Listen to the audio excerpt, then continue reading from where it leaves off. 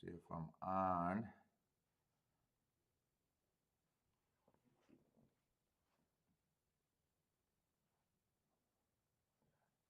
Let's see, I should be on. What's up, everybody? Welcome to the Shake Up. Yeah, I updated my computers. Shit always changes. So let me just make sure I'm on.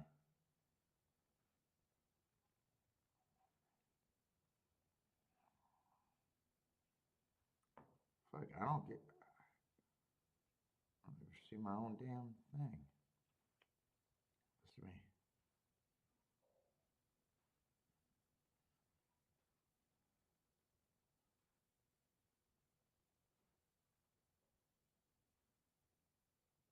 What if, am I on?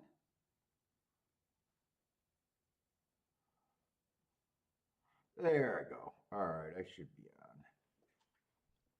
What's up, Base? Best person, the third. What's up, guys? All right. I'm a little late, I think, today, but let me get set up. Oh, really nice day yesterday.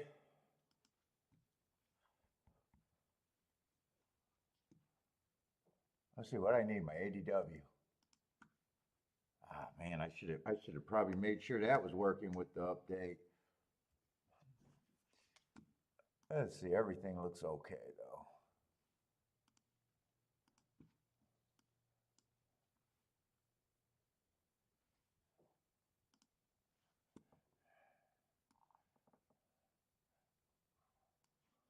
And today we got Aqueduct and Churchill. And Aqueduct starting first, but that first race at Aqueduct is crap. I have zero interest in that race. So I am going to set up my shit. K-Phil, what's up? Good afternoon, degenerates. What's up? Let's see, we got Aqueduct and Churchill today. I hope that inside is still good at Churchill.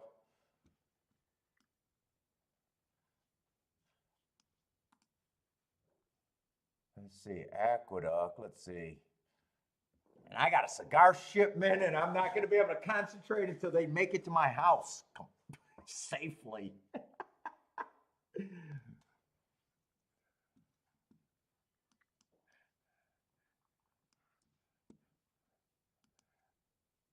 I'm ready. I need the delivery man.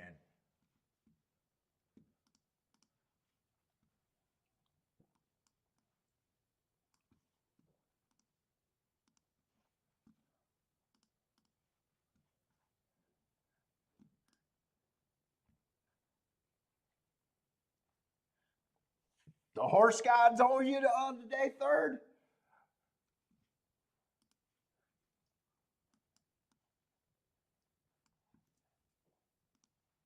I can't complain. Got a very nice start to this week. Very nice start.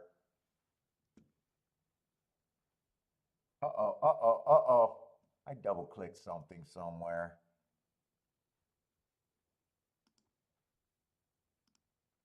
That's my double tap finger.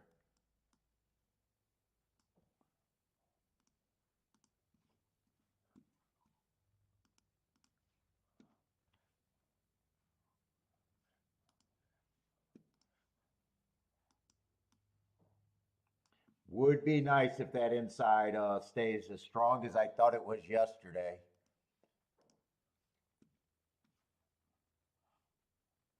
That would be nice.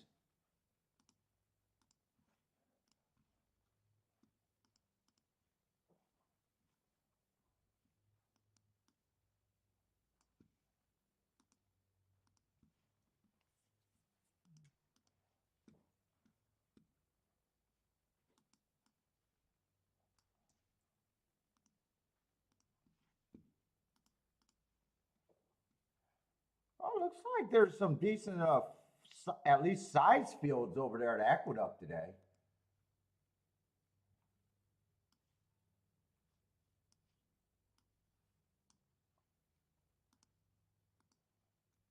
Hopefully it's good racing.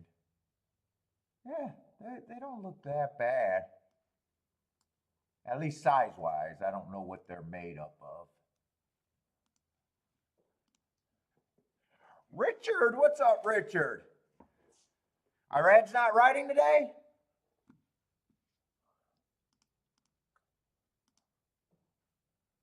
Let's see, I got Aqueduct and Churchill. Let me get rid of Gostream. We don't need Gostream today. Steven, what's up, Steven?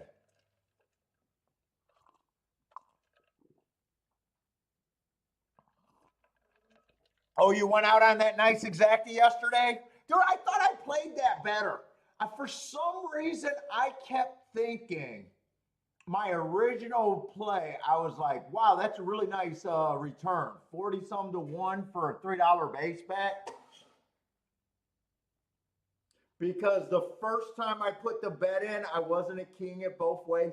Something in my head, I know I was king off the 8 and the 7. But I don't know why I kept looking at that bet thinking it was a $3 base bet. It was a $6 base bet. And then when I tried to turn it around, I hit it again for a $12 base bet. So I don't know why after the show, I was like, wow, I love that bet. And I was, but I was, yeah, dude, we'll all turn in $6 to get 40-some back. I mean, that's not a problem. But I was thinking it was a little bit better. I was thinking that was a little bit more effective. What's up, Marco Lou? Only got 3 bets today. Yeah, so my first thought, and then you know, granted, I went in and did the turnaround bet, so I made it worse. $12 base bet to get, you know, first. But yesterday I can't complain about yesterday. You know, the only thing I can complain about is that 17 to 1 winner with the exact and all the push tickets, taking all the action. But in a way, I do remember when I was making that betting line, I only thought he was 10 to 1 because he was 17 to 1. Meaning, if I had to think about it, he would have probably been a 15%er. Maybe less, but I, you know what I'm saying. So in a way, I even don't believe he was a horse that I never thought should have been 17 to 1. Couldn't see him taking that much action. Wish he didn't, but he did. I can't cry about everything, man. We got Twitter for all the crybabies. Fuck it, I can't cry about everything.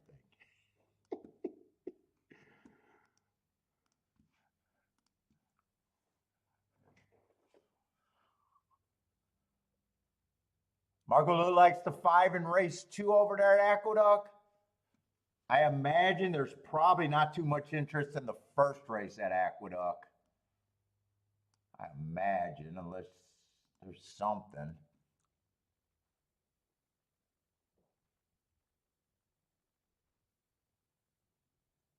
The second, you had the 13. Yeah, that 13 definitely. I tried to read. Yeah, well, I tried to learn. I don't know if it's necessarily red boarding.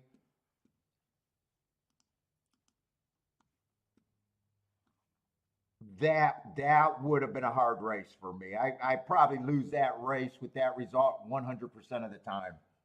I think the trifecta was the first 3 horses that I gave 4% on. At the same time, after the race, I thought they ran with what the track was doing coming off the pace. Closers to me are the hardest bias, you know, because it's such a positional game.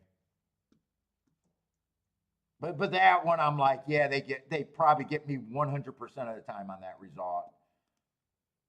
If my first thought was all 3 of those horses are 4% each, I don't know what world I can do a lot of mental gymnastics, but I don't know if I can do that much. Uh-oh. Did I do this wrong? Wait a minute. I think I did the double tap again. I think this is just gone. But that was a glorious result, though, Steve. Like I don't complain about results that I can't get to. They're still good.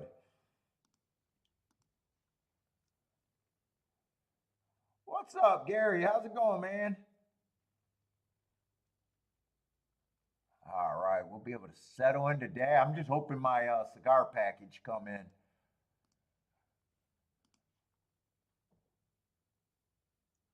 Yeah, I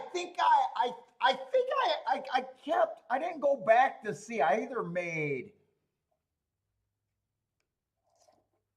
3 bets or 4 bets and won 2 of them, and I did a really nice handicapping job and sat out of another play that would have been nice. I'm glad I ended up hitting because I might have regretted. But I will defend me sitting out that race.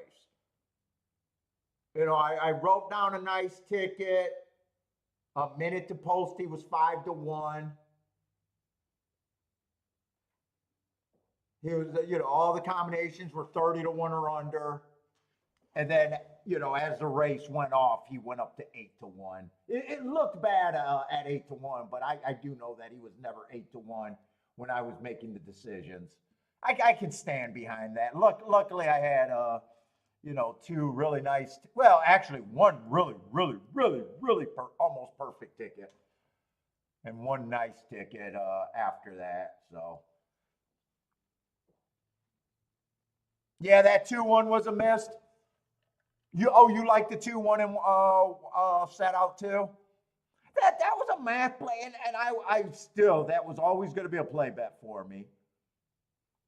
You know, it feels funny sitting out those races at the same time. You know where your thoughts are as a handicapper. That was definitely the ticket that I was rooting for and could have got to. But, you know, it won't be the last time you sit out of a winner, right?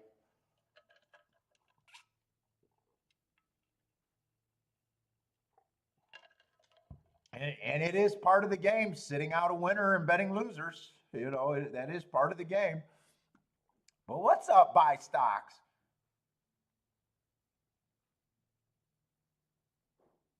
No, I did not. ITP calling out Marshall. So what? I'd have to see the bets and I'd have to see the setup for that.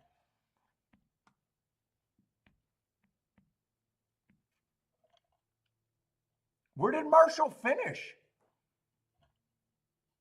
Now Marshall won it in the last year or two, right? Marshall Graham, I think he won it before. Oh, it was on. Yeah, sometimes on those spaces they're not always available. So was it Marco Lou? Was it fair criticism, or was Marshall able to defend himself?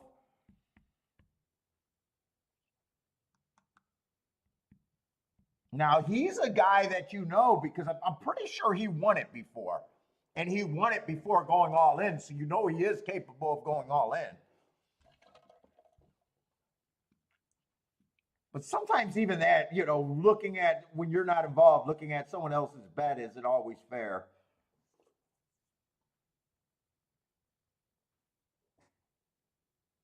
Oh, they were doing that on Spaces. No, I completely missed that one. I seen that Emily was set up like she was doing a seminar. I don't know if that was at Hawthorne. It almost looked like it was in a college setting.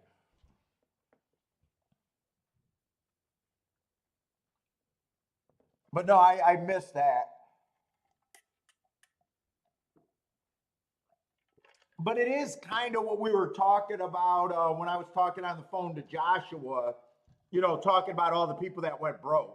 And it wasn't fair to judge them based on that because the name of the tournament was if you didn't have a score, that could have possibly got you at the win ticket. So if you had, you know, probably say 80,000 or less, and maybe you might even say 80,000, because I didn't see, I wasn't watching it live, so I don't know what the scores were going into it. But you know, it was kind of obvious who didn't try to go win the tournament and who did. Now, not everyone, when you get to that kind of money, it's a lot of money, and not everyone is equipped. Like I admit, I'm not equipped. I'm probably not equipped to go all in there.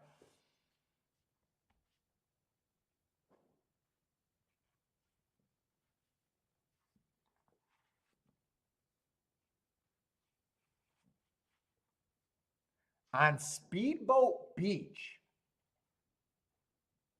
Who the fuck was Speedboat Beach? Wait a minute, Speedboat Beach? Wasn't Speedboat Beach?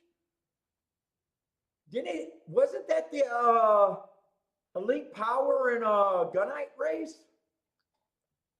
Speedboat Beach?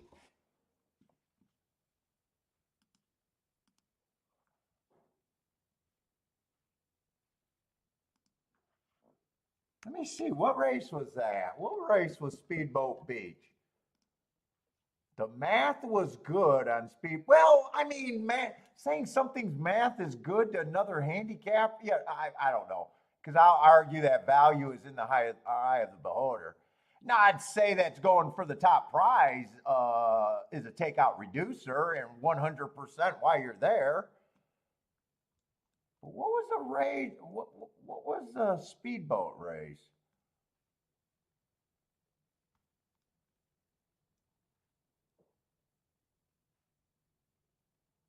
I know that had to be late in the day. No, Speedboat Beach was the Elite Power Gunite race. And he was only 3-1 or 5-2. He was only 3-1.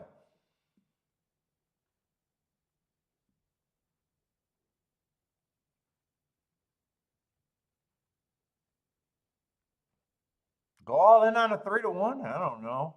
I thought that well, my opinion was Gunite and Elite Power was 1-1A and a pretty big 1-1A at that.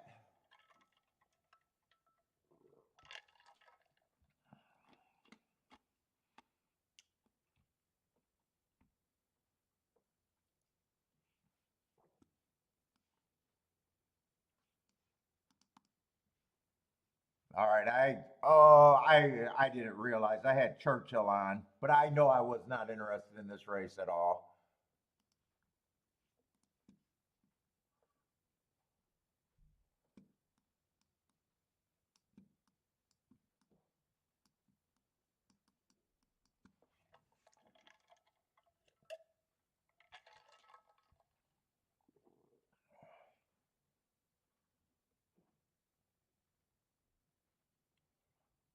Let's see, is 2 going to win that race? First time starter.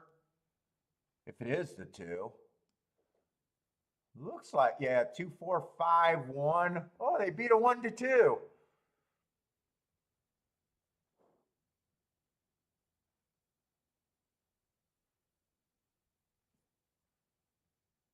What makes this horse 1-2? A first time starter. Oh God, bless the horse players' little hearts.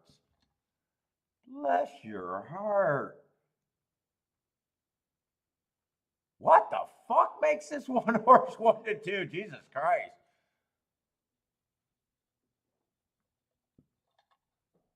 I mean, do horse players have the right to complain about takeout and not being able to win and cheating in this game if they can come and say, give me 1-2 on this horse? First time starter.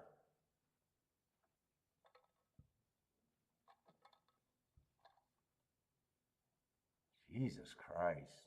Look, I don't have an opinion in that race, but I know 1-2 on a first time starter is 100% always wrong. Even when they win, it's wrong.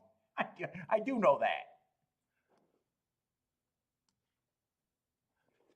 Based with the boom. First one in and first one with the hit. Let's go, Based. First one in, first one with the hit today.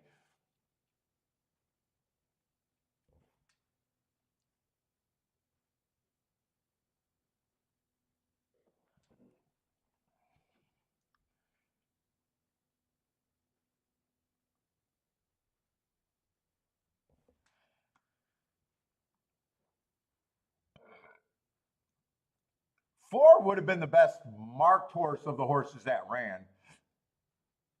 I'm just looking at it now. He earned hearts more than once, and one race he ran against an early pressing bias, so he would have been the best marked horse of the horses that ran. In a race I know I was not interested in at all. Oh wait, wrong race.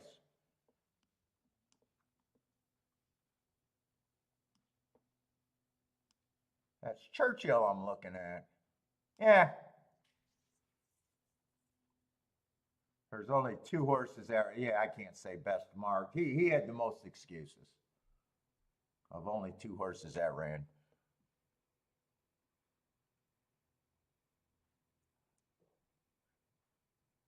Base got it. Get started right off the good start.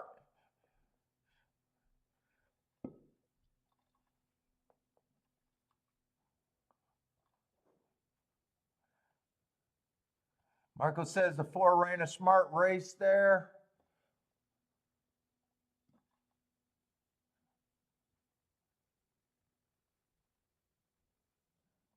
The four kind of boxed in the one. Gave himself a chance to win at the same time.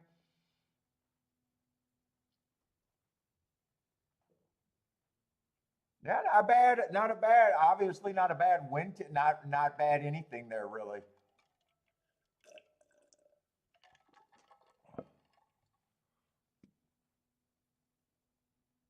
I just can't believe the one's 1-2. A mock first timer. I don't care who the first time is. Fucking 1-2. All right, I got worked up because I seen they keep putting up the handle for the year is down and the handle for the month is down and all this, and everyone, well, no one has a shot to win that horse race again. I keep wanting to respond to all of these fucking idiots on Twitter. I want to ask them what actual thought or what work have they ever done in the field of whole handicapping. What? But wait, so and then Ed is out there, or no, not Ed, Swift, not Swift. The Barshoe went out there. Yeah, I'm talking to trainers, and they say that cheating and everything is more corrupt than ever before. And I just want to know what guys are basing this on. Is it, hey, I can't get to a winner, so they must be cheating? What are we basing when they're winning favorites in races with multiple winners in every race? I mean, you can't have a game where favorites are winning 50%, 40%, 60%. It's not gambling at that point. Well, I don't even understand what people are complaining about on Twitter when they're saying things like that. I talked to a trainer and he thinks cheating is going on more than ever. Well, I don't even know what it's based on. Every time I don't have the winner, it's cheating. Is that what we're going by these days?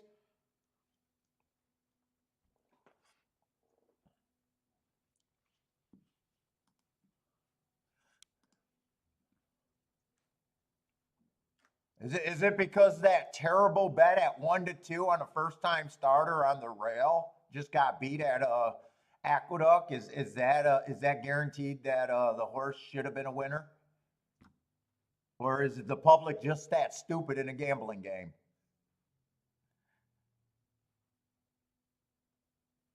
Who cares? I mean, fuck, I find needles everywhere. Fuck, there was needles around my house. It wasn't drug use.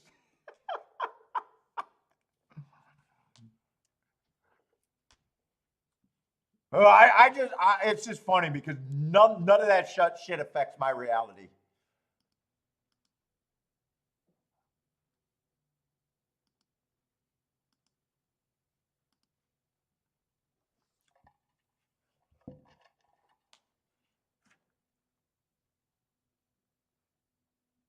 I know, but fucking suddenly improve. You understand that figures are bullshit, right? If figures were good, everybody would be a winner. Speed figures are bullshit. They're based in fucking pseudoscience. Dude, looking at speed figures, fuck, first of all, no one can answer how you make a speed figure in a one-ray sample. So when no one can answer that when you're supposed to have a track variant to go with it, it automatically tells you that, Jesus fucking Christ, if I put any stock in speed figures, I'm a moron. So using more speed figures to catch cheaters is the dumbest thing on the planet. It's literally wipe the drool from your bottom lip because you're one step away from getting fitted with a hockey helmet, if you believe that. I mean, Jesus Christ. I mean, you're one step away from being a padded cell. If you think speed figures is proof of cheating, that is like, dude, that's basically, I'm not supposed to say the word, but fucking, that's retarded.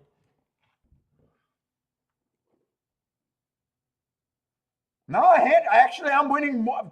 Actually, if you heard the talk that I had with Joshua talking about my last 3 months ROI, which is another bullshit stat.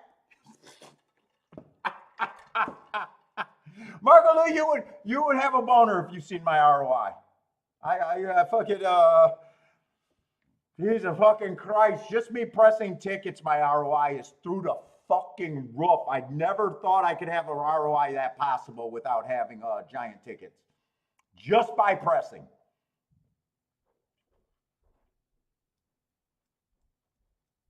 It's disgusting. It's not even in the fucking, it's not even in the sense anymore.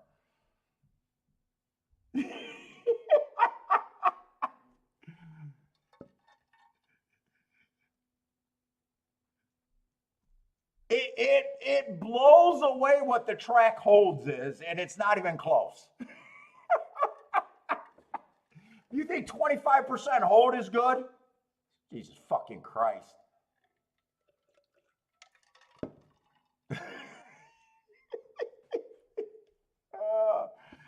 Guys don't even know. They don't even fucking know.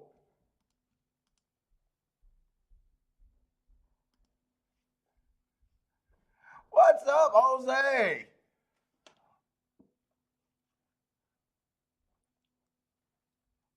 Meanwhile, I got people that think fucking because they read a book and they went to the track for years and they know where to buy their racing form that they fucking have an opinion in a game that they've never won.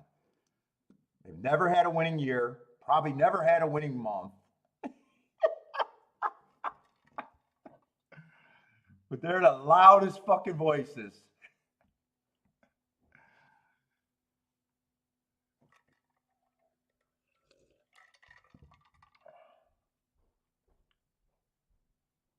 Oh, you know what? You can get your you can beat takeout. You can get it down to, I believe you could get it down to 10%. You could be a 10% loser. I believe you could be a 5% loser. I can believe you can break dead zero, even, and win because of takeout. But heavens forbid if you can get it to the plus side on your own. Heavens forbid. Horse players are stupid. Oh, no, I believe you can get it, and if you get a fucking takeout reducer, no, it makes it easier. It does make it easier. But to act like people can't get the other side of zero, yeah, oh, no, you can be good enough to get it to zero, but heavens forbid you get it anywhere above that. Now, all of a sudden, you're ridiculous. Meanwhile, we just seen a guy turn fucking 7,000 into 200 and some thousand. We just seen a guy do it in fucking 2 days.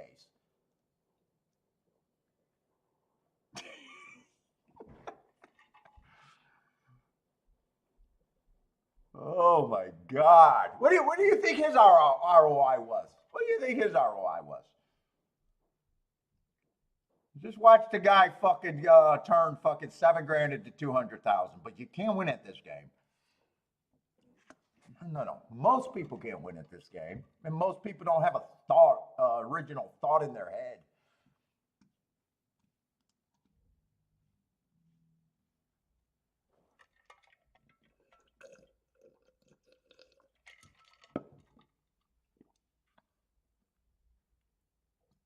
Paul should be in charge of. I should be in charge of horse racing. Jesus fucking Christ! I know. I know. I would at least use that tournament for a fucking racing commercial right off the bat. What the fuck?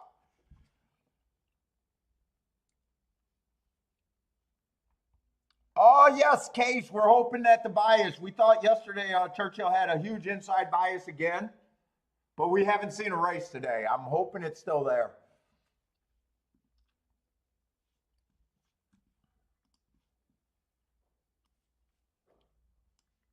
Well, I buy the same racing form, and I read all the handicapping books. Therefore, I should be a winner. That's literally your competition. What thoughts? You keep no. I might watch a replay. I might watch a replay if the speed figure's high enough. And yeah. I got a very good handle on the game.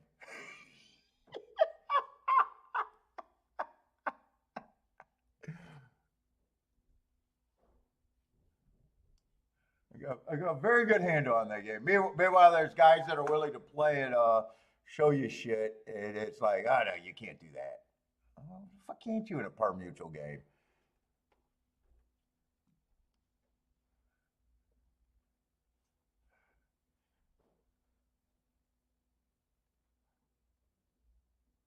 Let's see, I'm looking up my notes.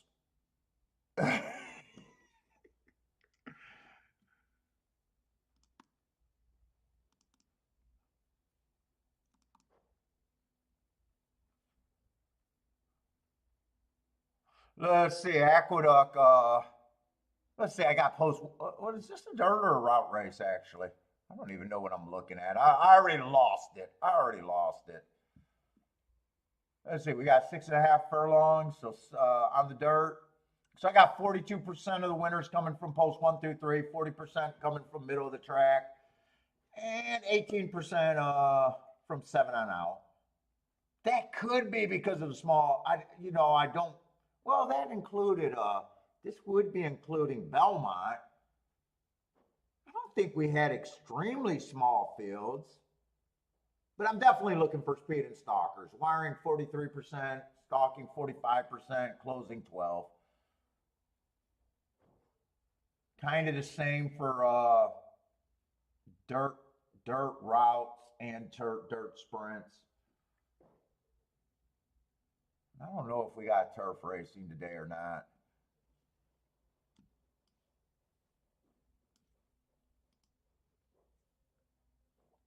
See, we got 11 minutes and 22 minutes.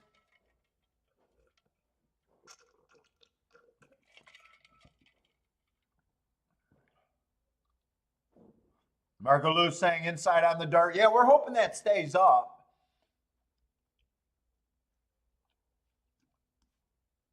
And it's been more than one day for the routes, especially. The routes we thought, I think all last week we thought the inside was very good for the routes. Dirt, not so much. Dirt was or I'm sorry, sprints not so much.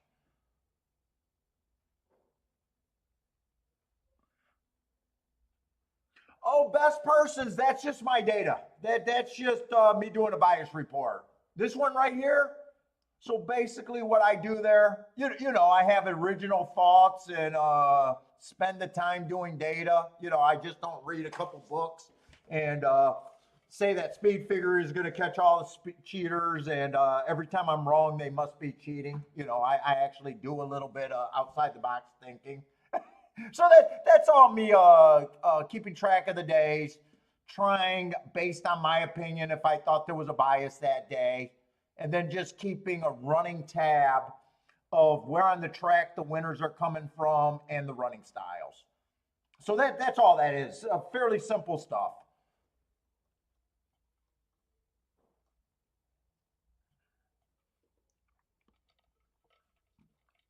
But that's my bias report right there. What's up, Jennifer?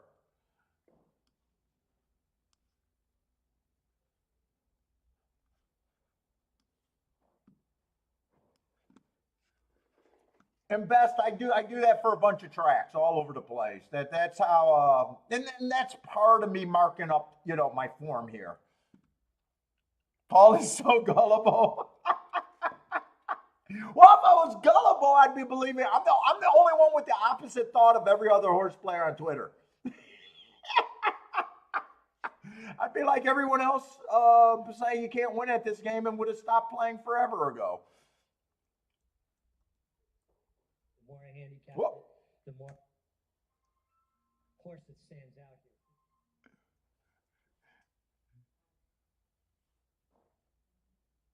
Yes, best. That's how I do a lot of work to barely suck at this game. To be, So basically, I spend pretty much most of Monday and Tuesday getting my data.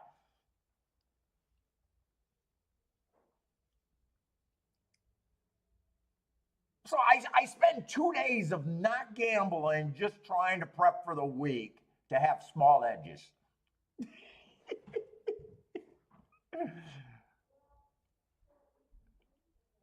It is in the house. What's up, Ed? All right, let's start looking at this race. I'm losing it already. I'm losing control of my mouth.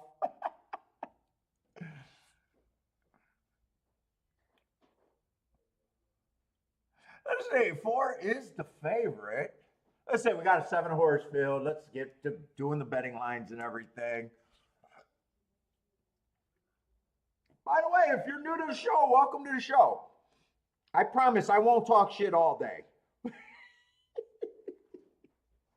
But welcome to the show. We got Aqueduct and Churchill today. Feel free to throw up picks all over the country. I'm only able to do 2 tracks at a time.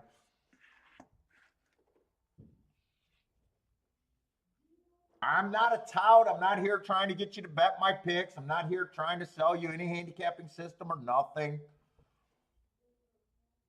But if you listen and you're not drooling on yourself, you might actually learn something about the game. If you're drooling on yourself, I mean, we need those people too. We need losers in a game with high takeout. We do need losers. So I really, unlike most handicappers that are trying to argue, convince, and tell you the light for salvation, I realize that this is a par mutual game, and you can get better or you can stay food. I don't give a fuck. Because I need more people to suck at this game than to be good at this game. So we appreciate everybody. We appreciate everybody. By the way, I won't hit any more than 20% of the races I play. I'll just hit at a higher number. And I might not even hit 20% today. It's all part of the math game. All right, Marco Lou, let's go. Let's see. I probably don't have a problem with the 4. Other than price, and price in a betting game is a big problem. 2 races ago, I got a speed favoring track, slowest winner of the day, while running on a speed favoring track. That doesn't sound, if you get the lead and you get the slowest pace of the day and the track is favoring speed, I mean, it kind of feels like a soft race. But next race, I don't mind. Bad rail, early pressing day. He had the 2-hole. When I say bad rail, to me on my notes, I'm talking about posts 1 through 3 I thought was bad. So I don't mind them. 3-2 price. I just don't know if I'm anywhere near that.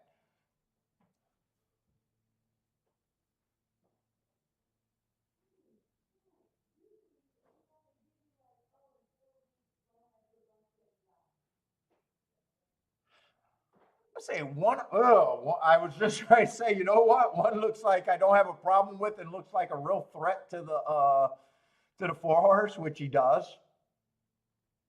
But you know what? 8-5 is not. You're not trying to beat a 3-2 to get to 8-5. If you are, fucking gambling's not for you. If you are, gambling's not for you.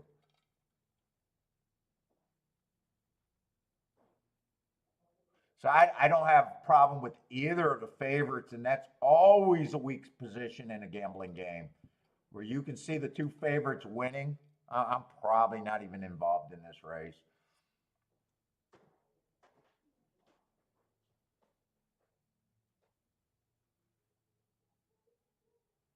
Two just feels more like a router. And I hate route to sprint. I don't mind those allowance 1X races he got. But I do think he should be long. I'm not even sure if he would be an overlay.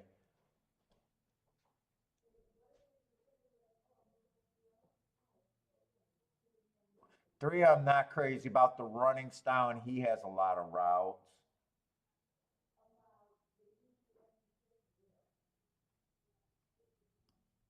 Let's see, 6 might be a little bit interesting.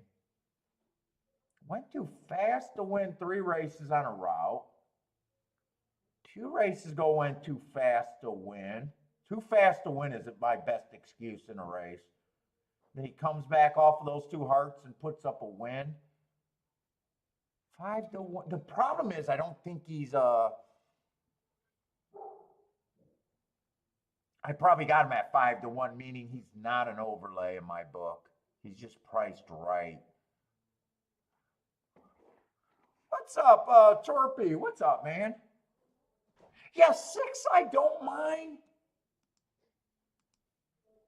But to me, he's priced right. So, you know, if you got a better opinion and you think you're getting overpaid at 5-1, I wouldn't argue.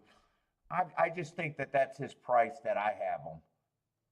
And that's going to be another thing on this show, you know, talking about horses. You know, handicapping is nothing but pricing. And pricing, good handicappers, look, we are supposed to, from race to race, disagree greatly about prices. You know, so I do a betting line based on my opinion in a race. I think handicappers should be doing their own because, you know, it's your money, and fucking you're probably not as bad as you think when you get the right skills. Most handicappers aren't as bad as they think. They just fucking, as soon as they get to the window, they turn into just bad, really bad. And I'm not even great. I just not as bad as most.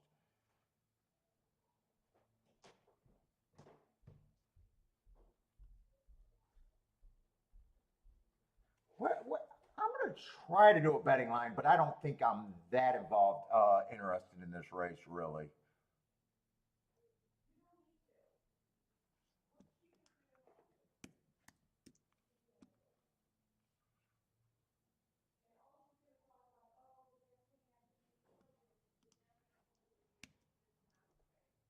Three, I guess I got 3 as a decent overlay there. 2's just going to be priced right.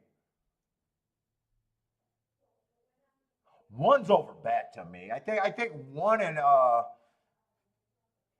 4, I have no problem with them being a favorite, but 1 to me is a favorite that to me shouldn't be even money. Like I'm thinking maybe they should be 3-1 or 5-2 favorites. So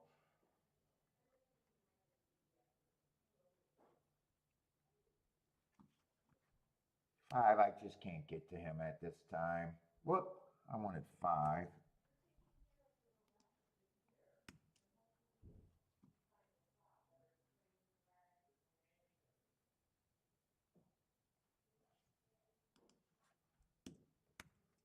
Yeah, 6, I just think is priced right.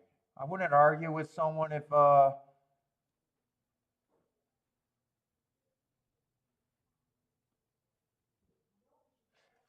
7 is would be an overlay in my head. And I think this is kind of where, yeah, I thought they should be about 5-2 or 2-1 favorites. That's my betting line, but I'm not really interested in this race.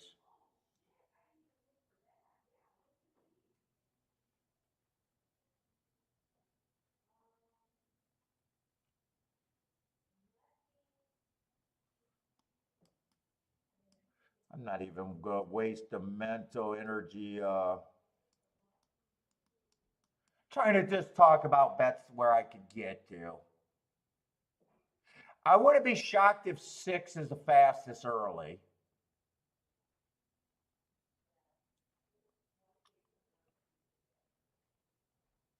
I think 6 and 4 are probably the fastest early. One at even money bothers me more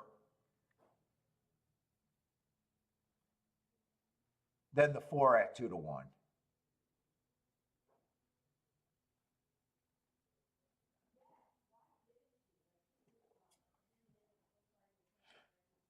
Yeah, I got 3 overlay. Who are the 3 overlay horses? 7's an overlay that I actually can reach. 5's an overlay where he just gets, there's 5% horses that I like. So 5 is a horse that I gave 5%. He technically is a big overlay, but he's not one of those 5%ers that excite me. Who's the other overlay I got there?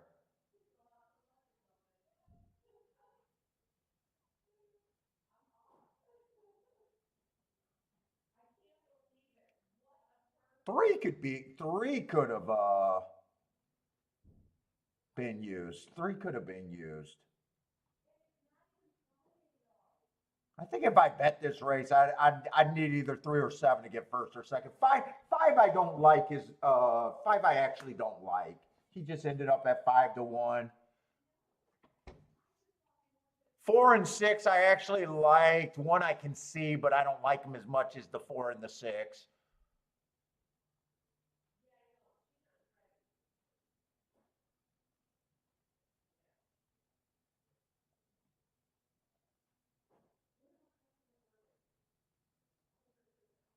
Like I said, I had more of a problem with the 1 horse being even money than if the 4 horse was bet down to even money. Even though I got him at the same, I still thought 4 had a better chance than the 1, I guess is what I'm saying. But that's a result. I don't want to be anywhere in that race. Although, if I am in that race, I am supposed to lose a ticket there. And I don't think 4-5 could have paid anything. I didn't even think to check it. Oh, no, not 4-5, 4-6. No, 4-6 wasn't even paying anything. And I know it came in 4-1-6. I'm pretty sure it came in 4-1-6. But I wasn't even tempted to check if 6 got first or second if I wanted to play that. Let's go over to Churchill, because yesterday, really nice day. Really thought there was an inside bias there.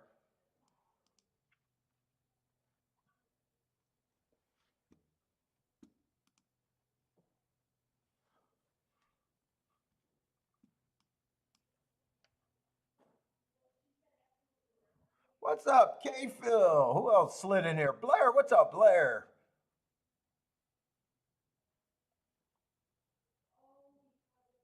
Christopher, how's it going, Christopher? Matt Gray, what's up, man?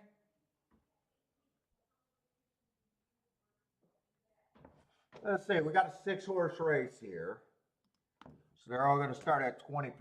God, I'm cold already. Let me grab this.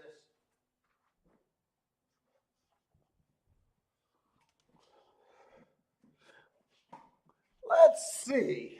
If it is inside, we got 2 favorites towards the inside. So if it's inside, just looking at that board, I would need either 1 or 3 to get up in there.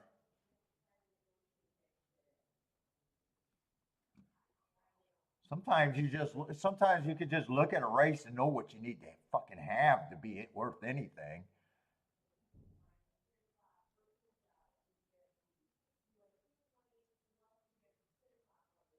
5, I actually like the 5, but I probably would start out hoping that the inside's good right now. 1's a first-time starter, so fuck it. 1 would just be hoping that the rail's good enough. There's no real reason for me to like the 1 other than the rail. 2, I don't mind. Just feels like an off the pace, but if the inside helps. 2 definitely looks better than the 3. 4, I definitely don't mind. But you know, problem with the 4 and the 2 on the price end of things. 5, I don't mind, but in a way, I think without looking it up, I'm pretty sure any order of 2, 4, and 5 is not that great, really. Yeah, I wait on this race. There's nothing here for me.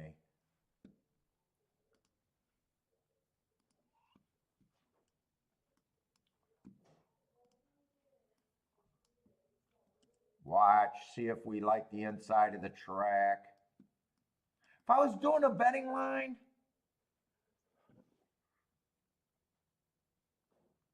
I don't know, it's pretty damn close. 2, 4, and 5 would get most of the points.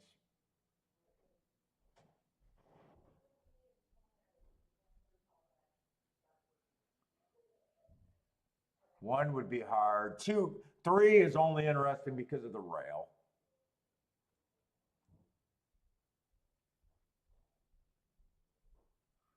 6, I'd be fading, but I'm actually, you know, if it's not an inside day today, then the way I'm even looking at this race is completely different. Torpy likes the 5 here. Problem with the 5 is if the inside is good, he'll either be forced to outbreak the 4, which is probably going to be tough, but it might happen, to get to the rail. Now, the rail might not be good today.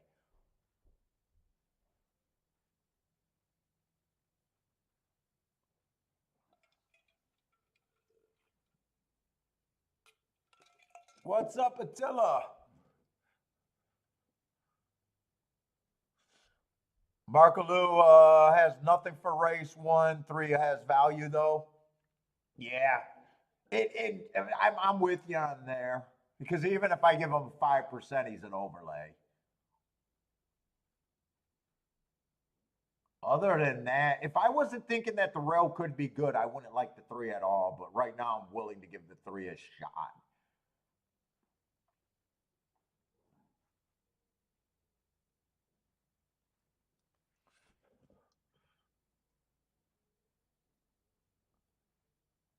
Let's see. K Phil says 5 would be a decent bet. Yeah, I don't mind 5. I don't mind 5 on paper. In fact, if 5 was in the 2 hole and 2 was in the 5 hole, I'd be saying that I think the favorite should be between the, you know, then it'd be between the 5 and the 4.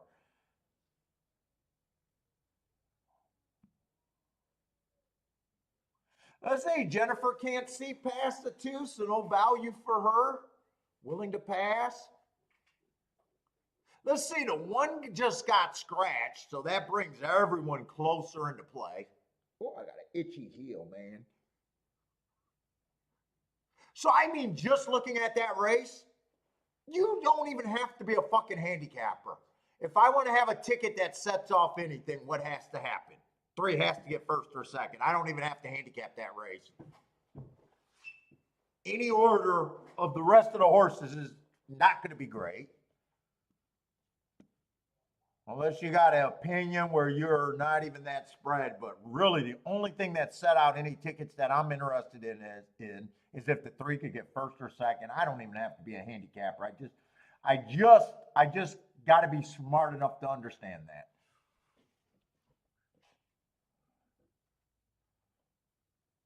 He's the only horse that sets off anything here.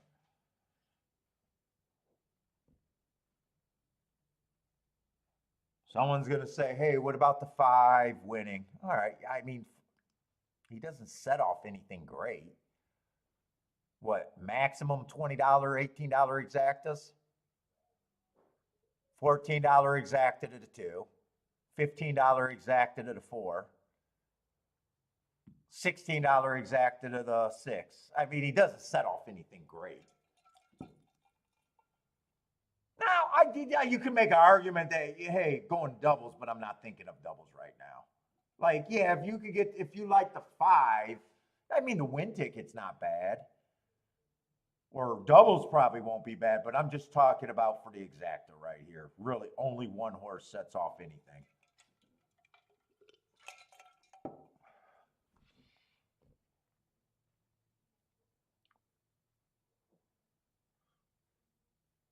Kiki, are you looking out for those cigars?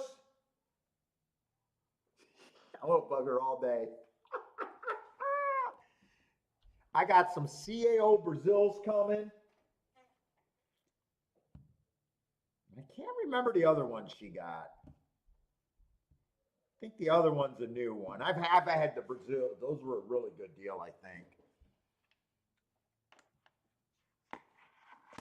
Let's see, K. Phil got no bet sitting out here.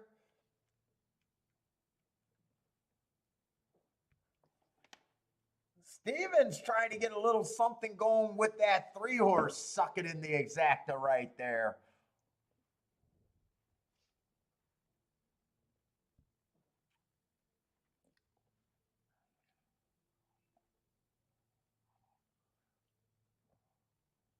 Torpy likes the 5.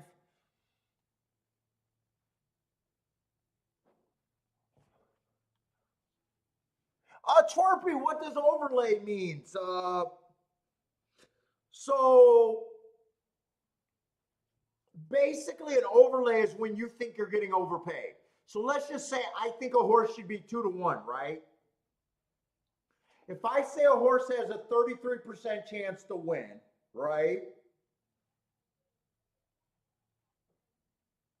That correlates to 2-1, right? So if he's higher than 2-1, I'm making a good bet based on that opinion. It doesn't matter if he wins, loses, or draws. Well, draw, forget about draw. It doesn't matter if he win or lose. I got the best of the price, right? Now for a win bet, let's just say he's 2-1 and I say he should be 2-1 and I bet him to win and he's at even money. Well, that makes me the moron. I'm getting underpaid. I thought he had, I'm saying he has a 33% chance to win, but I'm betting a proposition that he needs to be a 50% chance winner. So that would be an underlay. Getting overpaid is an overlay. So basically all you're trying to do as a bettor is basically bet value, bet overlays, whatever you want to call it, based on your opinion, not anybody else's. To be good enough to be able to, play your picks. And if all you do is bet horses that are overlays, once you have enough races in your sample, you'll either know either your opinion sucks, long-term opinion sucks, or you're good. One or the other. You got no choice about it. If you only bet overlays, it'll tell you very quickly what your opinion, you give yourself enough plays, because no one's all that good, right? But you'll be able to figure out if, hey, maybe my opinion's not what I think it is.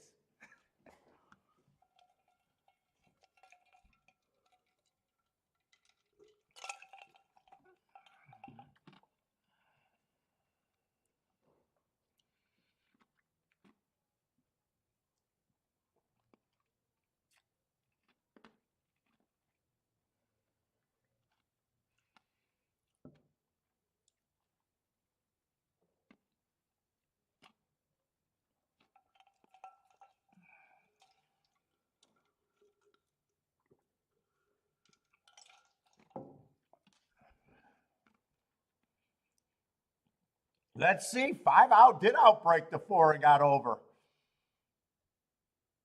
Although I did forget, the 1 did get scratched, so the 5 did have the 4 holes, so that makes it a little bit easier. But I still thought the 4 would outbreak them.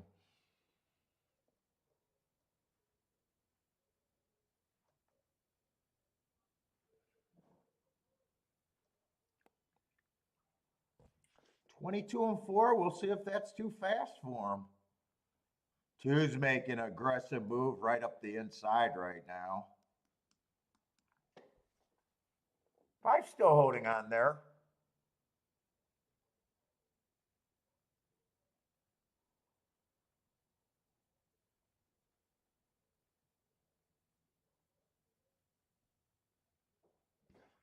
$47.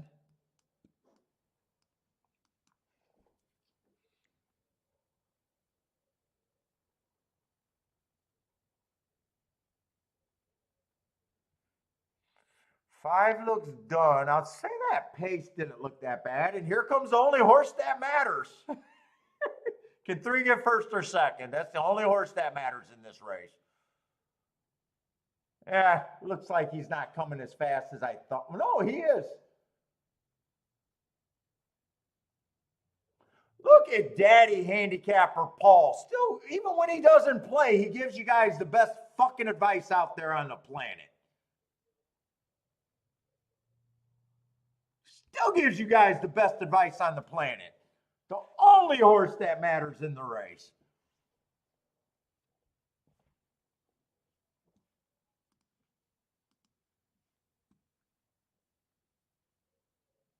You don't even have to be a handicapper. All you got to do is realize that and just decide, hey, do I want to take the position there or not? Only horse that mattered. Any other combination we explained, it was shit.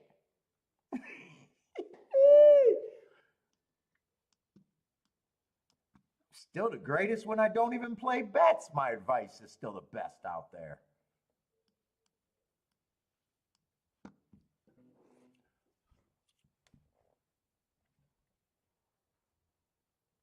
Oh, Markaloo played it, huh?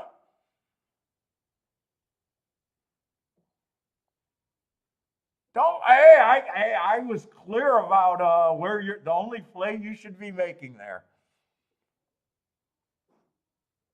What? Hey, Markaloo, I can't make you guys do it. I didn't make myself do it. But Jesus Christ, man, it does. I mean, it doesn't take a fucking genius to understand fucking horse racing.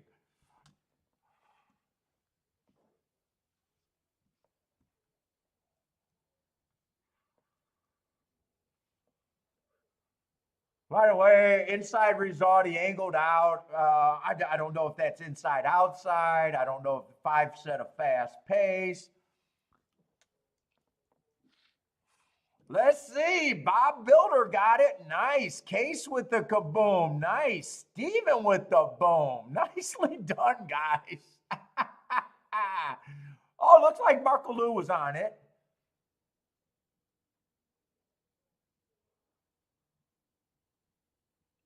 Yeah, I know Markaloo, but so many guys, dude, I got to talk because I know that so many people don't understand horse racing.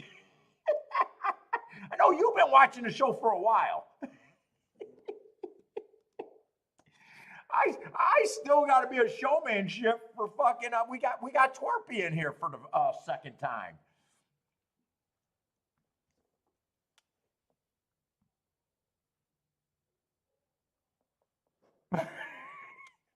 Yeah, Florida, I'm not even that worried about it. I honestly, you know, I'm not that worried about it. Like Kiki says, there'll be another horse over 20 to 1 just coming along within the next week or so. You don't really gotta worry about them. They happen way too often in horse racing.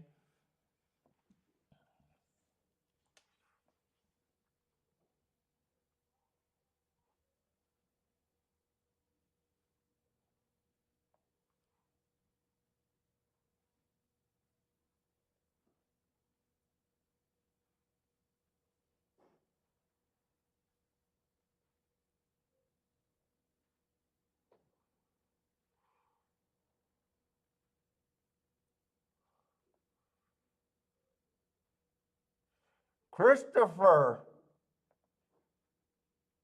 Looks like he got a 5-3-4. Yeah, okay, 3-4. 3-4 gets him the exacta there.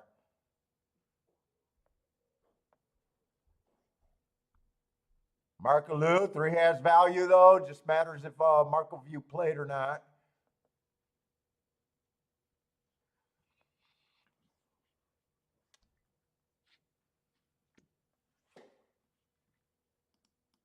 We got Aqueduct.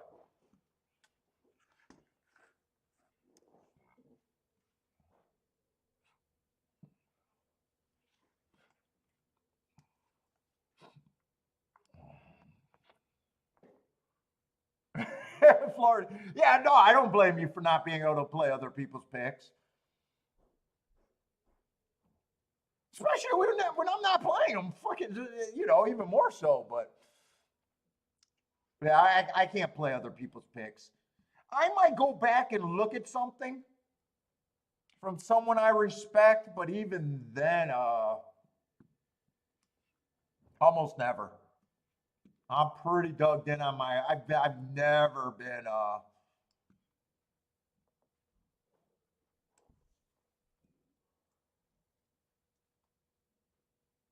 Well, Florida, I can't even tell you guys like what comes first: good handicapping or just understanding what you need. What's responsible for long shot winners? I mean, a lot of handicappers will just dig in. I used to dig in and say, "Oh, my great handicapping." Now that I got to explain it to people and been doing those shows, I got more sophisticated and realizing, well, if that's how you beat the game, you find reasons to get there. So what comes first, chicken or the egg almost thing? Is it good? Is it good handicapping or a good betting philosophy?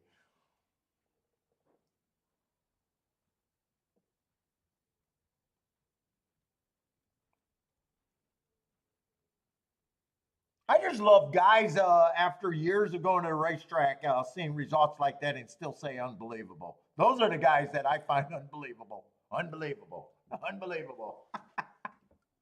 Well, you mean in a horse race?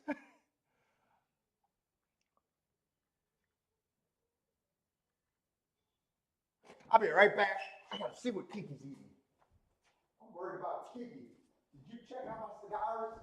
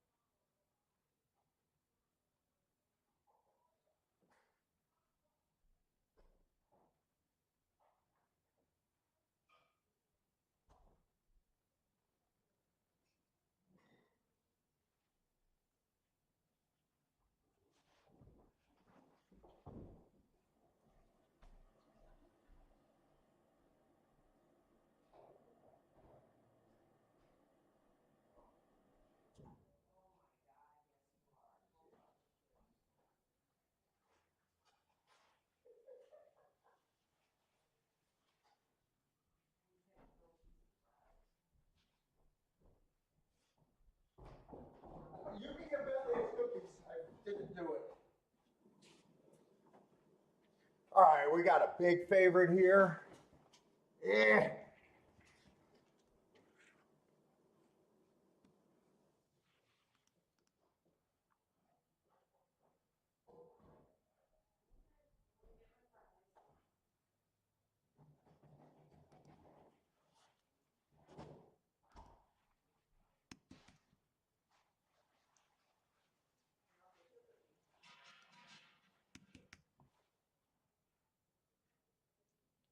One to two. It's just never right. It's never right. Even when it's right, it's never right. It unlocks the door to nothing.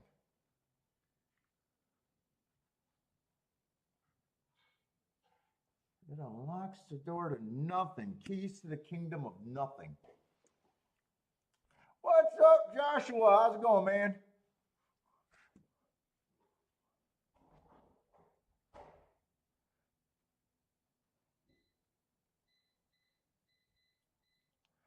Let's see, dropping in class, not the greatest marks, not the greatest finish. God bless the horse player. They love these bad favorites.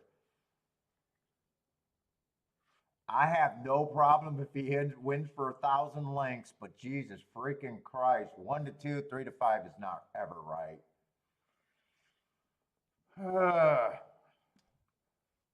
It's just not right.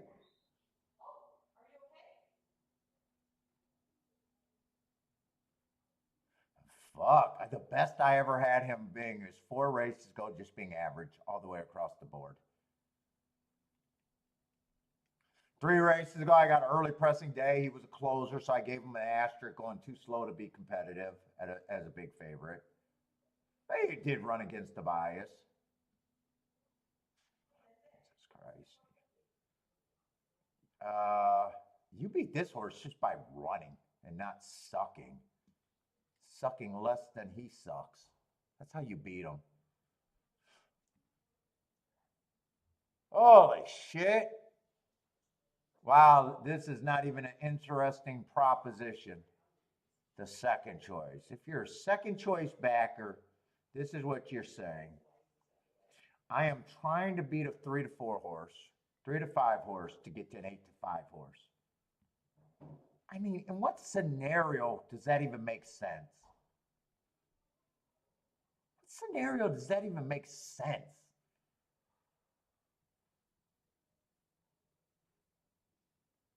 What's up, Gas? Yeah, I mean, I got no problem if the 1 wins. He's just wrong for the better. I got no problem if the 2 wins, but damn, that's pretty wrong too. 4, I'd say after 1 race does look like he should at the least be very long.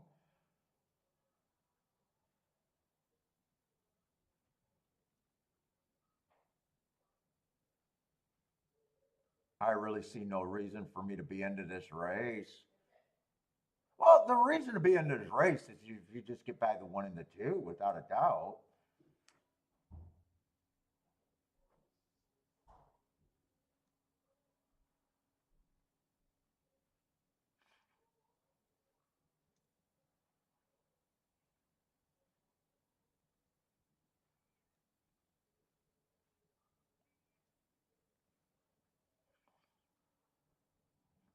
No one really has any form that I'm even a little bit interested in. What's up, Lloyd? How's it going, man? William, how's it going, William? Gas, Paul, Handy, yeah, horses' chances of each, right? It's pricing, right? It's pricing. That's it. Yeah. Hey, I'm trying. Gas, we know. We're trying, and fucking it just.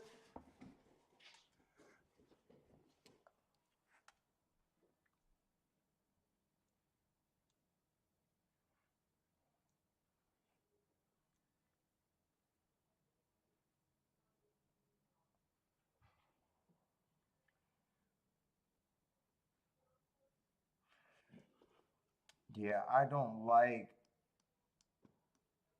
I know that there's 2 horses that are so wrong here. But at the same time,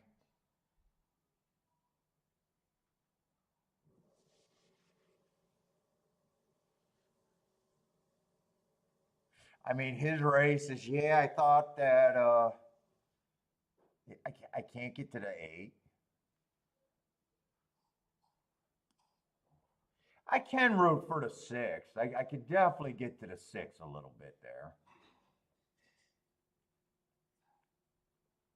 I guess I would need either the 6 or the 3 to run. That's what I'm rooting for, 6 or 3 to get first or second.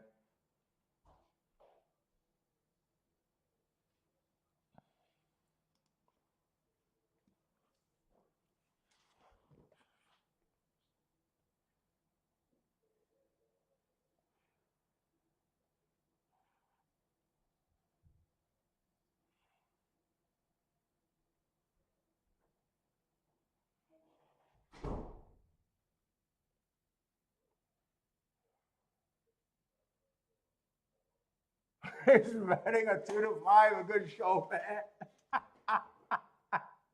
Yes, yes, show betting is great. Oh, 6 horse. I can't tell if he got studied or he completely missed a break, but that's not a good start from him.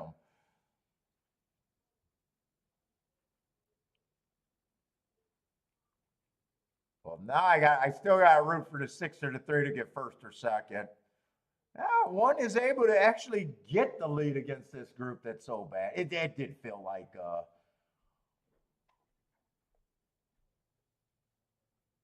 I mean, he's wrong for the better, but I mean, the one and the 2 does feel like the horses to beat here.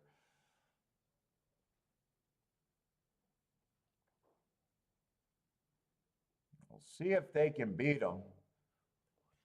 23-3.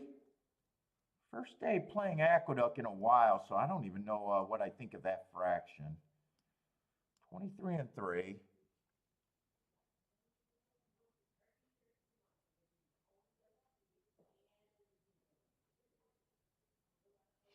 If you played a 1-2 exact, I think 3 is the only horse that might even have a shot of helping try. If 1 wins, 3 is if you have a 1-2 exact, a 2-1, that's pretty bad.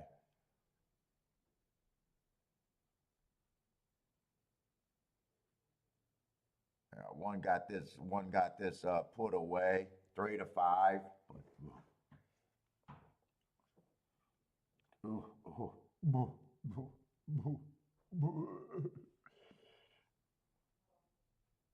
What's up, Thaddy?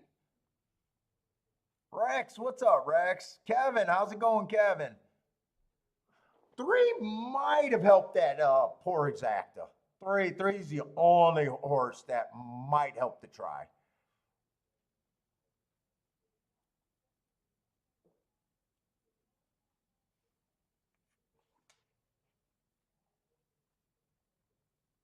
Although it's very hard to help $3 exactas. It is really hard to help $3 exactas, especially in a short field. Your cigars are here. Woo! Cigars!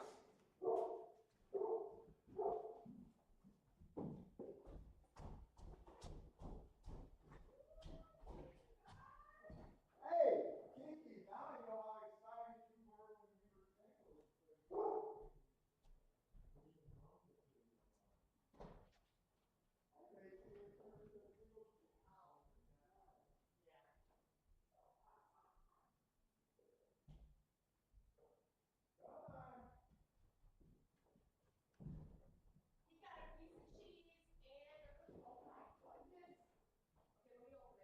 Here you go. These are Hoyas. Oh, what did you get? Oh. Yeah. All right, go. Go.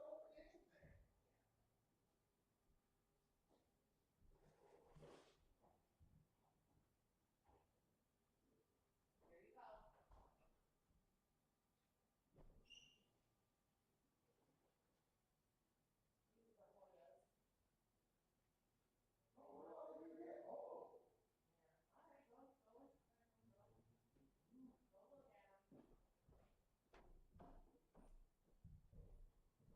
look at them. Look at them on the air, not up here. Oh,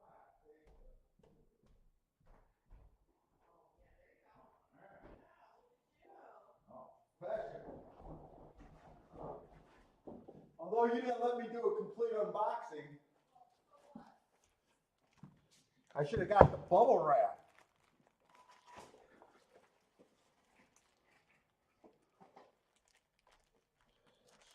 What did she get me?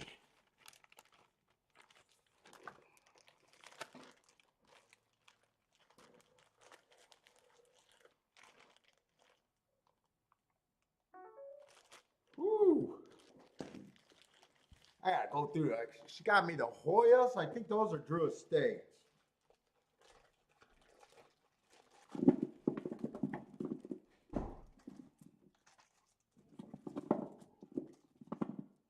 Oh, there you go. Be good.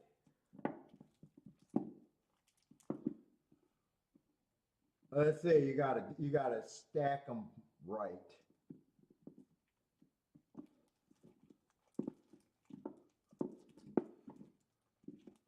So I got 10 Hoyas.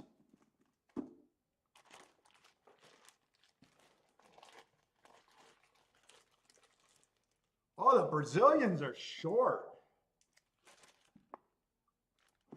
She got some teeny weeny Brazilians over here.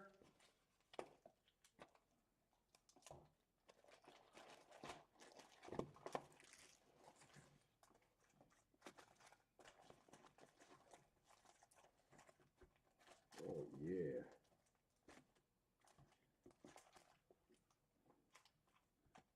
Look, you got to have all the labels facing the proper way. I like these Brazilians. They're not bad. But they are short. Fucking size whore over here. Although they're the right gauge.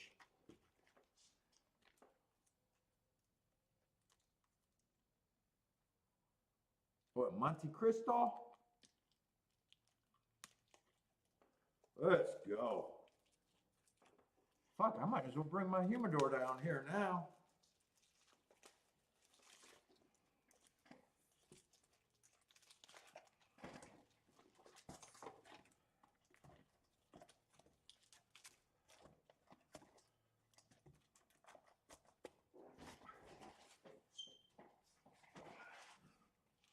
You gotta put the little cedar in there.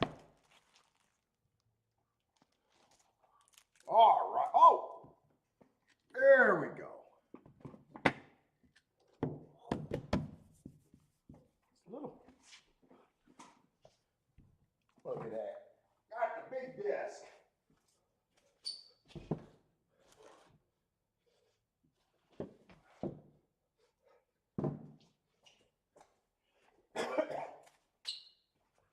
Now I can get away from that little fucking piece right there. Yeah, the boxing is fun, right, Daddy? Dude, and I got a cigar magazine, and we thought they were the same because she's only ordered from a single place for me. But Bender sent me a gift package. She keeps going to cigar.com, and we're wondering like why the deals are different. That Cigar International had some good deals on some cigars.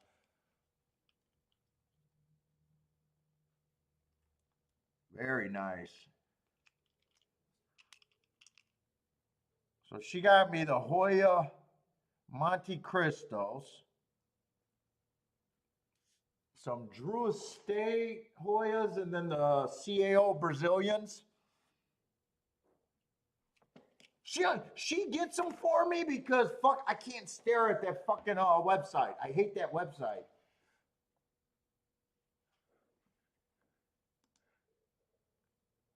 So it is like Christmas because I don't always even know what she got me. She has an idea what to get me.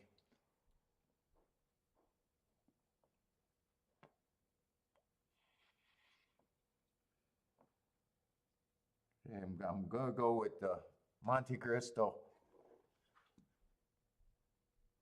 Daddy, are you all over the place, or do you get like the same few cigars? I like doing the sampling. Right now, I'm trying to get my cigars to be about $5 a cigar, and then taxes and that. I'm trying to cut. We are trying to cut my prices up for the cigars. At the same time, I'm trying not to smoke more, which is hard for me not to do when I got them at home.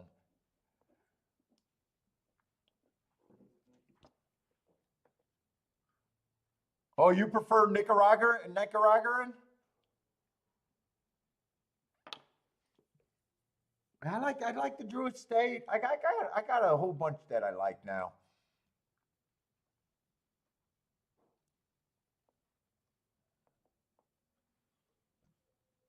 Oh shit! Hopefully Churchill's not that gonna be as Churchill. We're gonna get shut out.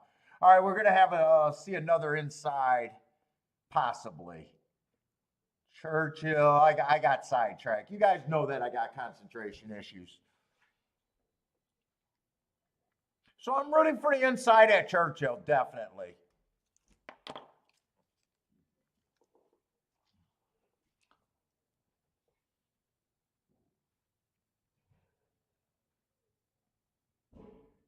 If this is any order of 4, 2, 6, it's probably not good enough.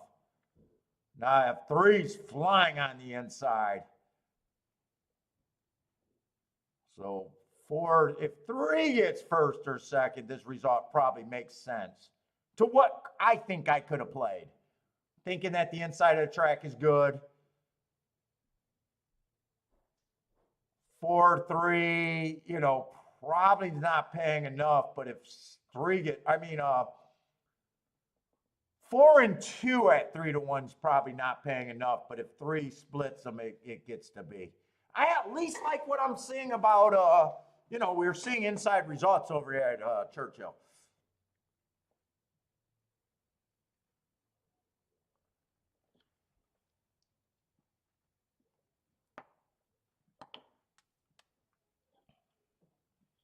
That was either 2-3 or 2-4. Just under 20 to 1. So even if I would have had time to look at that, 3 probably would have had to be the key. But I'm not so sure I turned that around. Unless I only like, unless I don't want to use the 6. Because it's like 18 to 1. It's like 18 to 1 that way. Steven's booming. Let's go, Steven.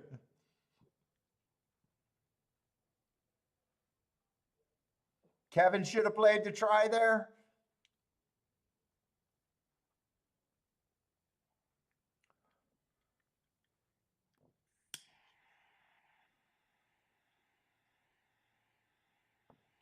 So we're playing Churchill, and I'm pretty sure this is a Churchill cigar.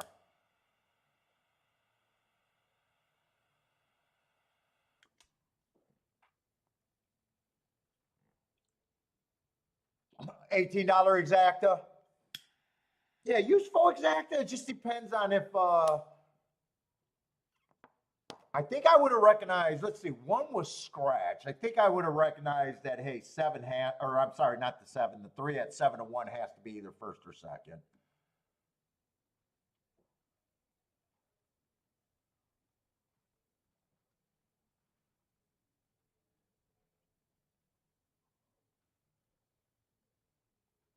I like the 5. That's a nice race. Oh, shit. 5, I would have been reaching for the 5. Who am I kidding? Who am I kidding? I would have realized that I could have keyed off the 3 and the 5, or one or the other.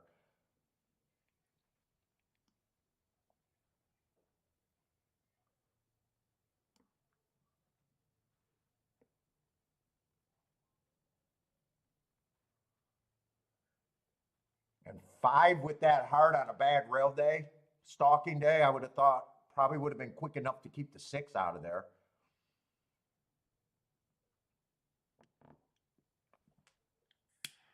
But yeah, I didn't realize he was 21 to 1.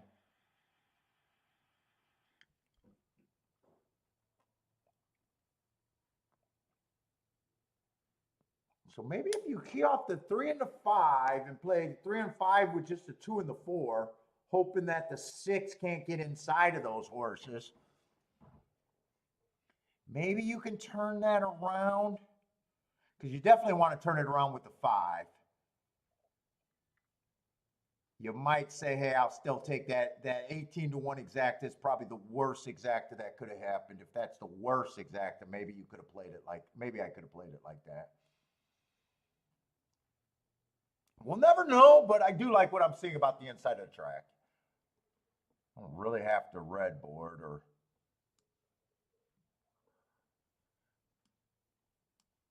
And 2 and 4 looked cooked. And 2 had the rail, so I am liking what I'm seeing about the, you know, I definitely want to see a good rail today. That'd be beautiful. What's up, Traveler? How's it going, man?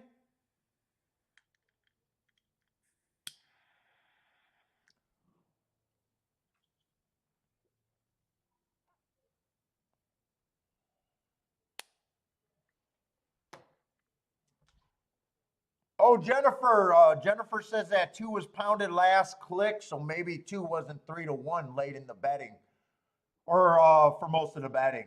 That's the other thing. I didn't see how I didn't even get a chance to handicap it.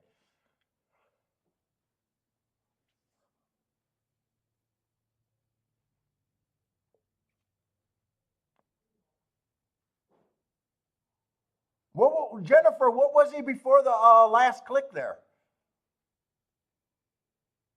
K Phil's thinking it's, yeah, I'm with you, K Phil. I'm definitely liking what we're seeing about the inside.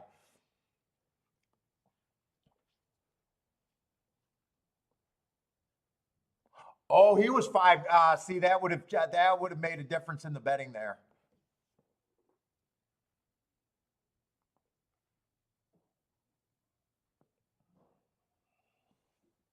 So he was 5-1 going in the gate and 1 at 3-1. So that would have mean I could have possibly keyed off him too.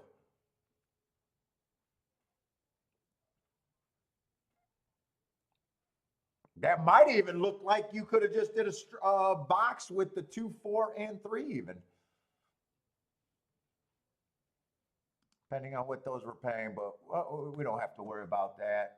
I just gonna like what I see at Churchill so far. Oh, this is a nice. I smoke Monte Cristo, but just not that many of them.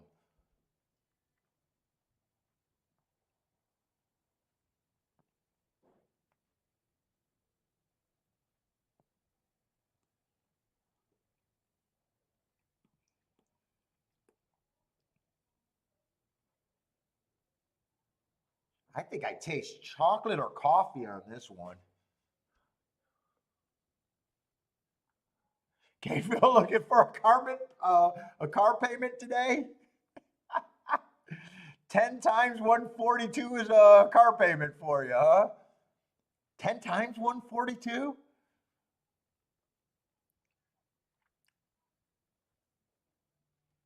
What the fuck? You got a fleet? You got a fleet over there, K Phil? 10 times 42? That sounds like you got a fleet, man.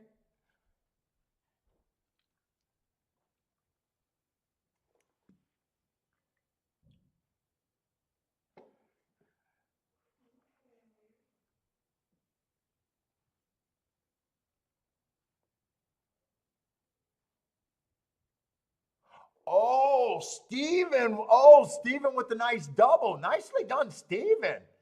That was the almost 40-1 winner with the 2-horse. Nicely done.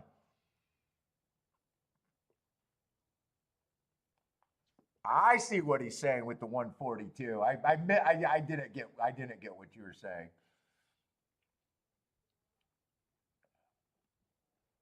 He had that 142 double 10 times.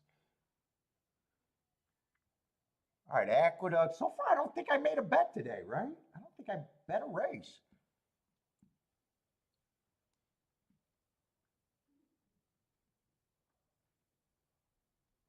See, we got a mile in the dirt.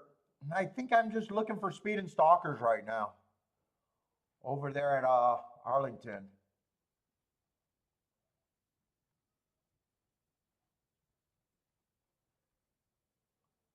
Let's see, 1 is the favorite. Big class drop on him. 4 races ago, I got him running against the inside bias. Match strides with the fastest winner, average. I don't mind that race one bit. Actually stepped up to allowance 50,000 after that race. Stalking Day gave him an asterisk. Slow.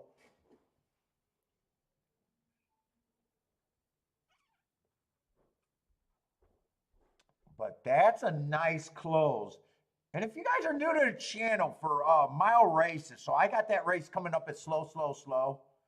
And some of the people that look at my stuff, you got to remember I'm route races. I'm only handicapping the first 6 furlongs. So that's, he was slow. That last slow is at the 6 furlong mark. I don't care about, to me, pace is everything.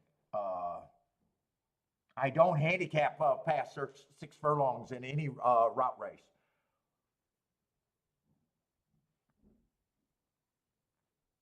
So I still got that as a nice race because it was a stalking day and he was more of a closer that day.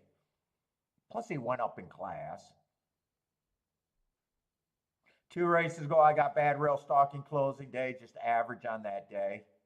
I don't think he's a sprinter, so I can even forgive that race. I don't know. I can see him winning. I think the higher class is dangerous. I think I see another speed in the race. I'm just not sure where I'm at price-wise without looking at anyone else. 3 feels like he got decent speed. I'm going to say 3 feels like a little. I'm not crazy about that $12,000 race last race, but he did win it. He's fairly quick on the pace, but I think there's other pace in this race. 4, I really like last race. Feels like a competitive race. He got speed and able to stalk.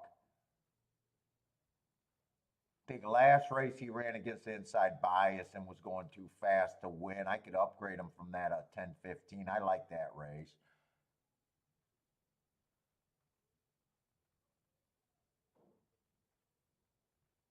But 5 has speed and been going too fast to win.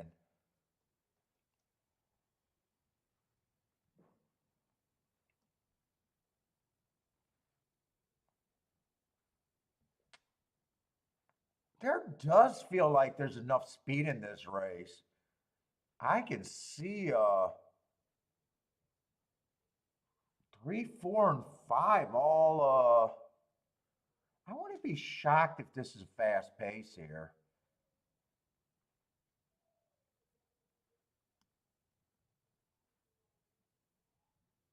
Seven was even close to the pace, earning a heart with some of these horses last race.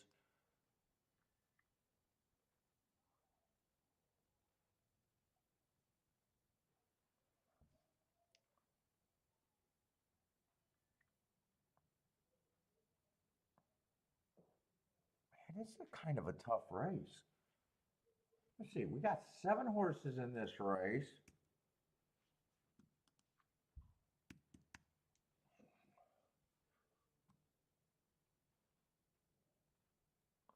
Seven, I actually like this race. I think 7 ends up being a decent overlay here. He'd have to rate, though. If that horse can rate,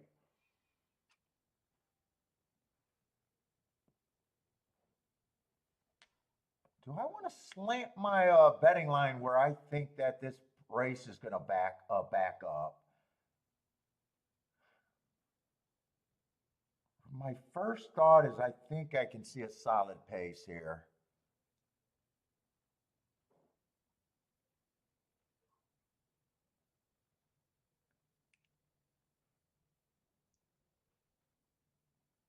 If I made a betting line like I think the track is backing up, that makes 1 and 6 to be the favorite. Well, put it this way. I already know where I'm at in this race. There's no reason really for me to be in the race.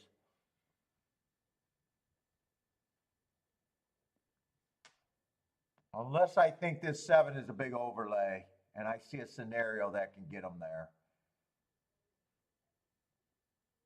He'd have to rate here.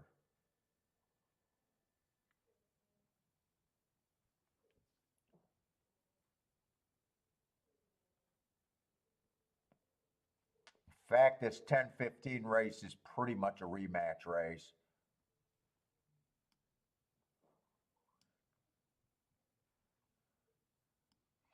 I think the 3 got the benefit of the bias there. Or I'm sorry, not the 3. I think the 6 got the benefit of the bias with that being an inside day, chasing those horses going too fast to win.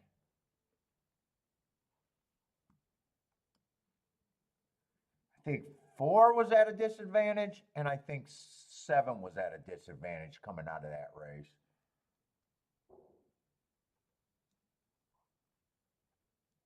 I'm going to downgrade the 6, even though the 6 beat him before.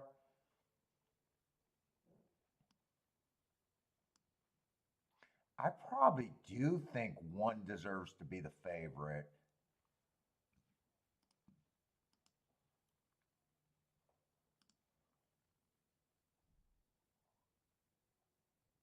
Let's see, they do their exactas by $1, right?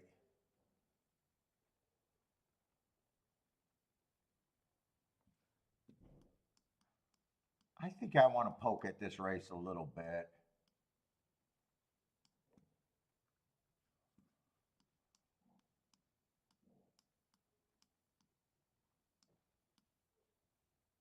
No, not 4-5, 4-7.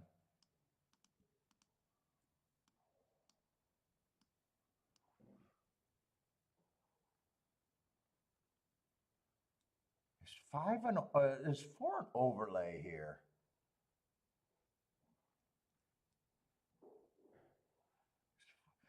7, I definitely want a win ticket on too.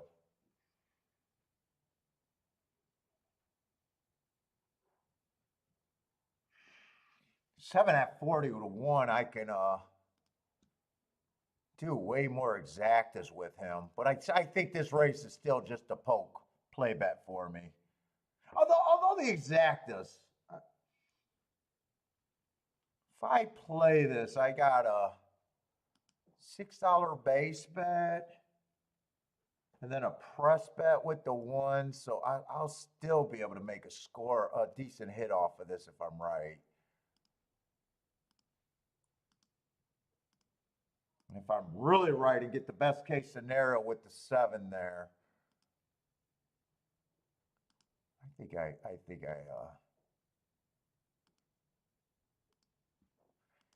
think if the 1 wins,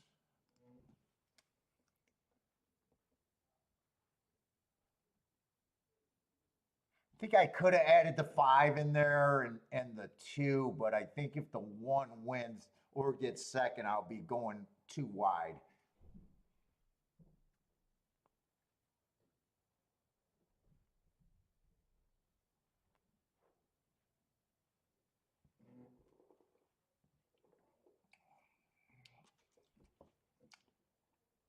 I think that cigar tastes chocolatey to me, I think. I kind of want 7 to rate. Okay, I want him to rate. I don't want him to be too far back, though. I want 4 to be quickest of the quick.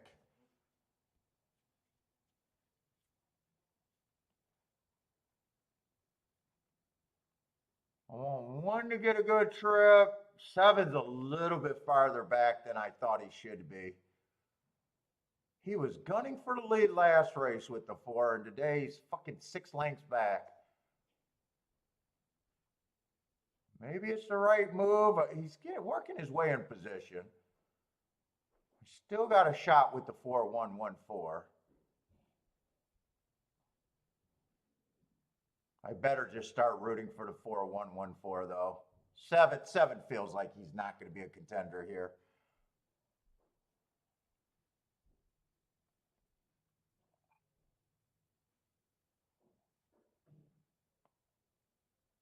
One looks like he's going to be the easiest of winners.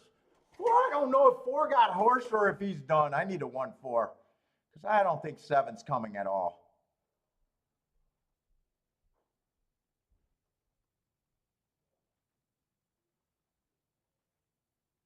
I think 5's going to catch the 4 late. I don't want to watch.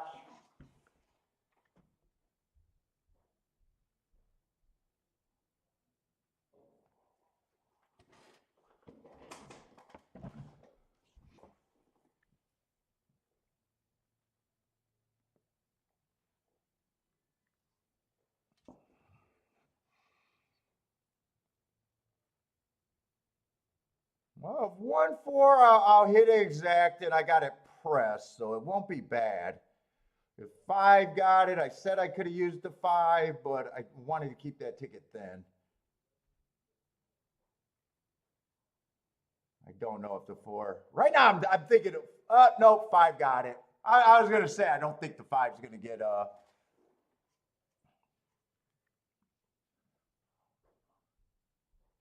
I did think 1 deserved to be the favorite, and I made the right move deciding I wanted to downgrade that 6, though.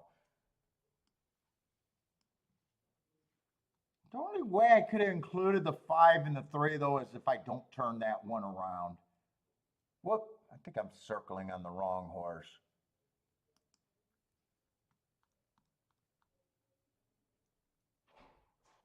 Which one are you smoking? The Monte Cristo? And do you like it? Yeah. Oh, look at The that. Brazilians are short, though. Oh, well. I don't want no short dick cigars. Oh. I told Kiki now I finally know how she felt when she was single, waiting for me to come over to put something in her mouth. I said basically I turned into a single chick waiting for cigars in the mail. She doesn't find me that funny.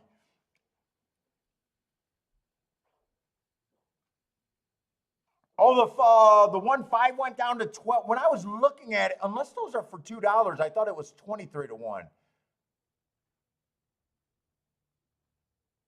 You know, I might have been looking at 4.5. Well, 1.4 was still paying good, 22 to 1.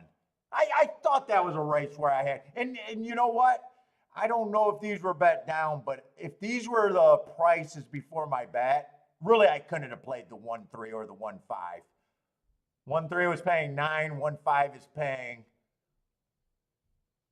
12. So I played the right horses with the 1. The 1.4 settled at 22 to 1, and the 1.7 was always going to pay good. Yeah, you're right. K-Phil, you're right. You're not supposed to, I can't play that. I can't play that. I thought I glanced at it and I thought the 1.5 was paying 23 to 1. But I might have been cross-eyed on that.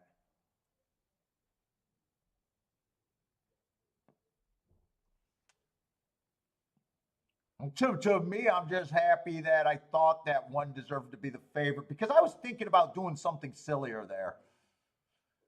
I was thinking about king off the 1 and the 6, and that would have added. I for the same amount of money, I could have had a hit in the other way.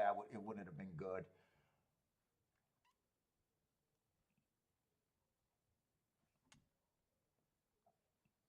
I was also thinking about doing a fairly big or decent sized win bet on the 4, and I decided it was just better to bet the 7.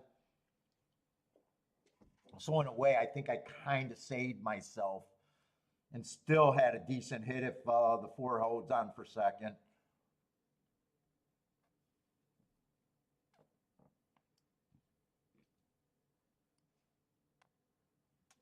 No bet for you?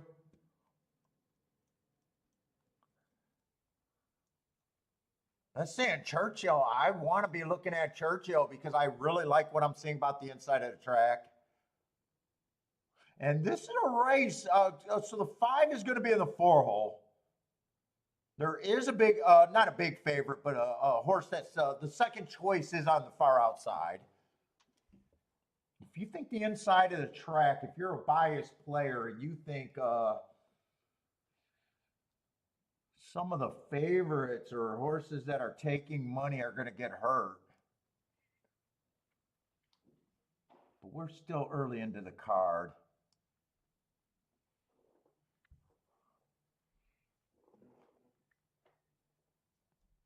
Let's not smoke that one.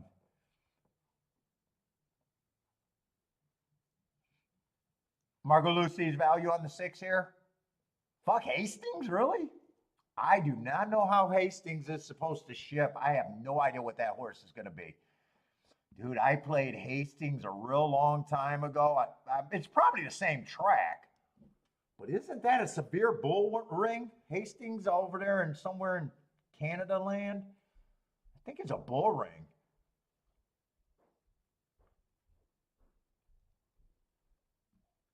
Although I haven't played Hastings since like 91 or 92, so Maybe they could have changed the track, but I doubt it. I imagine it's still a bull ring.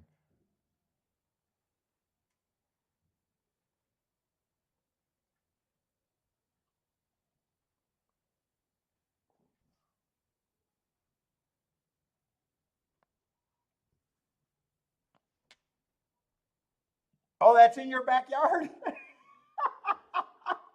Hey, Marco Lou, how many times around do they got to go around your driveway in your backyard to get a mile 16?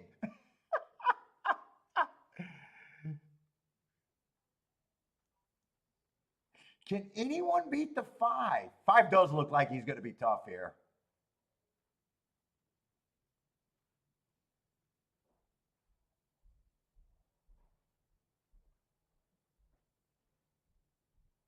He probably keeps the 6 and the 7 on the outside, though. He feels fast enough to break. We've already seen a horse outbreak everyone at Churchill Downs only to get tired late. If 5 wins, it's probably not really a betting opportunity, though. If 5 wins,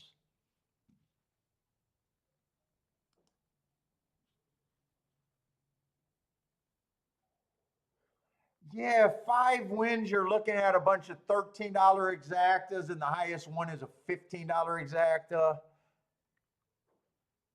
The lowest one to the 1 horse is a $6 exacta. So in a way, they're already telling you, they're putting you in a position. Well, they're putting me in a position where if I play this race, I got to beat the 5 or sit out.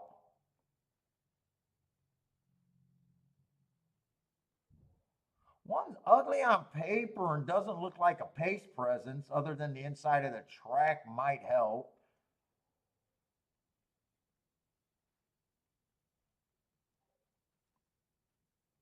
If I really believe in the inside, I could be interested without even that much handicapping. I could be interested in that exacta.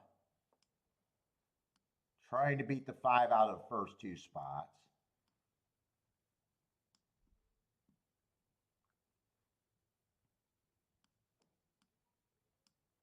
I don't know if all of those are playable. I got a feeling 1-5 might not be playable. Yeah, 1-5 is $12.50. I would not pay for that. 3-5 is at 48 or 24 to 1. 4-5 is at 30 to 1. Do I want to do it? This would be 6 combinations. I imagine they're all over 30 bucks, and they're probably all quite a bit over 30 bucks. 1 with the 3 and 4 are like 45 to 1. 3 wins, they're bigger. Yeah, most of them are 45 to 1 or higher. So I don't mind that.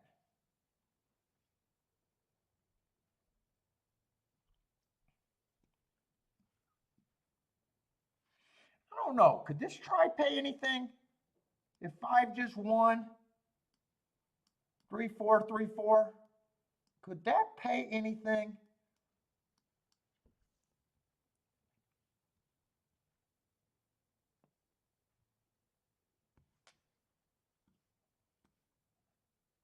It's either these bets or I sit out this race. No matter what, I'm probably not going that crazy here.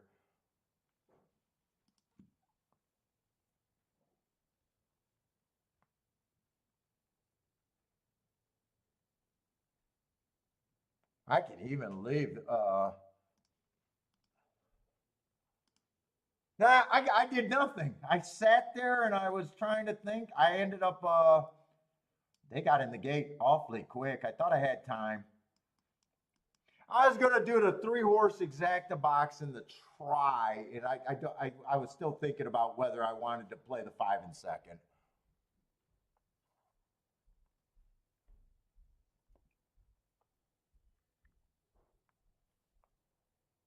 Oh, Ooh, 7 and 6 gets to the inside right away.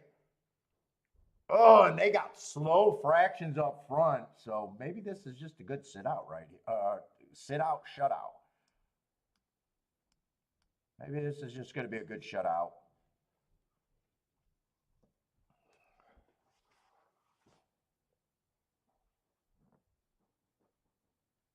Let's see. In is tossing the 5 in first and second and going to crush this race. Let's go in.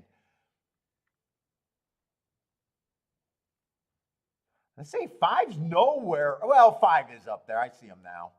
Let's see. 1, 3, and 1, 3, and 4 are slowly getting in position. 3 looks kind of like he has the most right now. First run over the 5.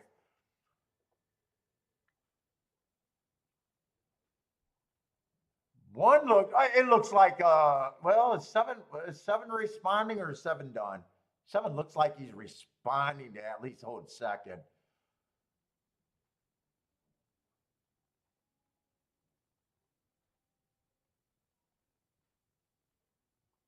One looks like he's gonna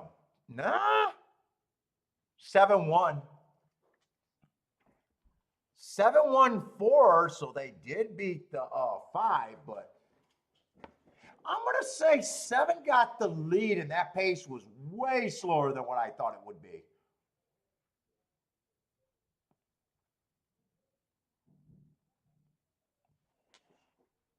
Yeah, 5 did suck, did he, hey, Phil?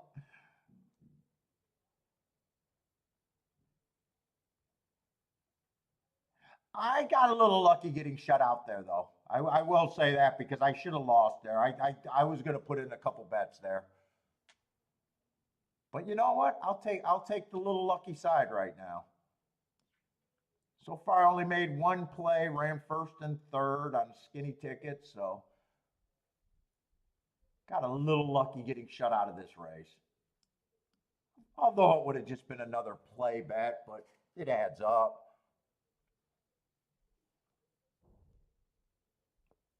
Well, with the 5 not being, did 5 even hit the super? I think 4 might have got third. He had a super with getting 5 completely off the ticket in a 6-horse race. Does not suck.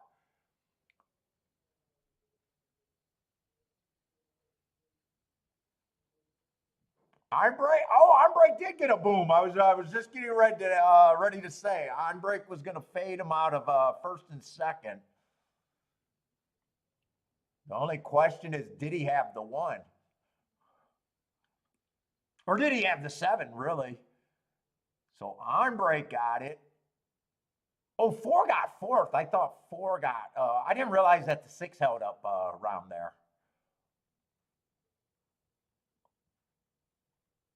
Let's see, but in turned that into a kaboom. Nicely done.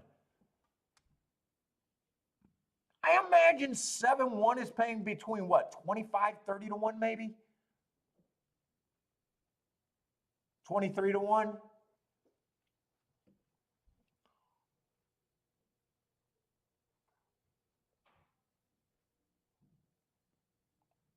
Okay, I think this would be a good super. I think a try actually is probably going to be pretty good here too. I mean, I'm stating the obvious. Okay, Phil. Anyone who bet the I would have been a little. I'm not sure if I would have did the 5. I would have got suckered on the try with the 5. Because I said this was the bet that I wasn't sure I was going to do. I didn't hate it, but I wasn't sure I was going to do it. I know I was doing the 1, 3, 4 in the box. I know I was doing that. Because that's what I was trying to click when I seen them go off. So I definitely knew I was doing that. Hey, Steven, I'm great at being Captain Obvious sometimes.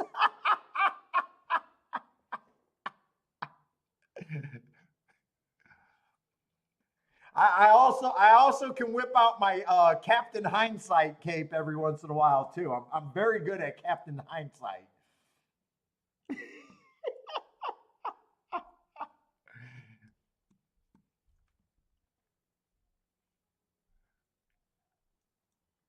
He's the best handicapper I ever met. Captain Hindsight over there.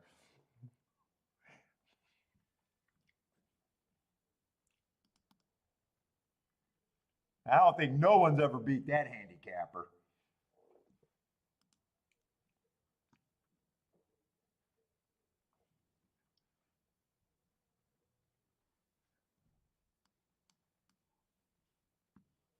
I'm still waiting for some races that I can make some betting boards.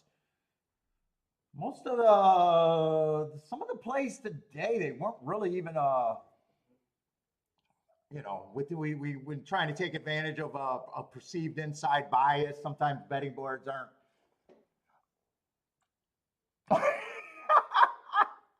Thank you, Steven. Dude, I try to be funny, man. I'm not I am the first to say these handicapping shows, dude, they can be boringer than fuck. We got to laugh at something. I know some people probably hate me with the shit talking, but dude, all my shit talking is out of love. All my shit talking is out of love there.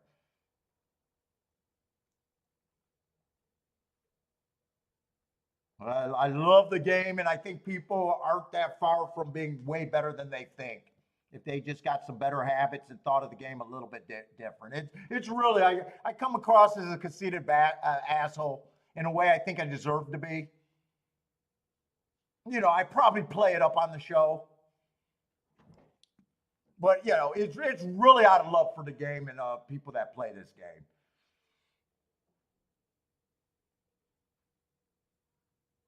You know, sometimes you want to. I always played sports, and I always did best with that tough love kind of a trainer or football coach or whatever.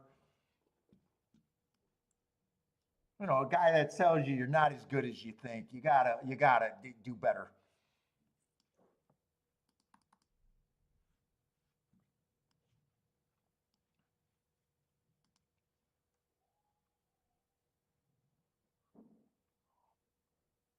Let's say 47-1 on the 51 for 50 or $81 for 50 cents on the try. So the try paid nice. Supers I just don't look at. So, but I imagine 47 for 10 cents in a 6-horse field is probably not a terrible super. I just don't play them. he's a sweet little puppy at home.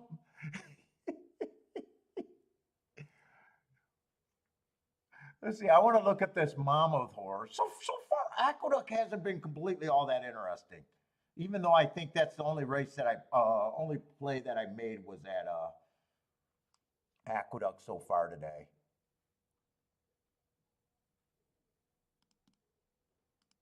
Could have hit that 38-1, but I would have thought that would have been a loose play. Just playing him all in the exact. I wasn't losing enough to do it, or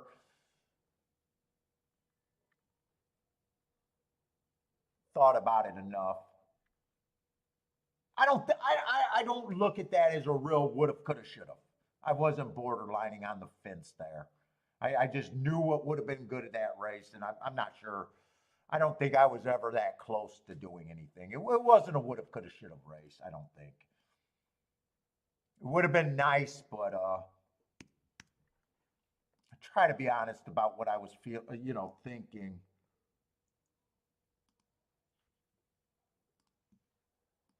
And I don't really think it was, I was all that close to playing it. Oh, it could have been done. Some days it does. It's just like some days it would have got played though.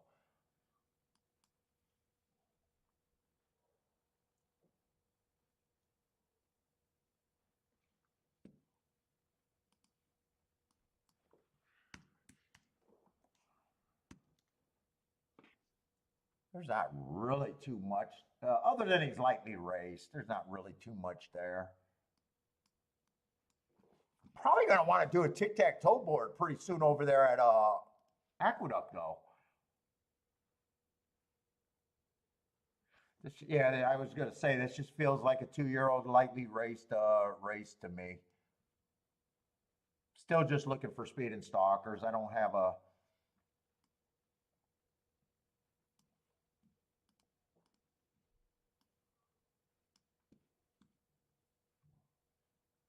Two just got a bunch of excuses. They're running style excuses. I don't think I've seen anything from the really back end.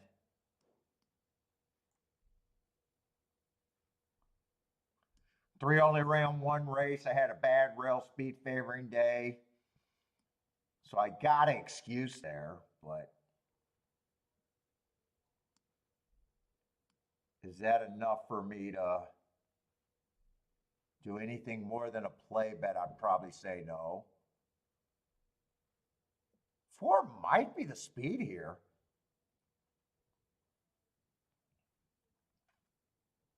I will say that I don't know how much, but Jesus, 5 has to improve. I mean, you can't run any worse than a minus 51 speed figure. You cannot run any worse. So I will almost guarantee that he should improve. And I don't know if that puts him in anywhere in contention. But Jesus, you can't run worse than that.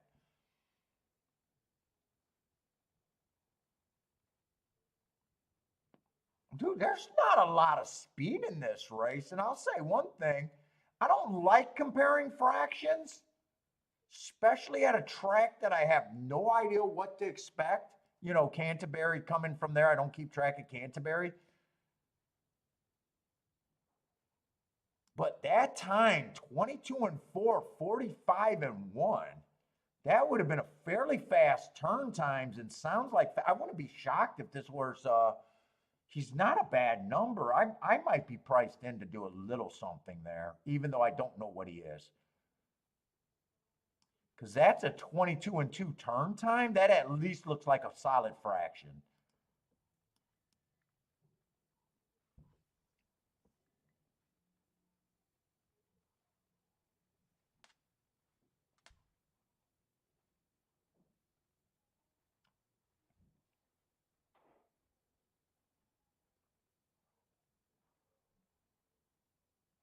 Now 8 at 7-5. I guess I didn't make it to the 8. 8 looks like the other horse that can get the lead. 8 probably should be the favorite here. Oh, and now I'm seeing the 9. I didn't look at these two horses. 8 to me should be the favorite. 9 should take action.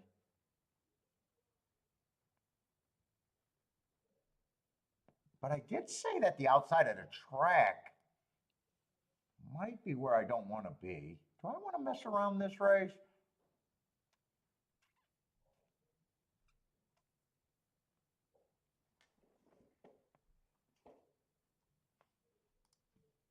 Let's say 8 and 9. I mean, if those are the horses, you know, obviously you can't pair them up.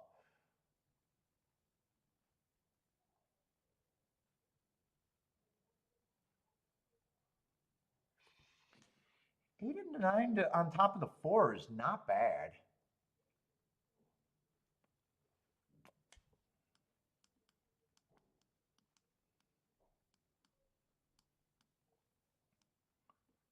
I still don't mind 4 to win a little bit.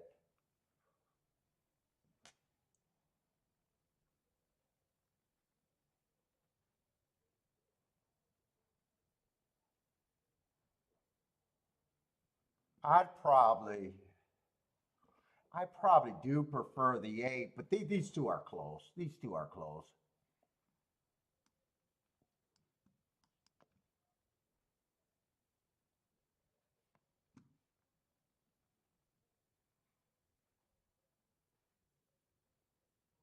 I was going to see if there was any value with the 3 getting second. Not really. 8-3 is 16-1. I'd rather just have the 4 at 26-1, and 8-2 is only 14-1.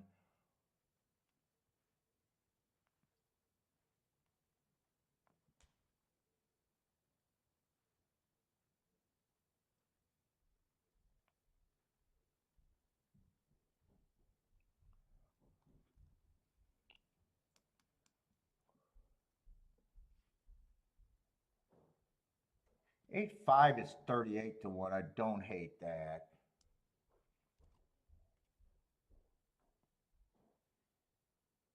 You know what? I won't even do the win ticket. I'll keep this. This is just going to be a play poke. I'd probably play that for more and key that for less. If not, I just sit out this race.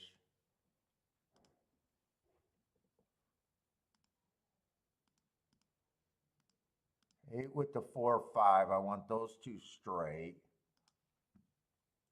And I'll take a key box.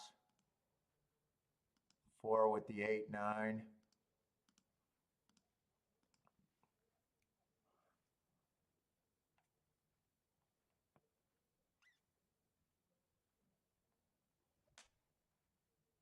Three, I could see improving, but I just don't know how much. Three, I would have no problem if 3 wins. But then I'd be adding more bets. Then I'd want the 3 on top, 3-4. Then I'd want 3-5. I'd go if I did. I think I just decided to go away. Because if I decided to add the 3, all of a sudden I'm doing this. 3 on top, the 8 and the 9. Then I want 3, probably with the 2, 4, and 5. My bets are, now I'm starting to get combination crazy. So 4 did get the lead. God, maybe I should have scratched out that win bet on the 4. No, he looks hooked already. He looks and 8 and 9 are in second and third, so I should be able to hit this exacta. Come on, 4. Bring the 8 and the 9 for second.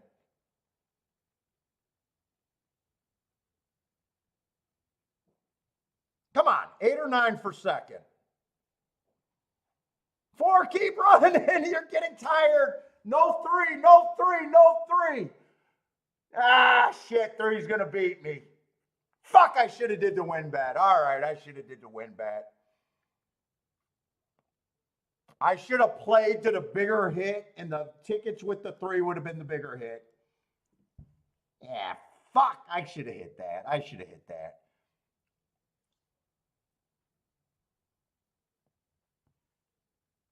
Marco Lou, I should have hit that, right? I should have hit that. I don't mind the handicapping job there, though. Damn, I don't mind the handicapping job. Why did I scroll down? I didn't see the 7 and 8. I even got my line here that it's harder to win from the 7 and 8 hole. That's going to be a huge exacta. Probably an exacta that I should not be laughing at. That's going to be a huge exacta. That exacta is every bit 100 to 1, if not more.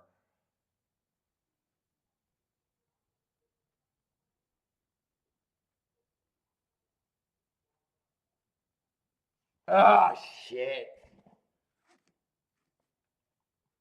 Even if I did the win bet and still missed the exacta, I would have still been profitable.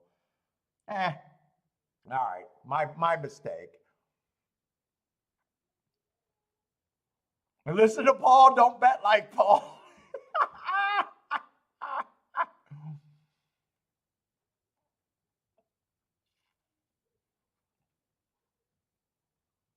Let's see, Steven's booming on a double. Let's go, Steven.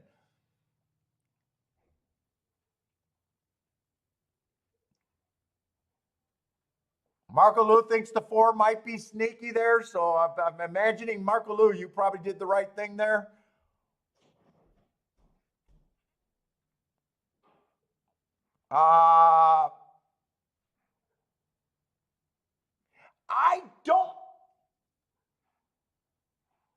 I think there's an objection, but I think the objection will not hurt the exacta. And it will not hurt the winner. The 3 came up on the rail. The horse that was in between, probably the 8 horse, I think, is objecting on the 9.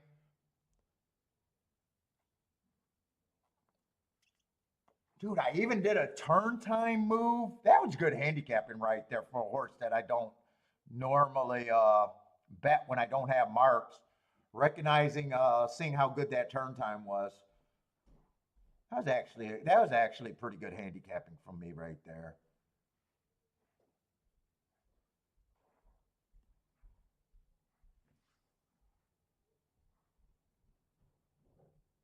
Riddis do had a small boom with 4, nicely done. I say this with respect, Paul. Oh no, I'm happy with my betting long term.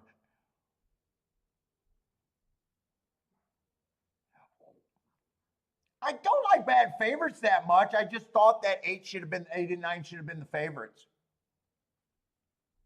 I mean, it was a play bet.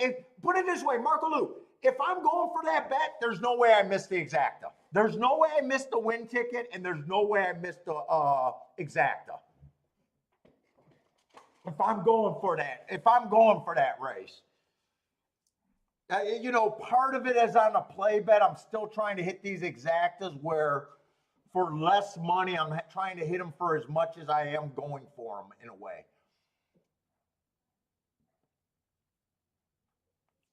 I mean, 3 had a good mark where he could improve, but is a bad rail, wrong running style. I mean, he had every result. He had every right, according to my note, to improve, and at the same time, he had every right to still be 7 lengths behind. You know, he didn't do any running there other than I had a good note on him. And I wrote down what I would have wanted to do if I included the 3. If I include the 3, all of a sudden, what did I have written down? I think I had 3 on top of the 4 and the 8. I think, or 4 and the 5. I think I had that key boxed. And I think 3 could have just been played straight on top of the 8 and the 9. So, I mean, even though I'm wrong, I recognize the other area that I could have been. But I do think I picked one of these 2 directions.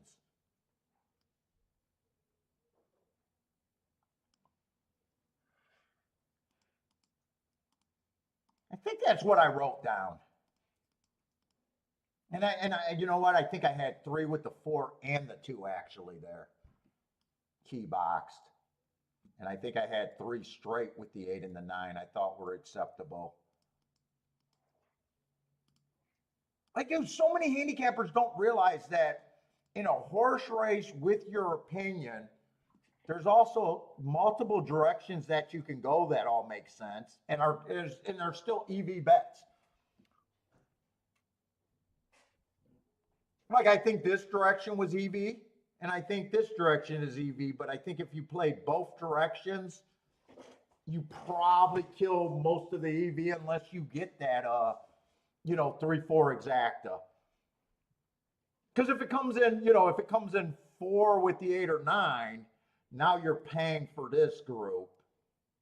And you had this direction, you had less margins, where this direction you got a lot bigger margins. Well, I don't think they're saver bets because I thought if 8 or 9 wins in the 4, I thought I could make a little bit of a hit with that. They're not. I don't do saver bets to break even.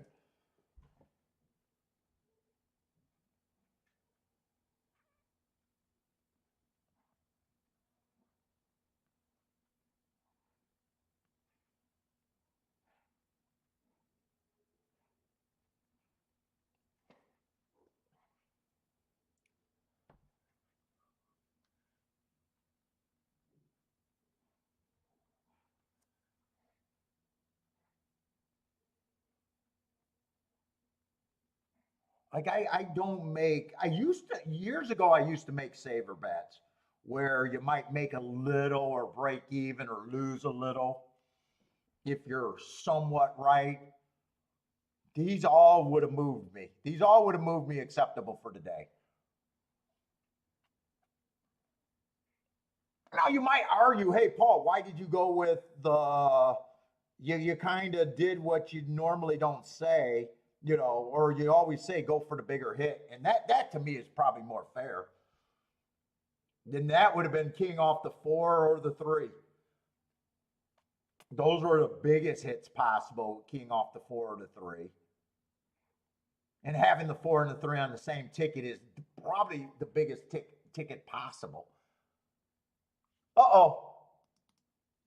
By the way, guys, probably that are new, we like these betting discussions. I don't, I like these betting discussions that we're having. Not changing the opinion, but talking about how it could have been played better or why you did that opposed to that, your opinion, you know, you could have, yeah, I think those are fair points.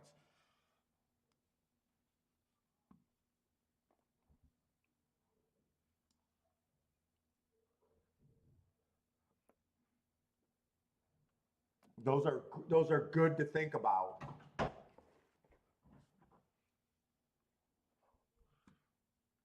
All right, we got to get over to Churchill because I'm still interested in the inside at Churchill. Problem is, we got another favorite on the inside. Oh, wow, we're only 4 races in. At Churchill? Really? I was almost feeling like we might be running out of races there.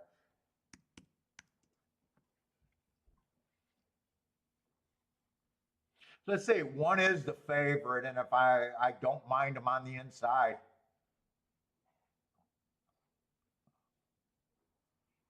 2 I don't mind on the inside.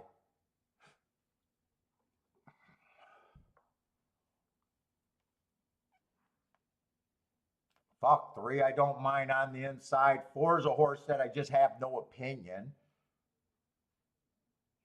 Fuck it, 5. Actually, this race is actually hard.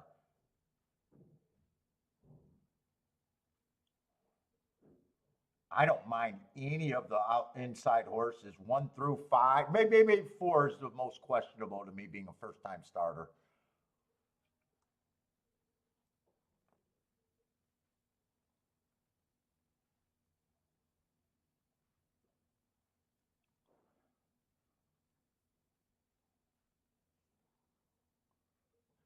Shit, 5 and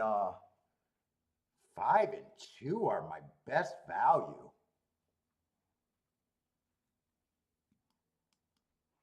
Fuck. I wish I didn't like the 1. 5 and 2 would be my best value. 2 definitely keeps me interested, involved in the race.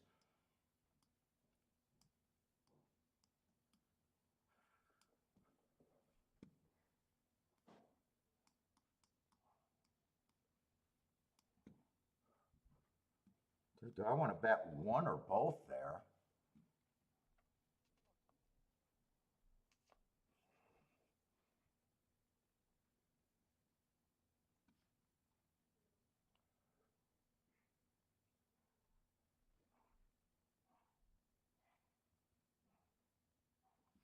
Fuck, I'm on short time.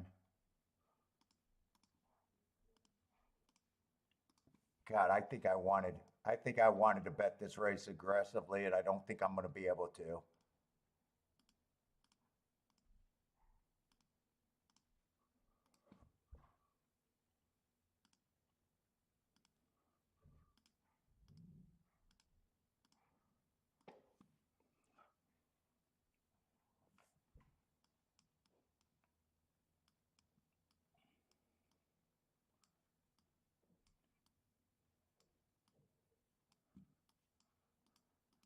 I don't know if I'm going to get this try in.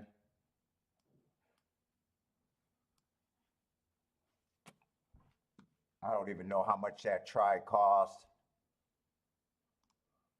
No, I'm not even going to get that try in.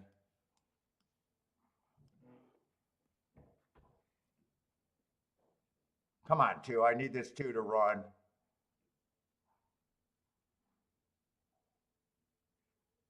Pace looks fast.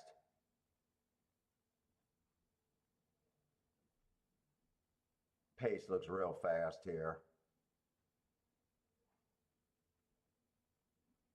And I don't like where the 7 and 8 are right now, unless and the 9, unless they die completely. 21 and 2, I think that's the fastest pace we've seen by far today. And I think 2's all in. Come on, keep this 1 going. I think the 5 might be coming. Come on with this 5. Get by this 8 for me. Is that the 5 or no? Who am I looking at? That's the 3. Nah, I got nothing. But that's going to be the first horse on the outside winning today. Uh-oh. The pace was definitely the fastest today.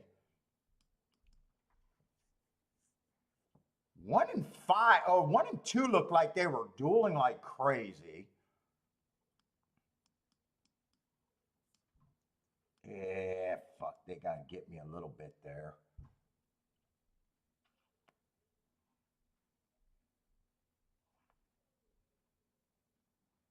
Seven, I can honestly say I wouldn't have had whether I thought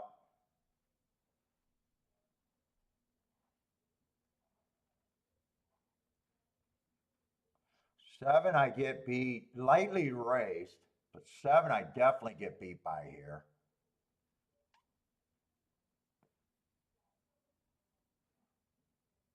In fact, the only way I like the 7 in a way is if I thought the outside of the track was really good. Yeah, lightly raced. This horse does get me.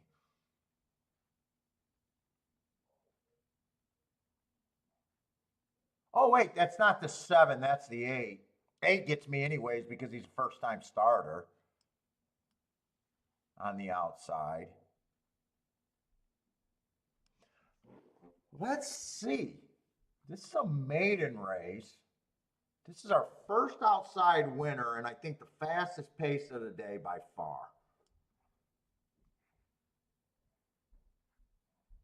8's a first-time starter, so 8, you know, in a way, it's not maiden special weight, but it's 50,000.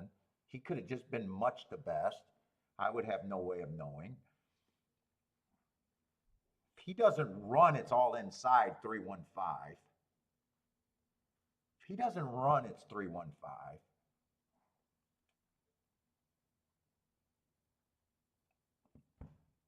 That's the first outside horse today.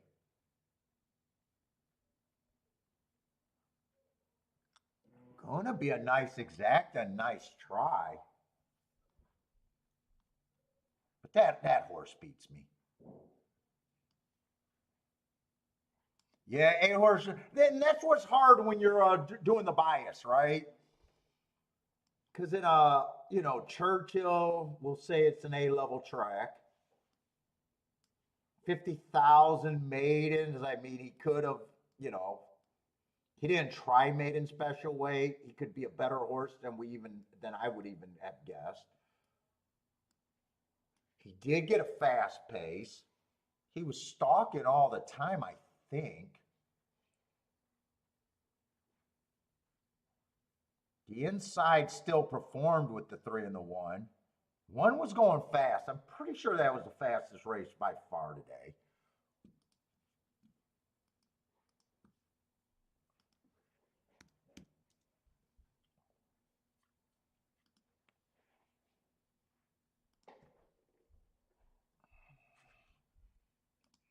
Maybe Monte Cristo is a bad luck cigar for me right now. I'm not sure. Let's see. I want to get the tic-tac-toe board. So the first race, the 3 horse closed. That was a giant price horse.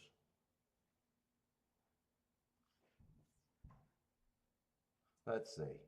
I just want to remember that he was a giant price. So we're going to just put a big ass star because he means something.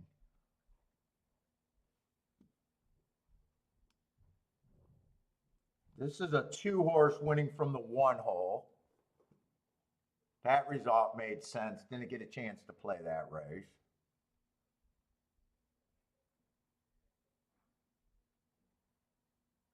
Fuck, last race the 7 horse won?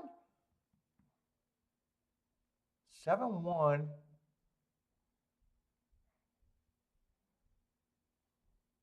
Huh.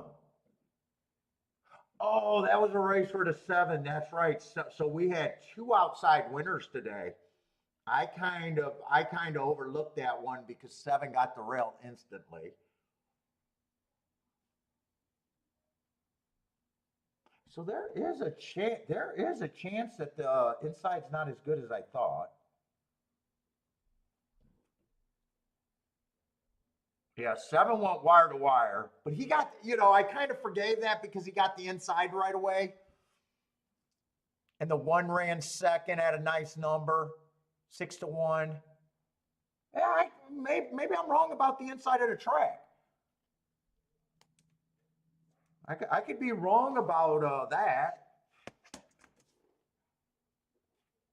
And how did the 8-horse just did the 8-horse stalk? Let's see, definitely didn't wire. He either stalked or it closed. I think he was up there pretty close though.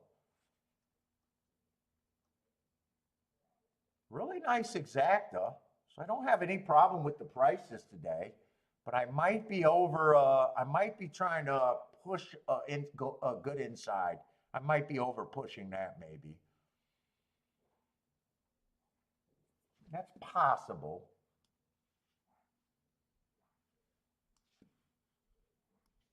Other than the first race, I mean, they've been nice winners over there, but I haven't had any best person. Oh no, last race at Aqueduct. Like the 4, I messed them up, and kind of like the 3 and completely messed that one up. That was actually a nice ticket, 11-1 over 10-1. So yeah, Aqueduct did have a nice payout probably while you were gone. Yeah, I'm doing the tic-tac-toe board now because Churchill, I might have to slow down thinking that the inside of the track is great. Let's see, 4 we know just went wire to wire over there at Aqueduct last race. Let's see, 8 would have definitely stalked that Churchill. So we'll just fill him in. So we got all the results at Churchill right now.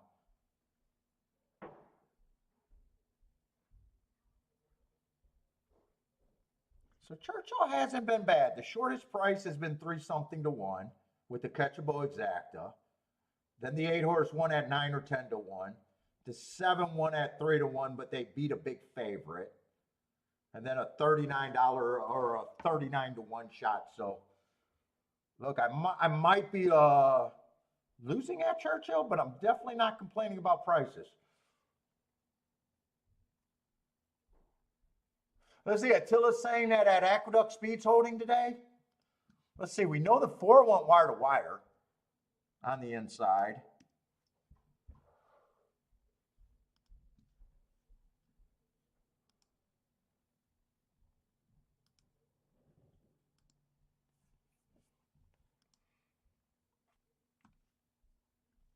Two won the first race going wire to wire at 8 to 1. So Aqueduct, and you know what? There's the 2 tracks I'm looking at. I'm not complaining about prices.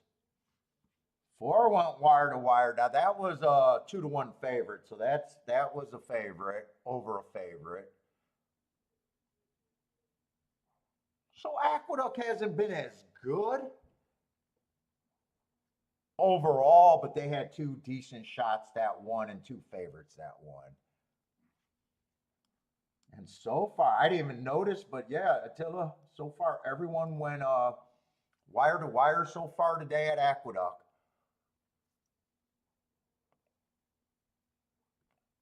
And pretty much on the inside. Fuck, I wish I would have did the tic-tac-toe board 1 race sooner there. Maybe I would have got rid of that 4 bet. The win bet at least. Yeah, Attila, yeah, the tic-tac-toe board is kind of agreeing with you. Speed's definitely been good too.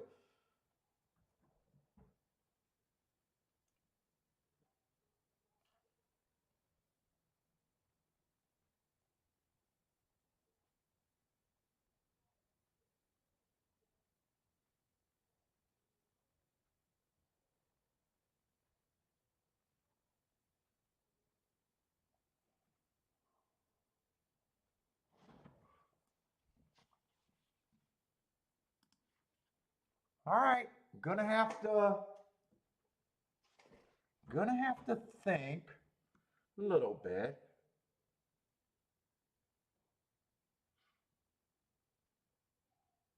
Really, my biggest bet was not just cashing in, or my biggest mistake today was just not cashing in on that 4. Or if I would have played that 3 horse, either one of them would have put me up today. Other than that, my action hasn't been that much. Let's see, we got a, do we really got a turf sprint?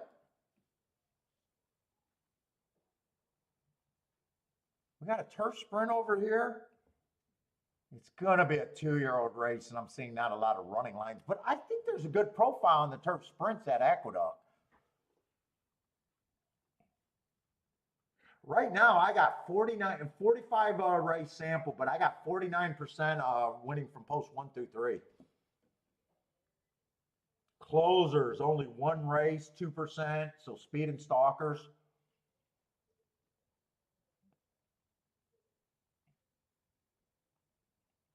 Dangerous 2-year-old race, though, I will admit.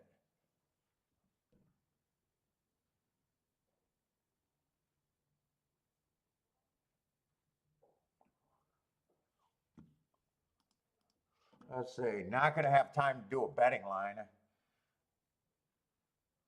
Let's see, the 4, 6, and 7 are out, but am I even in the right race? No, 5, 6, and 7. Dune is out. I am in the right race.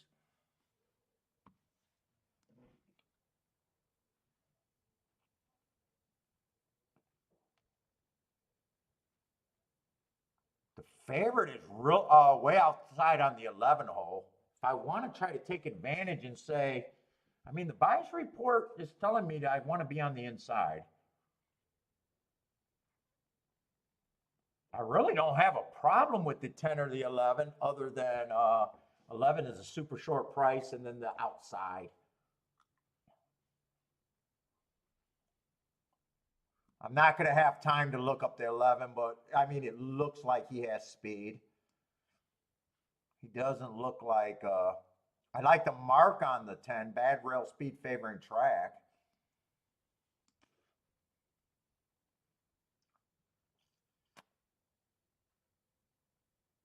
Three, I don't mind. Three's, that was a route race. I was going to say 3, but I don't like route to sprint.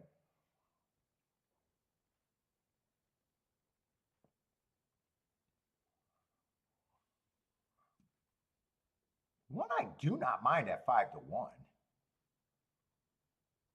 Slow last race, but that looks like it was probably the slowest pace. That had to be the slowest pace of the day with him only being 1 length off.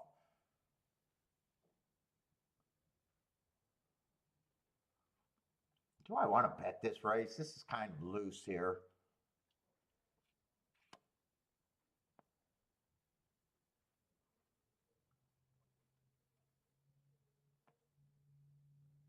If I did anything right here, it's 10 and the 1.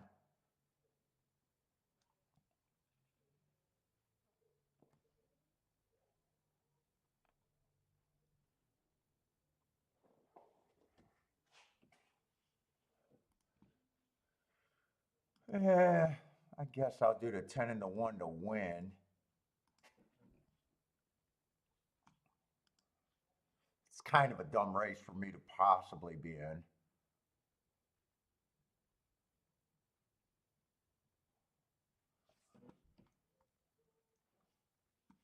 And I want some exactus with this 10 first and second.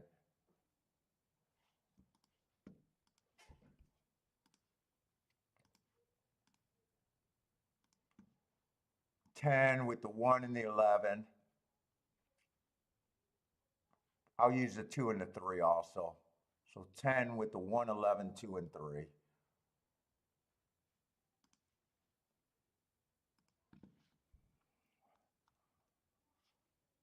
I couldn't be that serious here.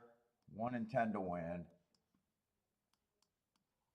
10 with the 1, 11, 2, and 3. I just don't think the 10 should be 15 to 1.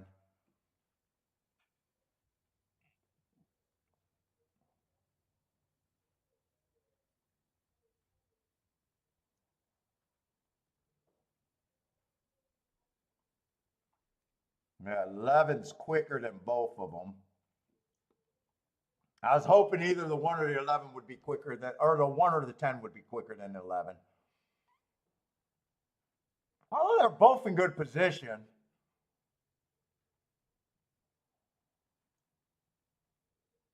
Yeah, 11 looks much the best. 10 and 1 are probably chasing, and right now it just feels like the 1 got way more horse than the 10.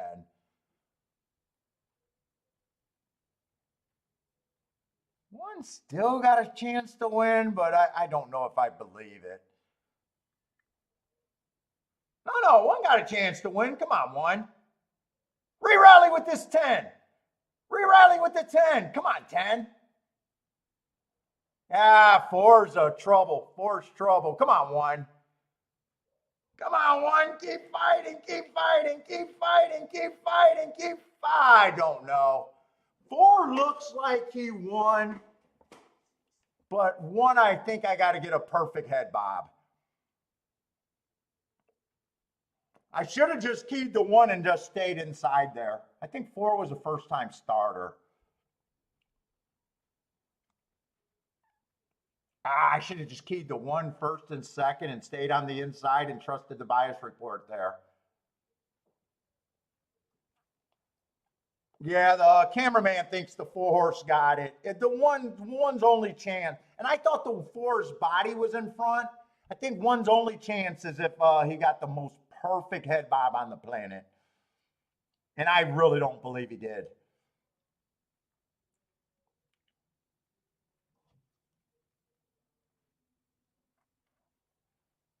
Let's see, Stephen Jewell might have, oh, if that was exact as in he turned it around.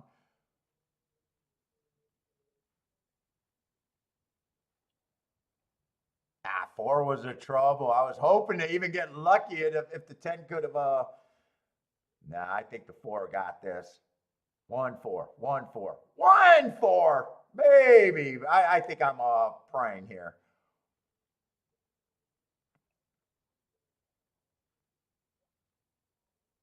I need a perfect head bob.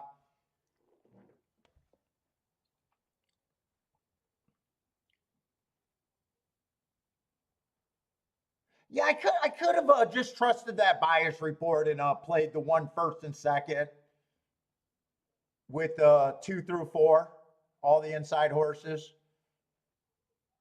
Oh, I'm gonna get lucky. I'm gonna get the head bob.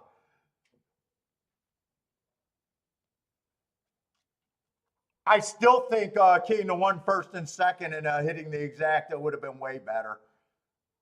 Especially since I was not betting that much. Especially since I'm not betting that much. That exacta's probably going to be, 76 to 1. Even a $5 exacta is way better than a $20 win ticket.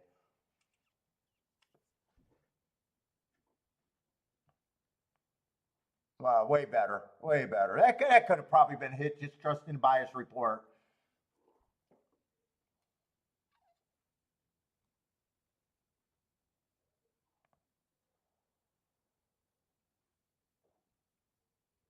And really, I don't think I could have. I was going to say I wouldn't have had to turn around the 1-3, but I probably would have.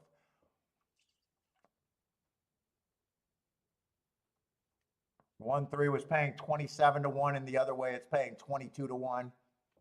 I think I turned that around.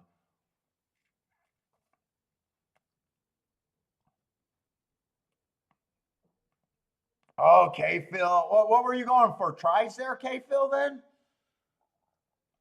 But no 6. 6 didn't do anything for you. No 8, I imagine. Oh, you're with the boom. You're with the boom.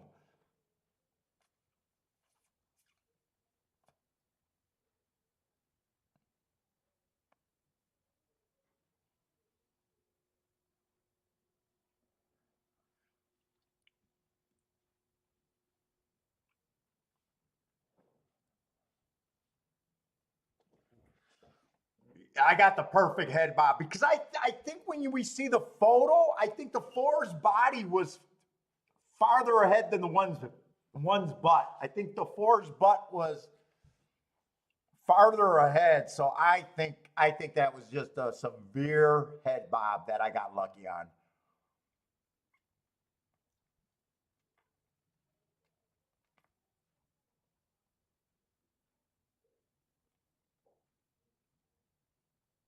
Okay, Phil, you didn't have the exact. You had the 1 to win, but no exacta. Is that what you had?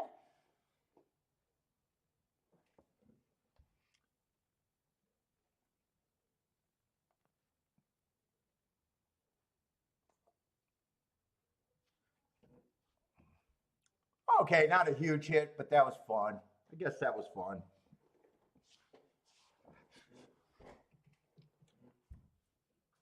Probably could have bet it better, though. Probably should have just trusted the bias report there. Probably should have just trusted it and went fucking inside. And I got excited when I looked it up because I knew that the inside's been doing really good there. So I don't know why. It was probably dumb that I played the 10 and the 11, really. It was probably dumb. I got excited and I knew that that there was a interesting bias over there. Yeah, I'm a dumbass. Steven said the 4 actually won, but yeah, the 4's butt is ahead of the 1's butt, but 1 got the perfect head bob. I think the 4 had it a step before the wire and a step after the wire, but just not on the wire.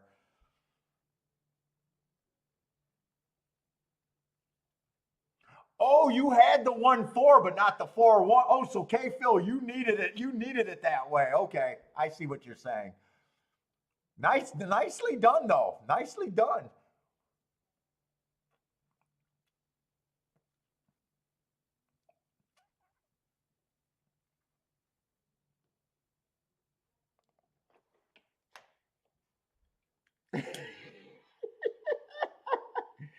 Marco Lou's just giving me so much shit. So much shit, Marco Lou.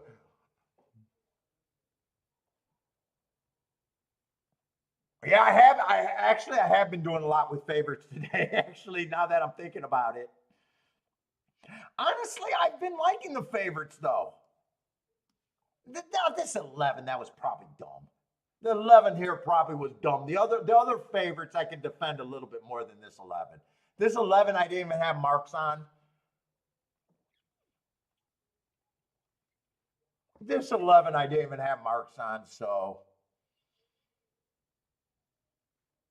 The other favorites, that 8 and 9, I did think that they should be the favorites. Yeah, I don't. I am playing too many favorites today, though.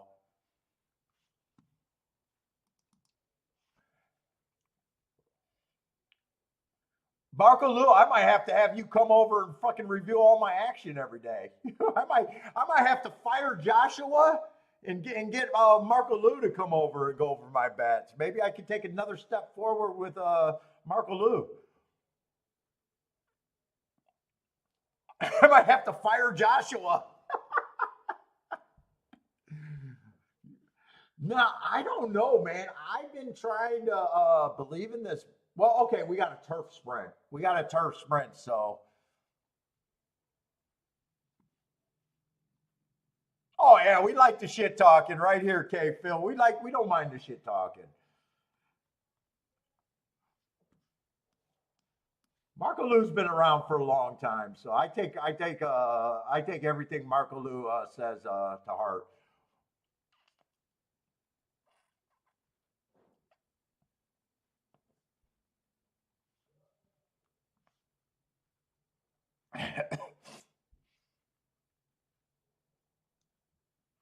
Let's see, but I'm going to have to look up the bias report for the turf sprint. I don't think they run many turf sprints over there at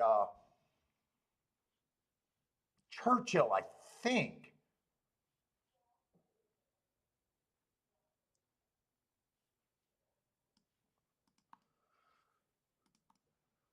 Let's whip out Churchill. I don't think I have it open yet. Because we came in thinking Churchill, we wanted to be on the inside today. Let's see, they only ran 23 turf sprints. I got speed and stalkers. They're wiring 39%, stalking 57, and closing only 4.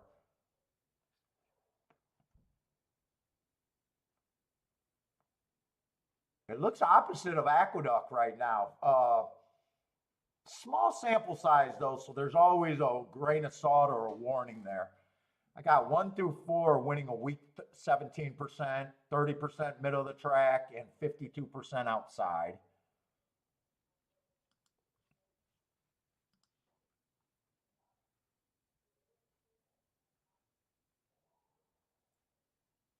One does have speed and capable of stalking. I actually like his bet last race. I got a bad rail day, him going too fast to win, so I do like the 1. I like it when their speed figures go down on a note that I think I can explain. 2 looks like he fits overall. Let's see, I got to get the favorites here.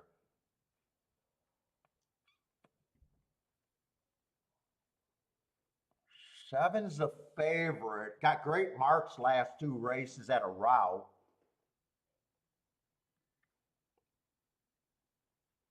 And he has 1 sprinting, and he has the right running style.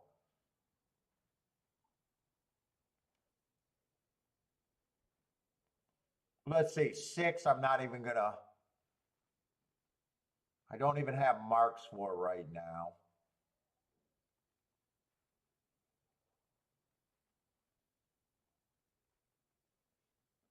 This looks like a tough race. I'm not sure I want to be involved here.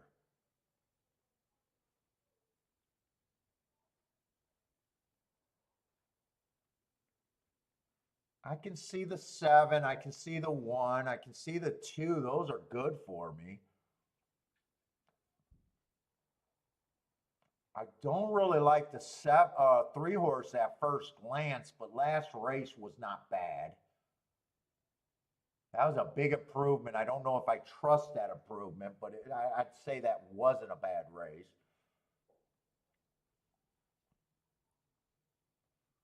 4 fits.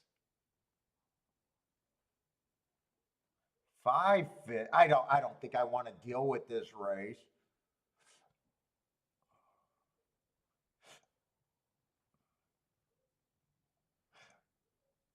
Six and 3 feels like they should be the longest of the group.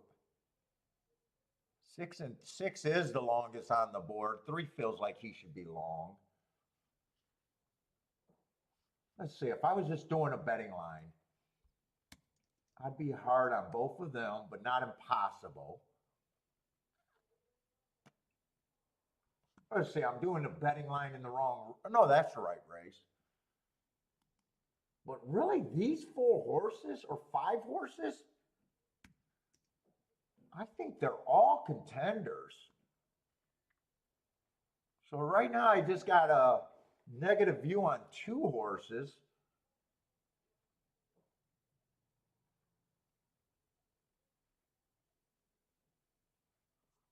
One's probably at least a 15%er.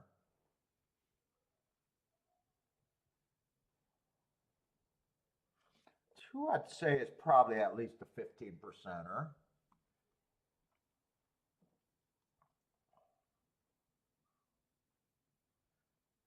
4 got a little bit of class. 5 probably got, I don't even think I can separate these. I'd probably just stop and say these are the horses that get the most points.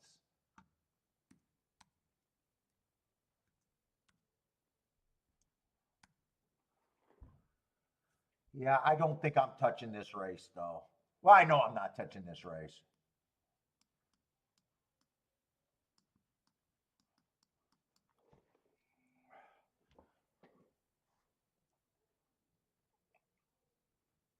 Let's see, Bob with a nice exacta somewhere. 12-7.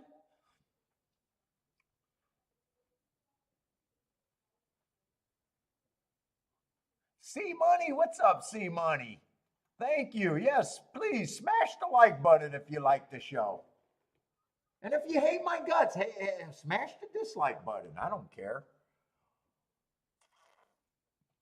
Honestly, I won't be able to sleep at night if one person or two people smash the dislike button. I'll have to tell myself that you're probably suck, but I'm talking shit.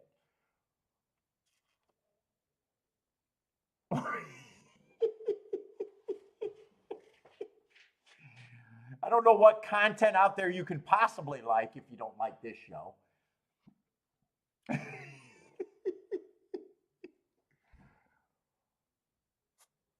Well, what's up? C Money, did you, by the way, I might be having problems with my email. C Money, did you get that email from me yesterday? I sent you what you asked for, but I've been having trouble with my email. Just let me know if you got that email. I sent you probably the last 3 years of the data that I got at both of those tracks. So if you didn't get it, let me know and I'll try to get it to you. Let's say 3 did outrun everyone for second, and 5 would have been overplayed, but I have no problem with 5 winning. He would have just been overplayed, so. The horses that I thought were overlays, mainly the 1 and the 2, neither of them looked like they did anything there.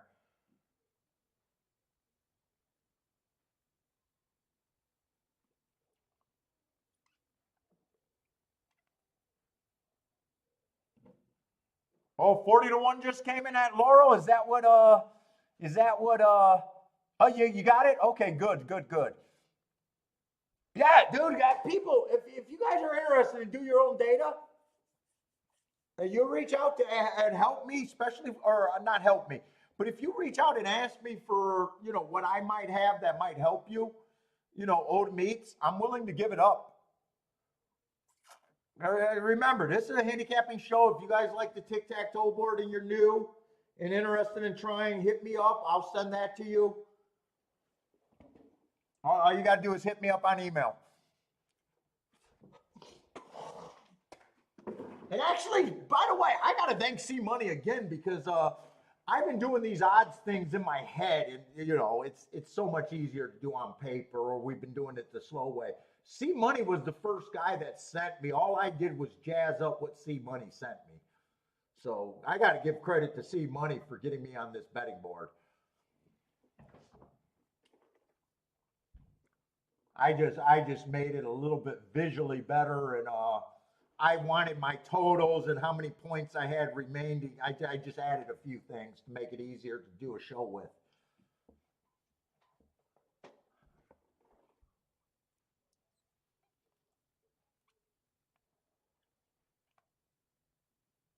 What's up, Joshua? Well, yeah, this is a handicapping show first, so if you guys, especially anything like that, you guys, I'm willing to help. I want the sport to fucking grow.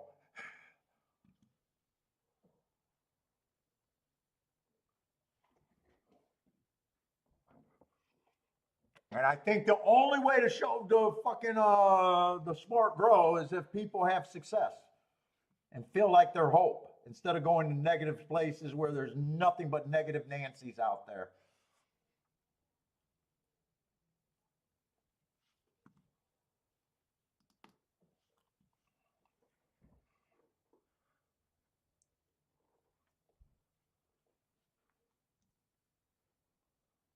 Next race at Churchill probably doesn't look that playable unless I really want to dig in on the inside, but that would be another dangerous race for me at the very least, and at the most a play bet. But yeah, C Money, give them credit for getting me on that betting board, and I honestly, I always knew how to do it, and I can't believe that I never made it before. To me, it was a game changer, and a game that was good. Fuck it, I just can't say enough about. I think you guys should be making betting boards. You'll be shocked how many horses that are 20 to 1s that are overlays that you guys can get to.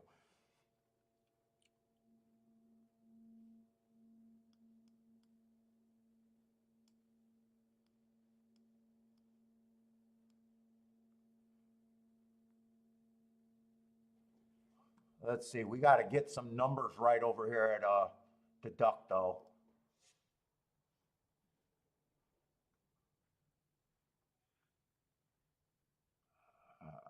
Fuck, they're going to make it tough on me, huh?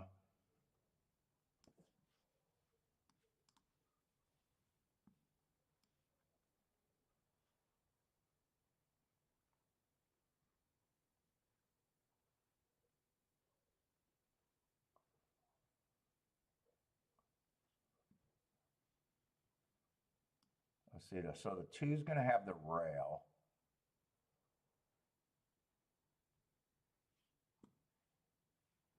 Sainthood is going to be the 3.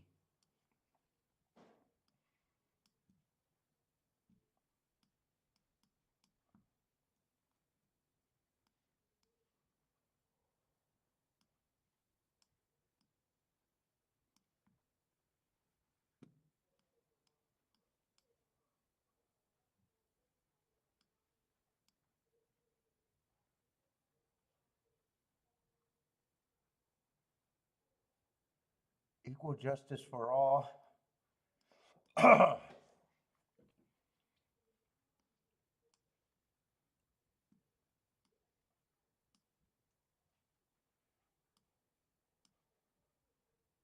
okay, so this is going to be the one on the far outside coming from the West Coast. So that is going to be the one.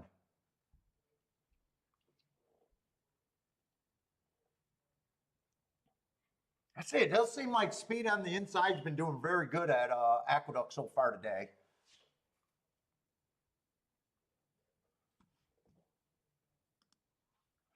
Oh man, I got chills. Fucking Aqueduct is flying by the way.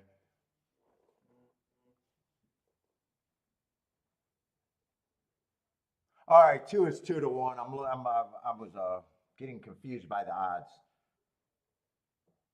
I do like that race 2 back. I love that race 2 back. Stalking closing day going too fast to win. That's why beating lengths don't matter. Came back, won off of that race. He's mostly a router, but man, he's quick sprinting. Stepping up in class, though. My biggest problem with him is probably going to be the 2 to 1 with the class step up.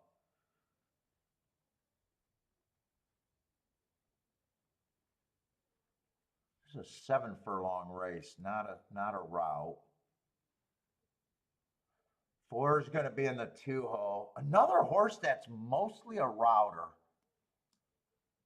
But when he sprints, he was still capable of winning sprinting. Got decent marks on him. 12 to 1 on him.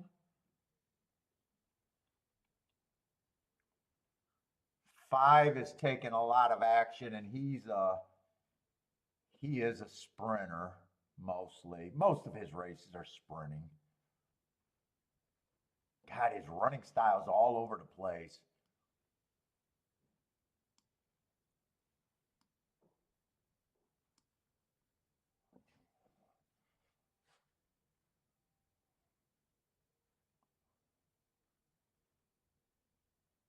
Six, I wish 6 was a little bit more inside. 6 might be the quickest horse.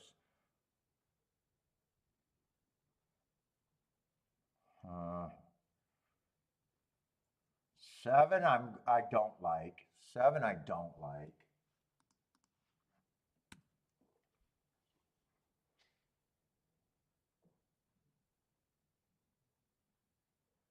8, I don't like.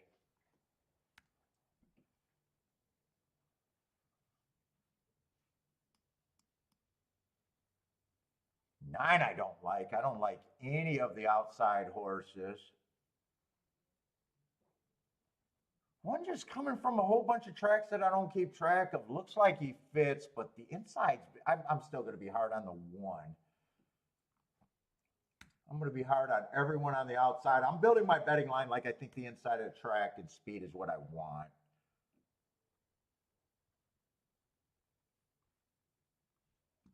So 6 is actually going to be in the 1, 2, 3. 6 is actually drawing in. It's going to be in the 4 hole.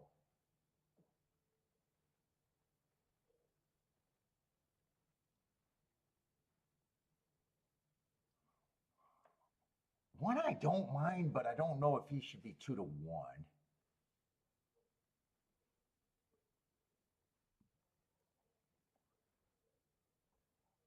Four, I don't mind. Well, for 6 and 4, I think I want to be somewhere 2, 6, 4, and 5, I think. Oh, 5 and 2 are both favorites, though. Fuck. Let's see, 3 is out.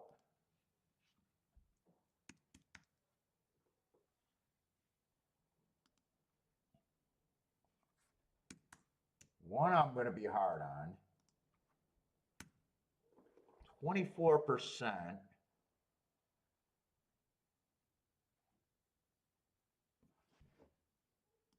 Even if I had these 2 horses at 15, those are the 2 horses that I would have to get to be first or second.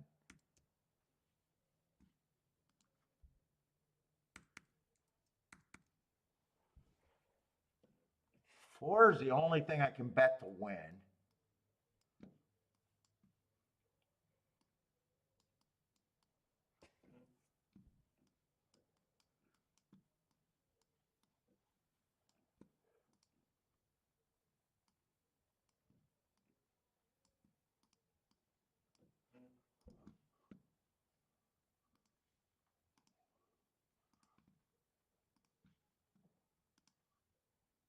Do the exact box first. 4, 6 first.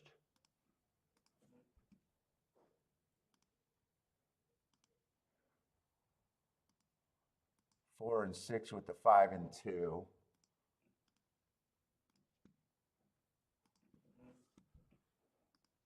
I did end up key boxing that. I wasn't sure if I was going to key box it, but I did. I probably should have checked to see if I actually wanted to key box that.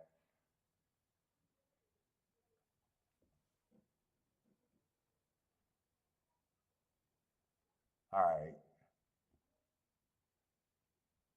Shit, 2 gets the lead. I know I needed the 4 or the 5 to be quicker.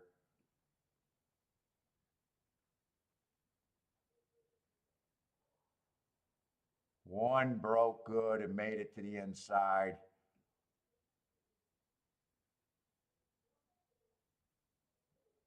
I don't know if this looks good or not right now. Who did I key off to 6 and 4?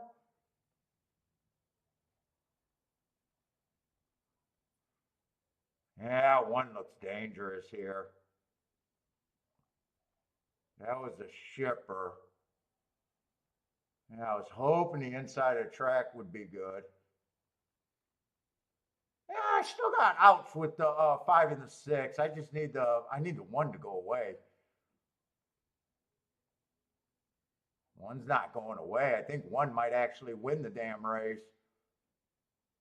No, 1's not going away. 1's going to win the damn race.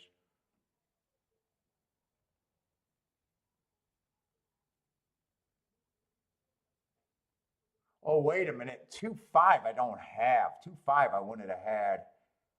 I needed a 4 to 6. Yeah, 1. I was hoping the inside of the track. I was hoping that the shipper wouldn't run. I would have still lost.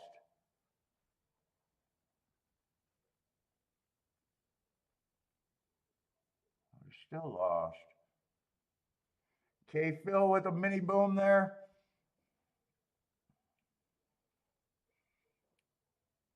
Yeah, he fit other than me wanting the inside to be better.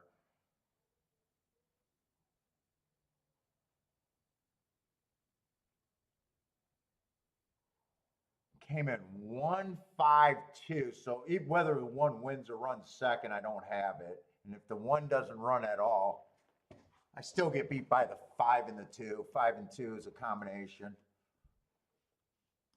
that I don't have.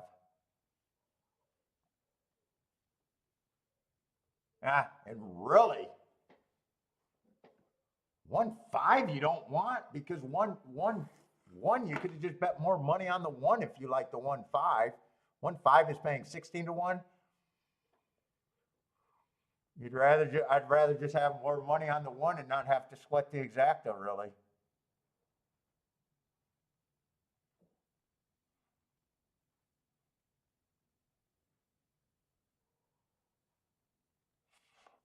Let's see, 1 would have stalked. And 1 would have been in the far outside. So in the 8 hole. So we do got him in the right position.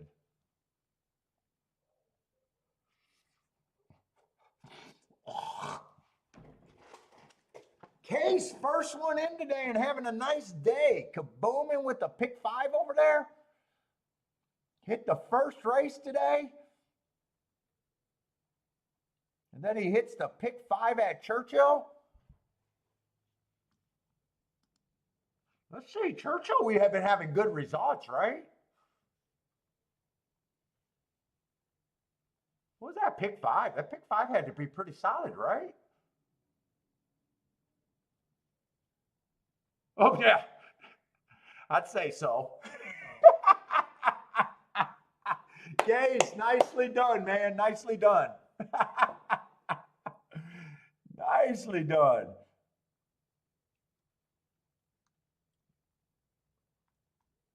I think Case was the first one in today. He knew he was going to have a big day. What is that, $13,000 hit? Fucking Rolex day?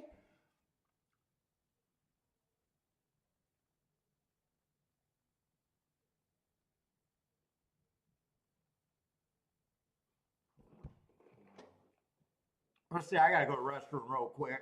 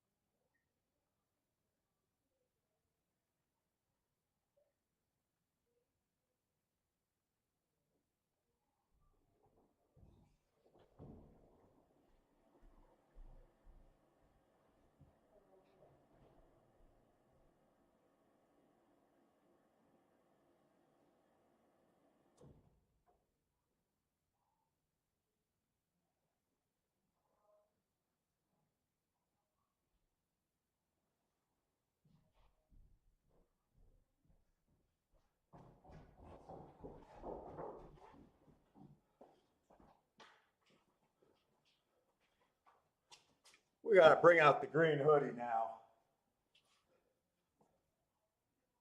We need the green hoodie. Oh, ooh, I got asparagus piss.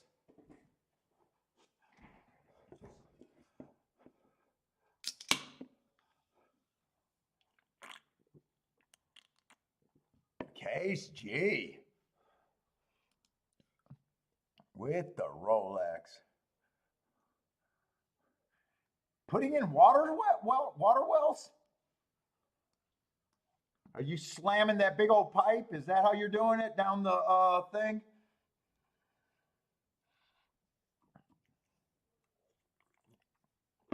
With the big old rammer?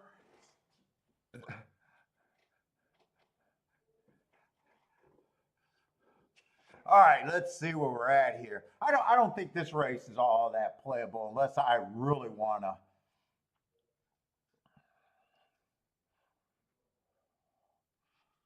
Unless I really wanna live on the dangerous side, and probably not even doing that great today so far. Oh, but the 10 is the favorite on the far outside. Well, you know what? We have seen some outside horses. Another West Coast horse favorite.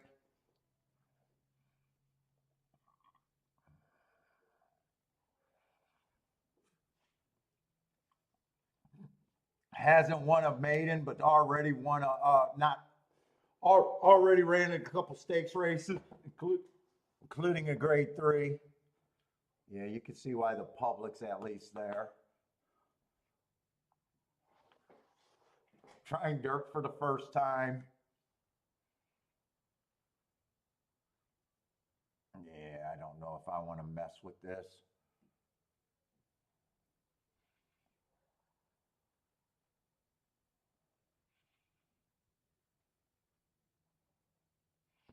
Blair likes the 1 to win over there at Churchill. Yeah, I only ran one race. I didn't look him up. Yeah, I don't want to mess with this race. Who else you got, Blair? You like the 1 with the 1-9-10? Yeah, I can't even start to make a betting line in here.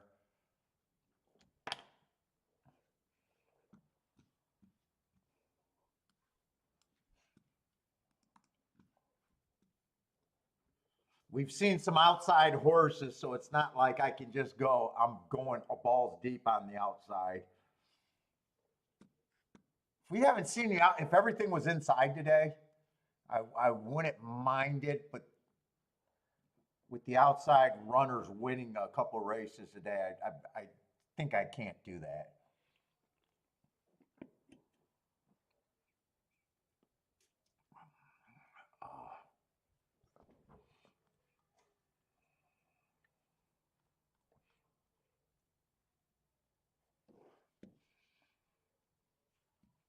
I don't think this was a bad race either on the 6th.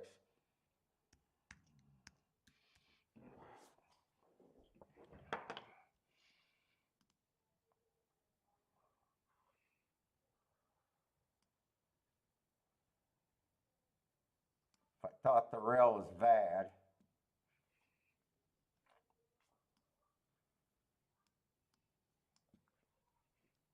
And the other horse, I'm just going to look up this Aqueduct New York horse.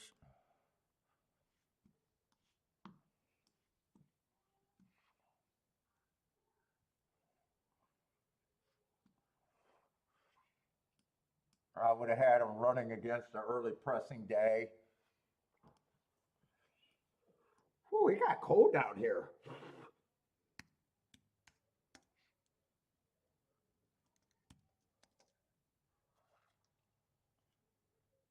But I would have had that race slow while running against the bias.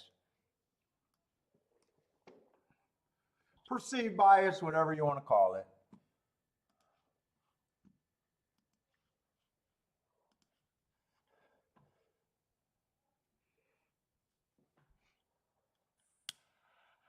Let's see, Marco Lewis says the 3 and the 4 might be worth a shot at a price.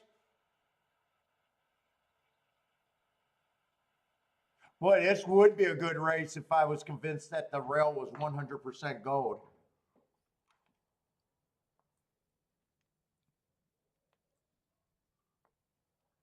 The lowest price towards the inside is 4 to 1. Which a bunch of double-digit horses and a 5 at 6 to 1. I just don't think I can. I can't mess here. Blair also says the 5 horse looks good here.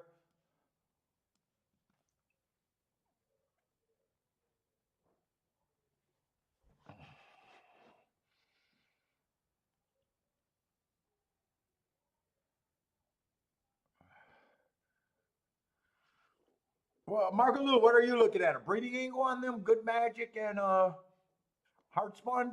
That's, oh yeah, breeding.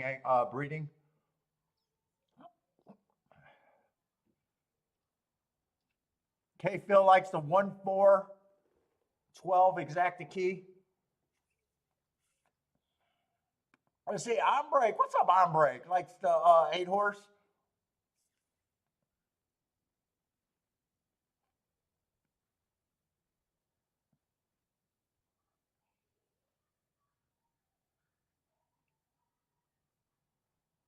Oh, what? K Phil, what? Last race at Aqueduct, you should have bet the one? Oh, did you hit the exacta? Yeah.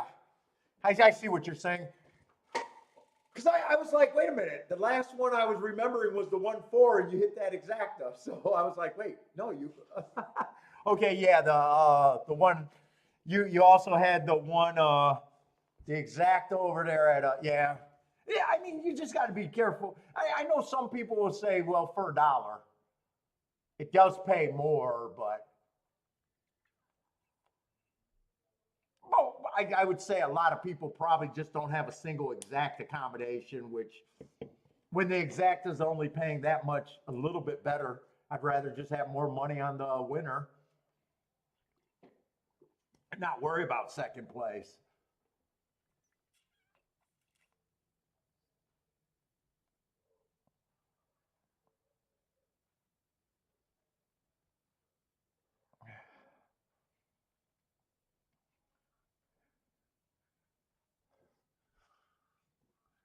Let's say Marco Lewis says he can only take a shot with the 3 and the 4. No bet here. One or the other, huh?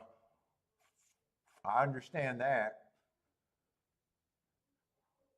What price?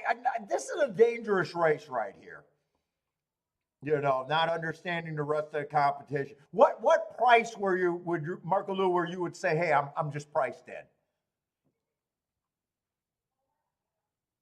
Is that getting close to the prices that you're priced in, or you know, in a race that has a lot of first time starters, even those prices might not necessarily mean where you got to play.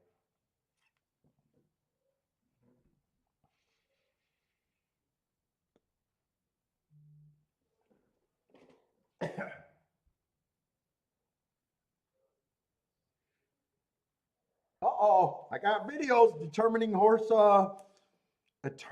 determining trainer's intent. Oh man, I better read that chapter real quick.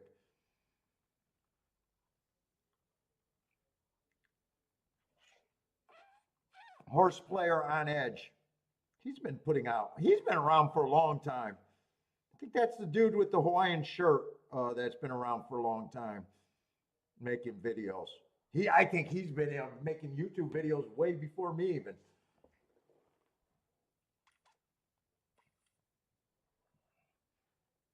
I think he wears a cowboy hat, like a straw cowboy hat, and a Hawaiian shirt when you see his picture. I'm pretty sure that's him.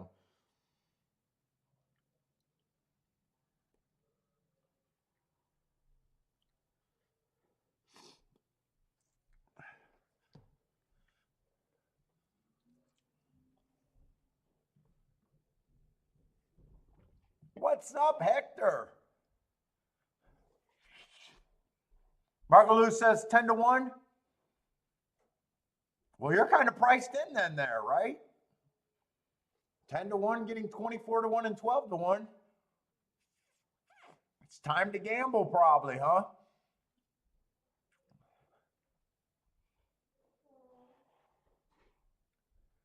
Let's see, Ombrake's also looking at the 1-8 exacta box, king off the 8 here with the 3-5-9 in the double. Who's the 8?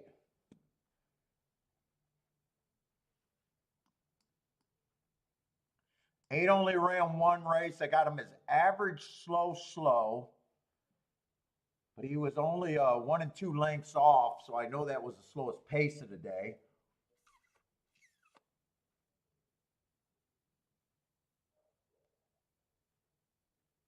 I just keep wanting that inside of the track, but I've seen enough to be like, I'm not sure. Let's see, Twerpy going 1 with the 3-4.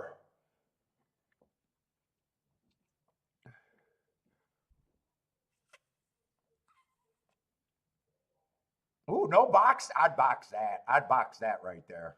I would.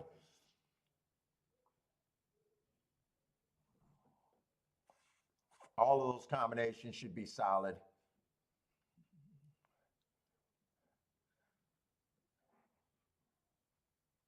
Who else got plays here?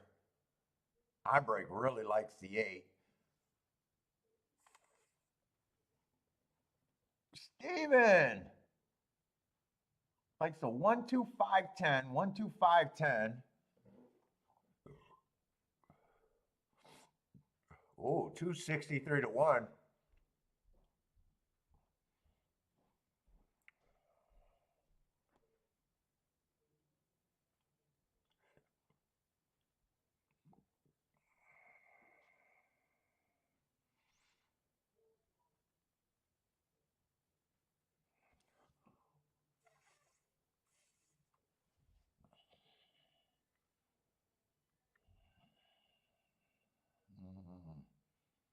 I can't make out any of these numbers. Let's see, outside of horse, outside of the post position seemed to break pretty damn good. Let's see, that 8 is on the lead with the 10. Whole bunch of horses are in good position here.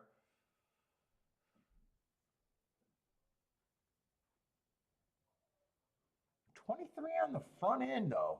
23? That's not the 21 and 2 that we seen earlier.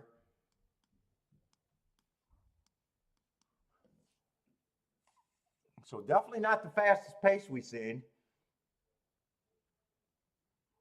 Man, I might be having to back off of thinking that the inside's great, though.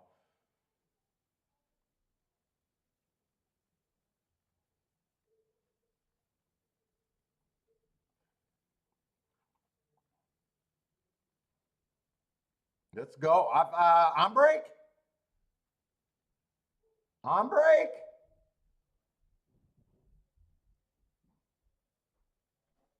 Margaloo, nice call on the 4-horse, but on break, very nice call, right? On break.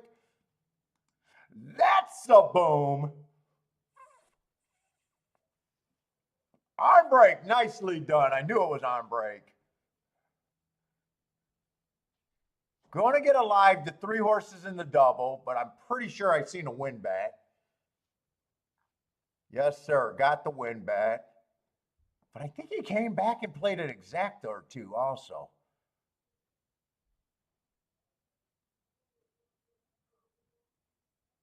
Hector, what are you doing? You like the 8, but no bet? 9 to 1. Nice price. Nice job.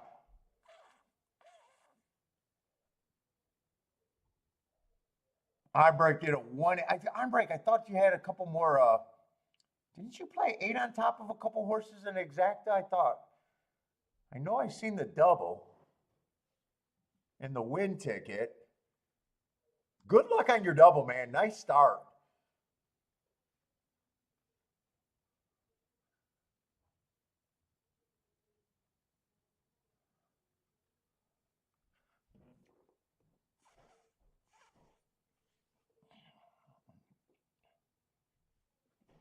Kind of I think that's a fairly soft pace today.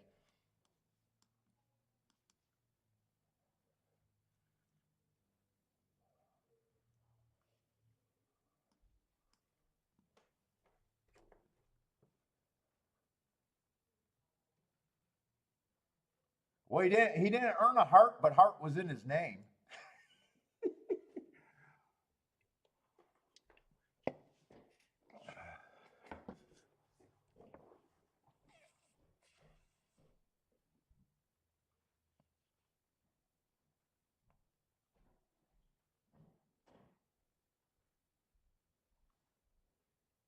Nine got third as the co-favorite.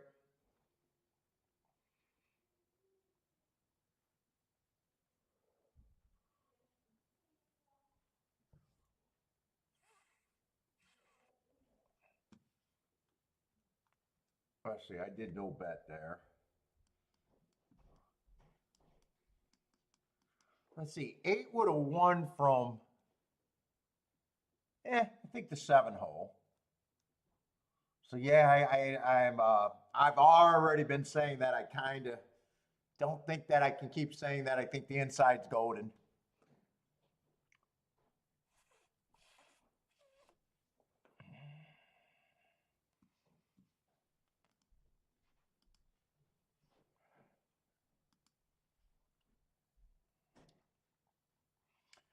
Let's see, we got the duck though. Be a good race over there. Shit, we're already, fuck, Aqueduct went by too fast today. We got a turf sprint.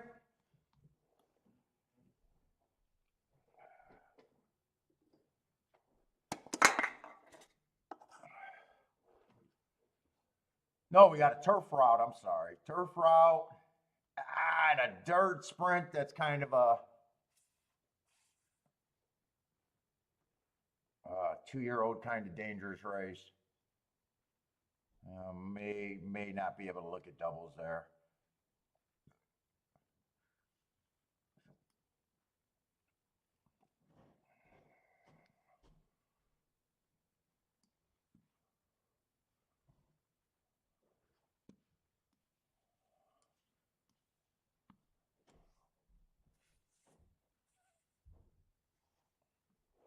Ah, nice. 20 across the board plus $5 doubles. Good luck on your doubles, hombre.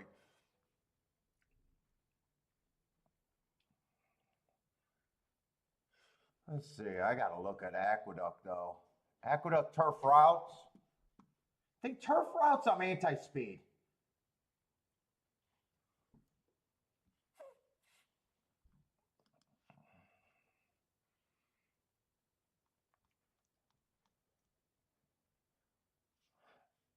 Let's see. He's out.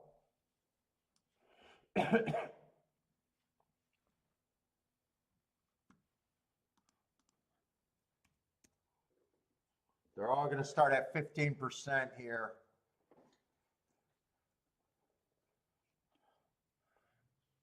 If I'm anti-speed, I want to see a ton of speed in this race.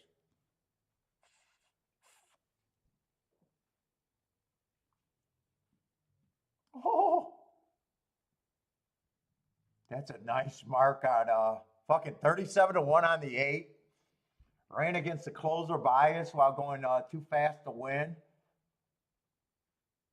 Oh, tell me that's the spot.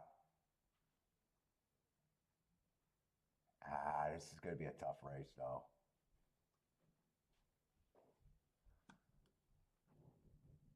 Five makes a lot of sense here. Who are they betting here?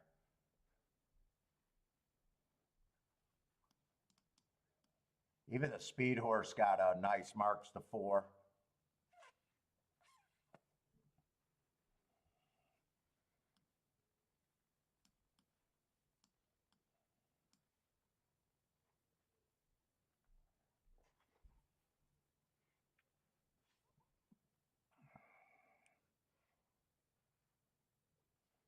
Let's see.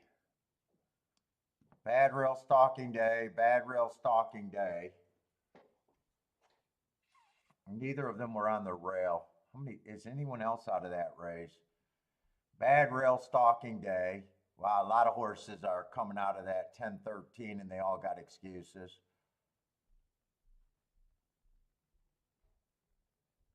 Fuck, I know I'm reaching for the 8, but even if I think he's 5 or 10%, I just love that heart. But this is a tough race.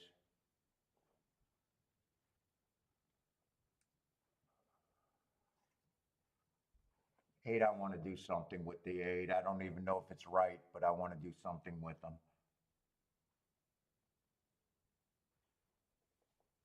Shit.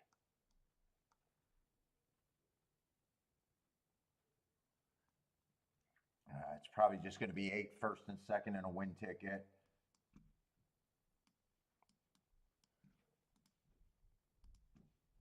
Fucking, I'm reaching. I'm reaching.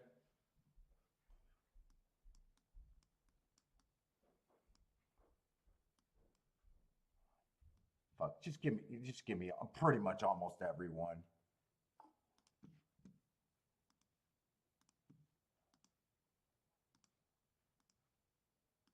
One, two, four, five, six.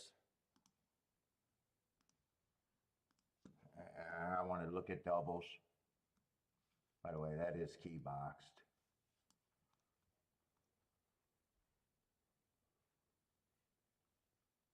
I want to look at doubles here. I don't know where my time went so quickly.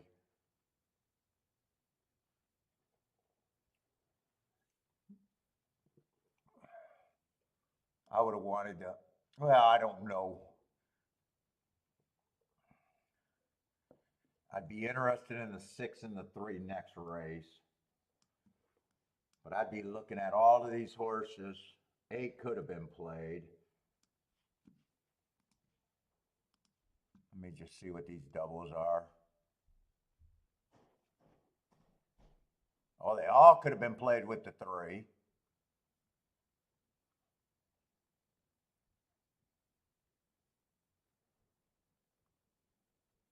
And only the 8 with the 6. So all of this group could have been played with the 3, but only the 8 with the 6. I'm just going to put no bet here.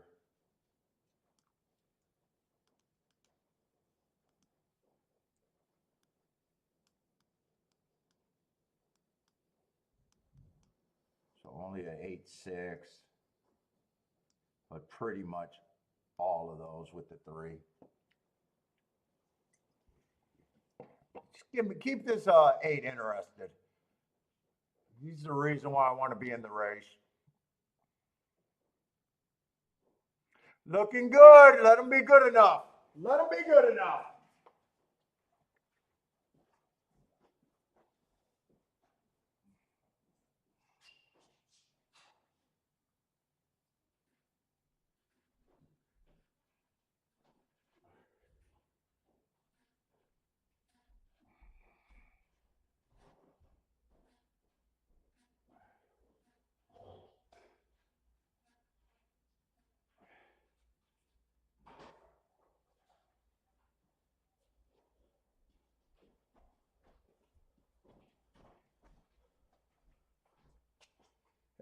Four, any chance the 8 gets second?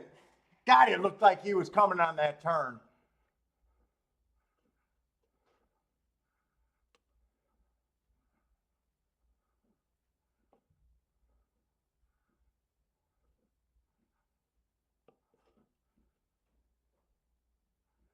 God, he looked interested on that turn.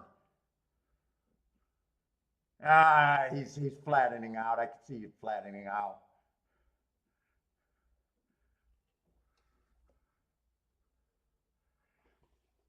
Yeah, he ran. I was right to get excited, but God, he flattened out. 4, I think, was the speed horse with the hearts.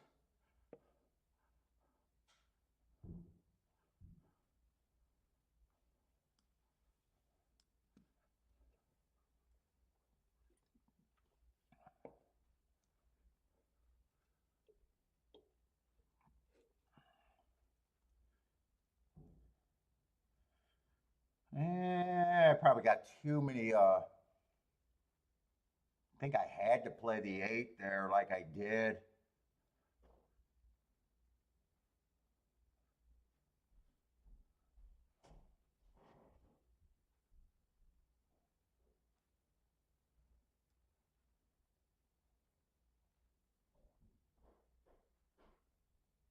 It doesn't, it looks catchable, but if I'm king off the 4 horse, I got way too many horses.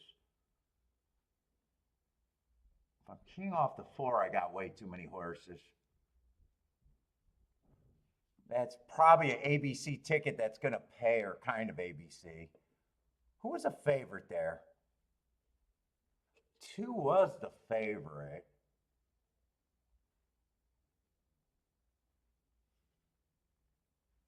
I don't know why the 2 was a favorite there. They're all coming out of 10-13.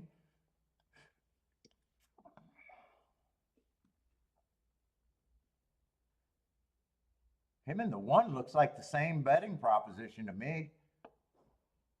Which means why would you take him at 2-1 when the 1 looks the same? I was anti-speed on the 4, but he had great marks. 4 go wire. 4 must have went wire to wire, right? 4 must have went wire to wire.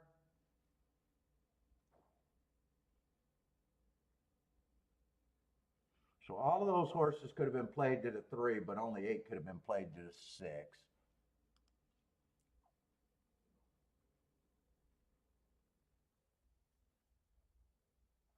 Yeah, because for all of them to the 6 are single digits. Only 8 could have been played to the 6.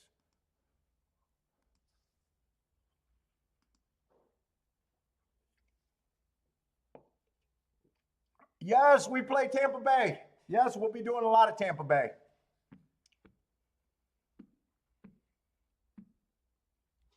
Pretty much we play Tampa Bay pretty much the whole meet.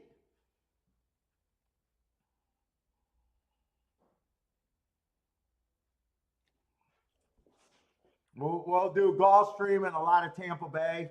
Aqueduct, I think gets too short of fields. Kentucky racing turns into Turfway Park. I love Turfway Park, but I don't stay up to do Turfway Park anymore. So we probably get rid of Aqueduct, unless Aqueduct has big fields. We definitely have Gulfstream during championship meet. And we usually pick up Tampa Bay, Fairgrounds. But Fairgrounds last year, even though my bias and everything was great, it was such a bad meet with nothing but favorites.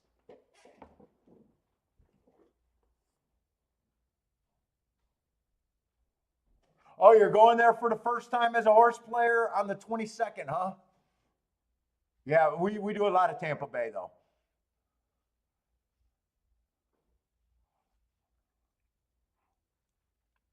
Tampa Bay is the only track that I played without winning for years. And then once the show started, because I struggled through a card, I realized that I used to not play the turf route races there, or the turf sprints. So I used to only play the dirt. And I love it, but I never was successful. And then we started doing the show, so I started, having to handicap everything.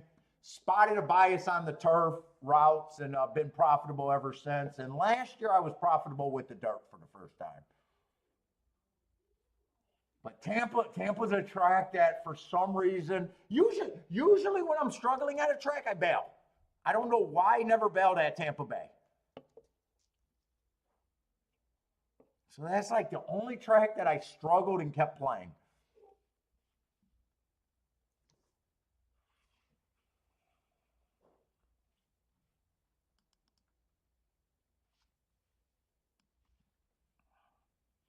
And now I'm going to have to think at Churchill, because I will admit that I don't believe that there's an inside bias there.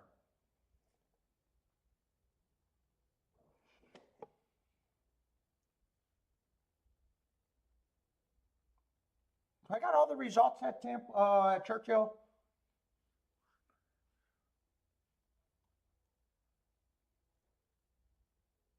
I think we're missing one result, but I think it was a turf race, right?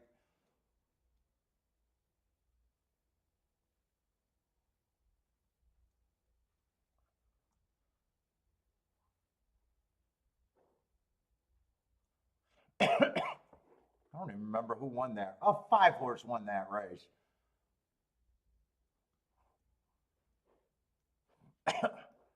5-horse won. I think he might have stalked, but I'm not sure. I wasn't interested in that race and didn't really watch it even. 5, 6. That would be 6 results. So right now, everything's just been speed and stalkers, other than that closer on the 3.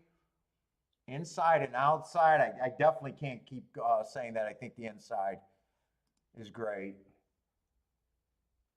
So I actually got a handicap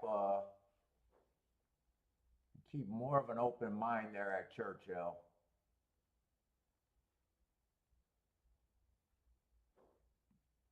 I wanted the easy button like it was yesterday.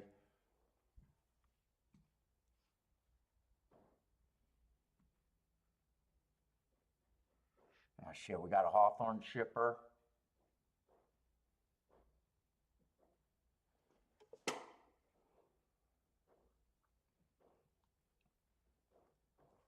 Yeah, I gotta get him. I hate it when I gotta get somebody. Let's see, where am I at? Where am I at?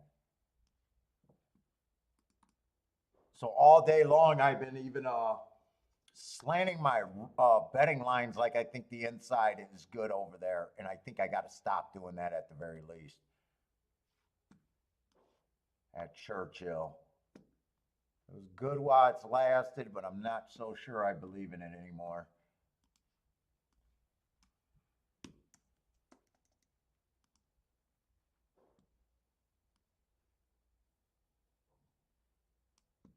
No. Average, fastest winner of the day. Average. He's been getting speed tracks and been taking care of business. Fastest winner of the day, but on speed surfaces.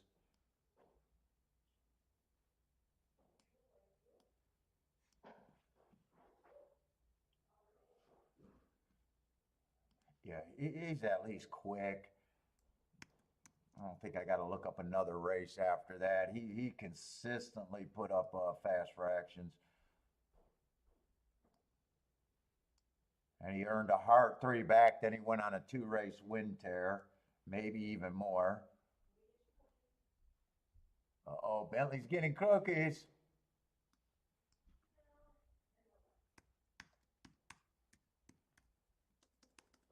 In that race, he would have ran against the track.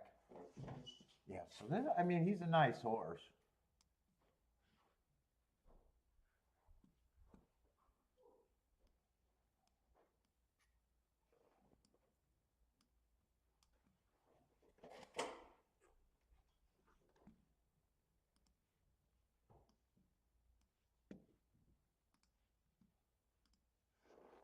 Let's see, we got some lukewarm favorites at 3-1. We got a whole bunch of horses between 3-1 and 5-1. And I'm always going to say, these races to me force you to have a better opinion.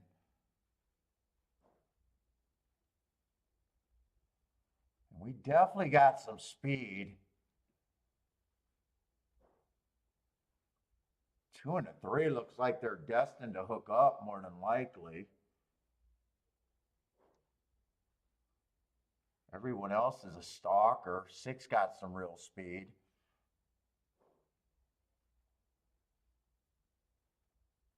Wow, 6, October 18. There's a lot of horses coming out of that race.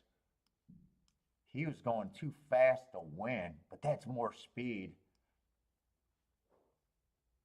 What is that, 10-18, 10-18,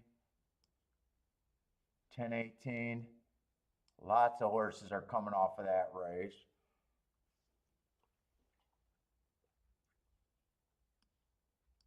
In fact, the 3's coming out of that same race and has a lot of speed. So the 3, this looks like 1 won that race, but 1 got, he was an early pressing day that got horses earning hearts dueling on the front end. That almost looks like a perfect trip.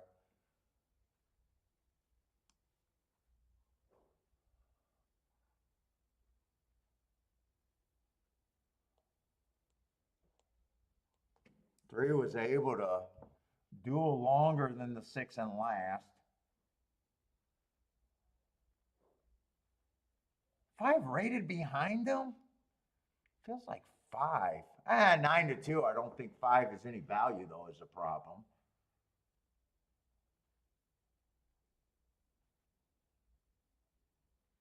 Although 3 and 6, they both held on pretty good. 3 got the better of them last race, but not 6. All right, if 3 is 5-2, I know 3 got the better of them. 6 is still where the value's at between that group. 6 is still capable of stalking too. 6 is stalked on the turf.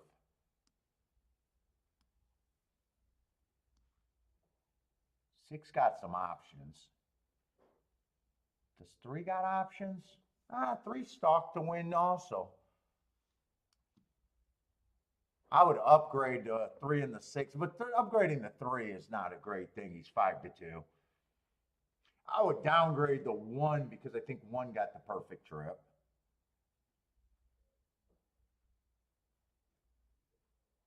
There was one other horse that came out of that race that earned an asterisk. Who was that?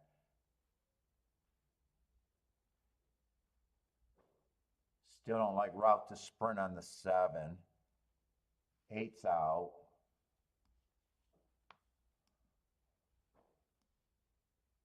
Fuck, 9 offers more speed.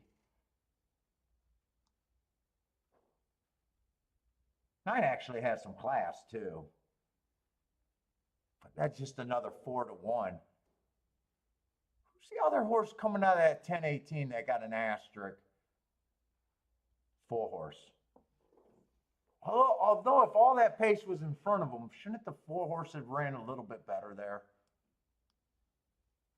He would have been running against the track.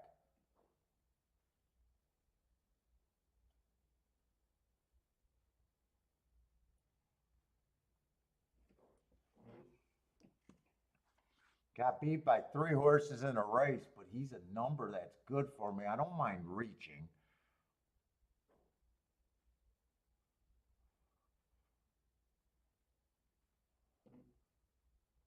The track backs up. The 1, the 4 would definitely benefit. Dude, I might just do a 1, 4, 6 in a box. Hoping that happens.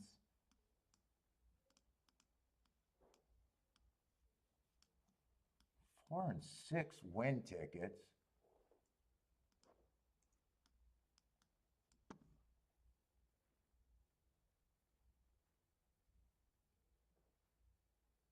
Might want a 149 too, or no, not 149, 469.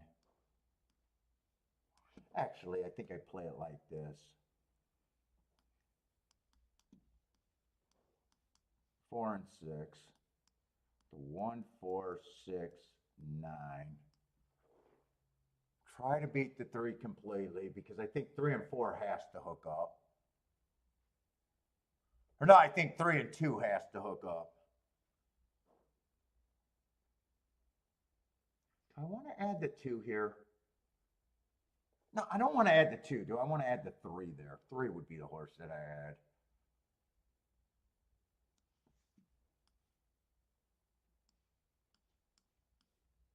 Oh, that's a $16 base bet. I've been trying to get away from them. Let's see, I can do this. But I think I press with the 6.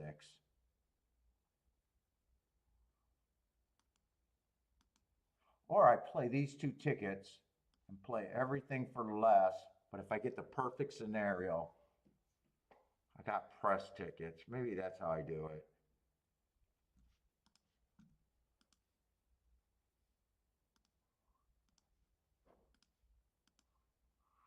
Who's the 7 there? I kind of overlooked the 7 completely. 7 would benefit also on a fast pace.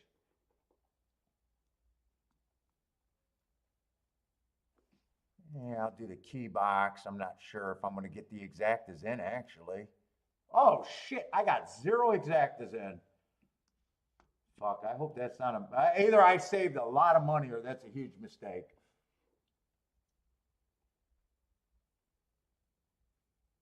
Keep this 6 interested stalking for me.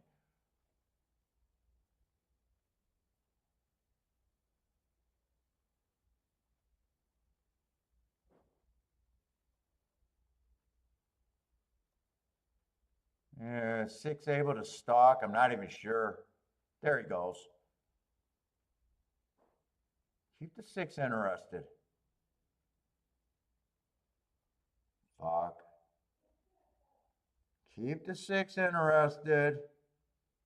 3 just looks like he's easy. Come on, keep this 6 interested for me.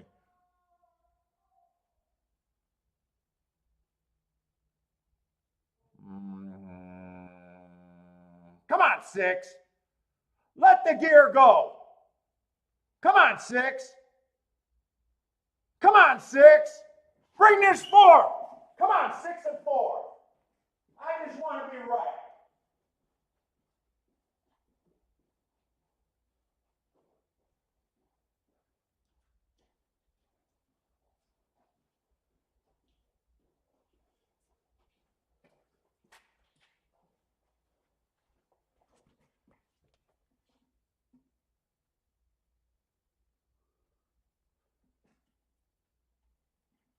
All right, I'll get the win ticket.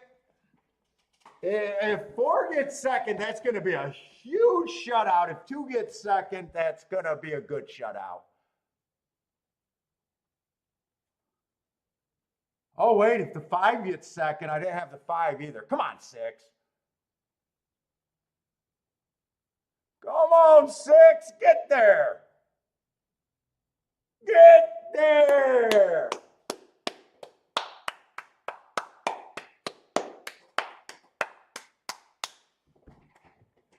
Get there, baby.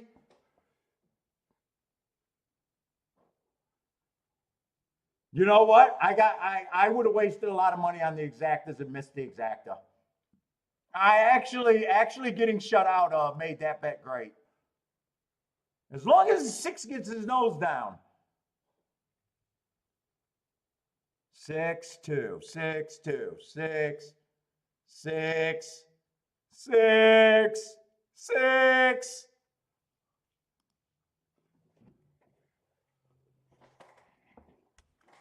Let's go. Let's go.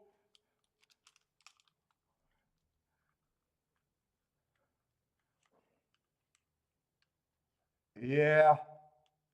I thought the 3 was better than the 2, and mostly it was because fucking 2's a Hawthorne shipper.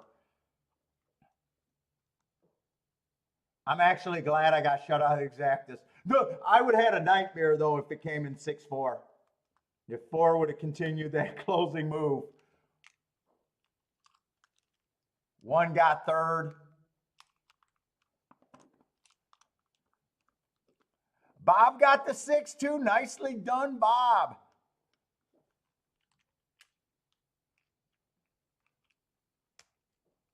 Come on, boom. Let's go, Bob. No, I got the 6 and the 4 to win. I'm happy I got shut out of the exactas. I only got shut out of the exactas. I got the win ticket down. I got shut out of exactas, but I got the win ticket. Best person got the 6. Nicely done.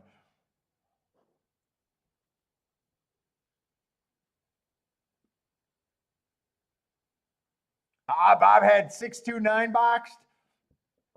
I thought that the 2 actually ran a great race.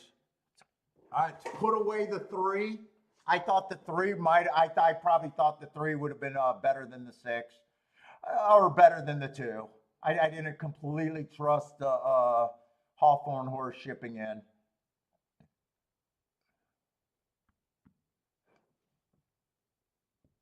Yeah, horses out of the same race with the shipper. That's what I noticed. Everyone was coming out of that same race. And I said, 6-3 got the better of the 6, but this is horse racing, and he was 15-1, but 20-1 is greater than 5-2. It was just to me the right move. You got to key off you got to use the 6 over the 3, even though they're the same to me. They were the same horse to me.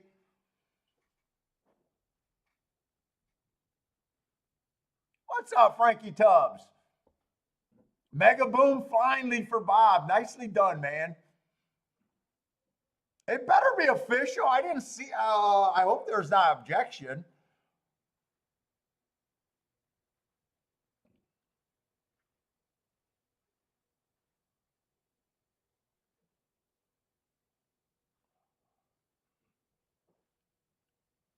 Come on, K-Phil. I'm not missing 2 bombs today.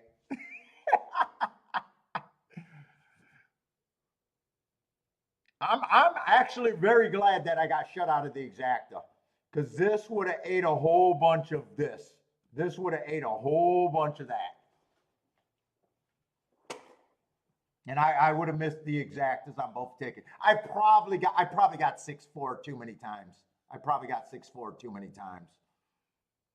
And this is a $16 base bet, so I'm really eating into the win tickets. Let's go. $42 horse. Nicely done for the ones that got this another 100 to 1 exacta over there. $112 exacta. Twerpy, I think that's a bad race for me. I like 2 horses, but one of them is going to be a big favorite. I'm probably, right now after that hit, I probably just walk away. Let's see, they did scratch the 1. We got some first-time starters there. I was trying to get alive to the 3, and I was trying to get alive to the 6, but did not play. Actually didn't get a chance to bet those doubles.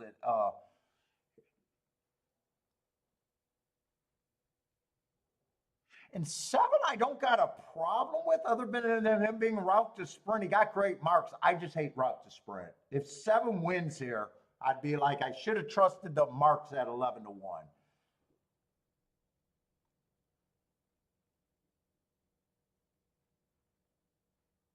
So right now, 6 is kind of unplayable. 3 definitely has to improve.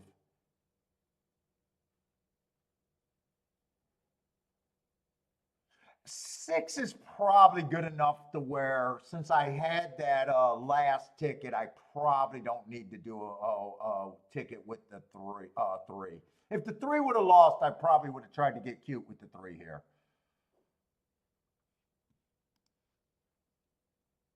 But now it's just securing a winning day now. I hit 2 tickets today. Actually, I thought I handicapped pretty good. Wasted another horse at 11 to 1. Had good insights on that 40 to 1 horse. I'm not sure. I wasn't that close to playing that, even though it was great for the show to know that that was the only spot that could have been played there. So I am now up for today.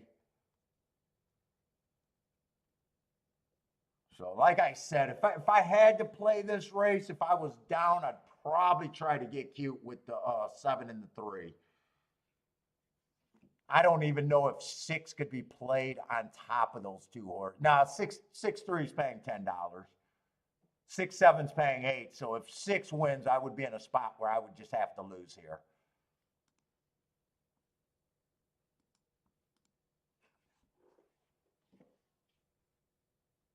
All skill, no luck for best person. Nicely done, man. There you make your own luck in horse racing, man. It's just...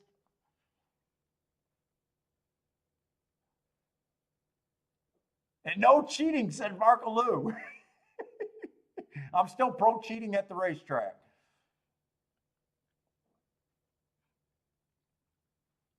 Like here, there's only 1 horse you stiff here. If the mafia's paying money to stiff a horse, it's pro betting, because you don't stiff anyone but the fucking 6 here. 6 is the only horse that's capable, unless it's the dumb mafia. You wouldn't pay to stiff any other horse other than the 6 here. Unless you're the stupid mafia.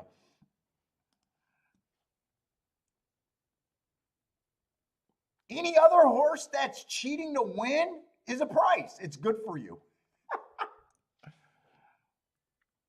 Oh, 7 is coming out. Wow, with this route horse, that was a heart horse. I love the marks, and usually I don't like route to sprint is because they're not fast enough. Right now, he's given himself a real shot to win this race. Although 6-7 is not good, so 7 has to win here. Because if it's 6-7, it's an $8 exacta.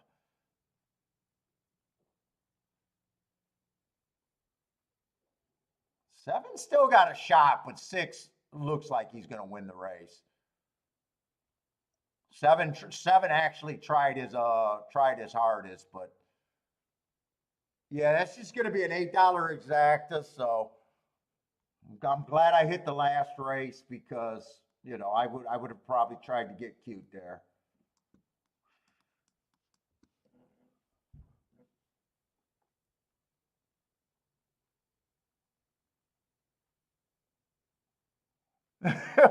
Frankie Tubbs trying to play between it on his lunch break today.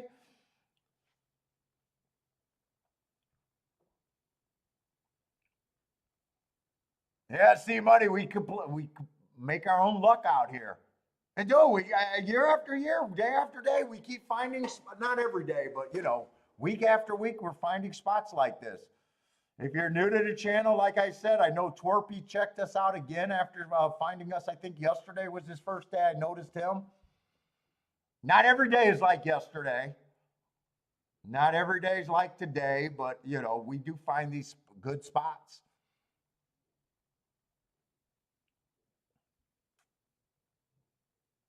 They're honestly, they make a lot of sense. We find these spots, and that's all we're trying to do on this show is promote this.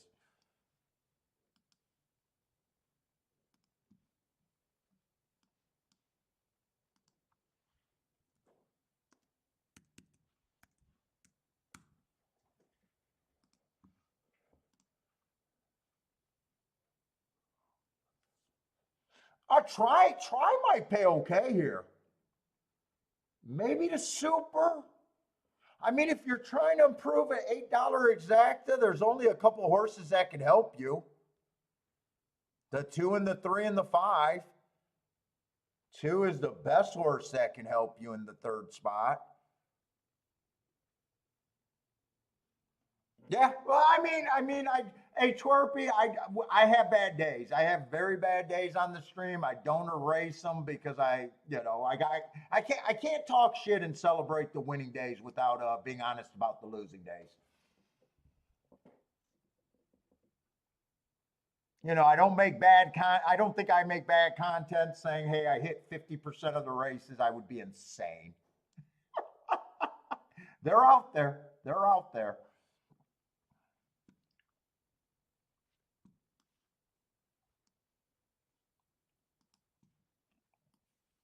Doing a lot of work to get little advantages.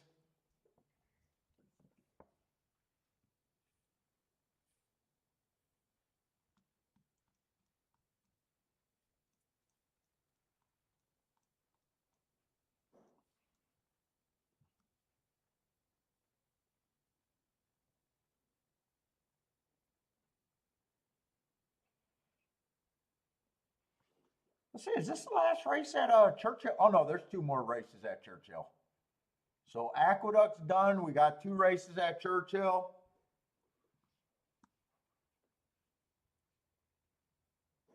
Let's see, yeah, $5 double. But we knew that. I looked at the doubles and knew you couldn't play those. Trifecta, $31 for 50 cents. That's my threshold right there. That's the lowest trifecta I want to hit for 50 cents.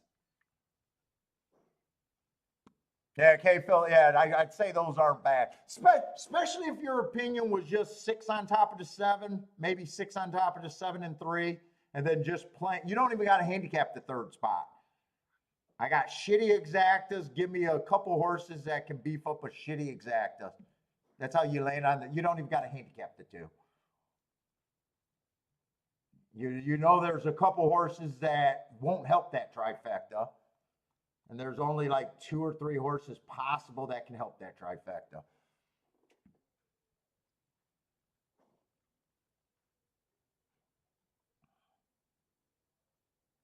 So much of betting is just knowing what you can't link together. That even if you're right, you're wrong. And Marco Lou will tell you I'm not the best bettor out there. but I do understand some things about betting.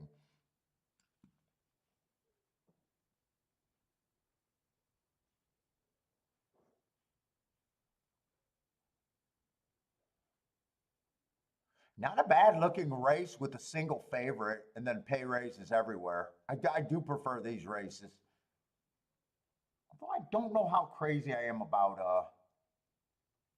I might be in a spot where I'm taking my ball and go home right now. Kind of struggled today. Kind of struggled, messed up some tickets. Markaloo can't be the only one, right, Markaloo?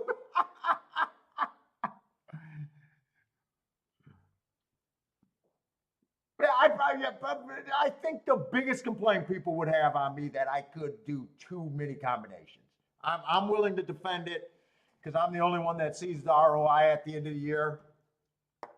And actually, since talking with Joshua with I can't even tell you how much better my ROI is. Well, I checked 3 weeks. I checked last week. What's up, Easy Weaver?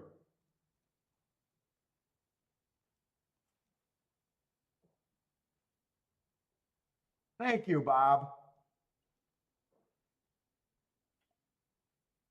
Dude, I'm still waiting to get rid of the show as soon as I think there's another show that just makes me have to stop.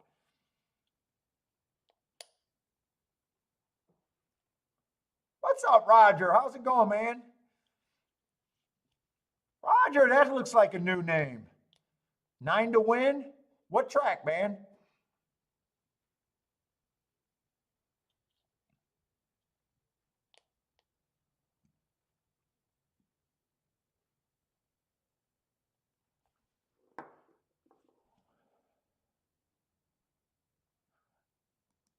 Let me see. Is this our first turf route race? It's just a 2-year-old race. It's late in the day, and I had my get out race that turned everything profitable.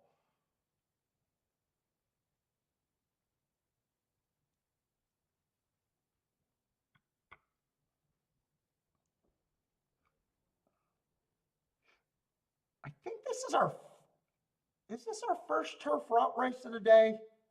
We've seen a turf sprint race today. I don't remember seeing a turf route race today. This might be the first one of the day. Definitely looks like it.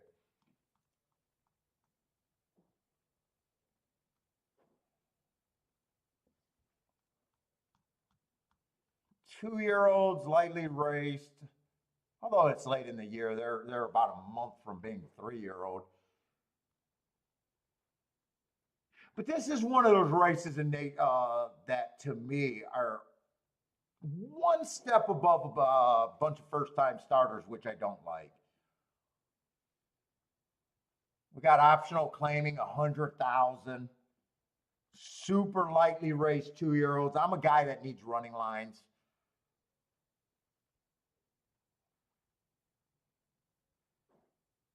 You know, you got a race here where, you know, horses either won first race out.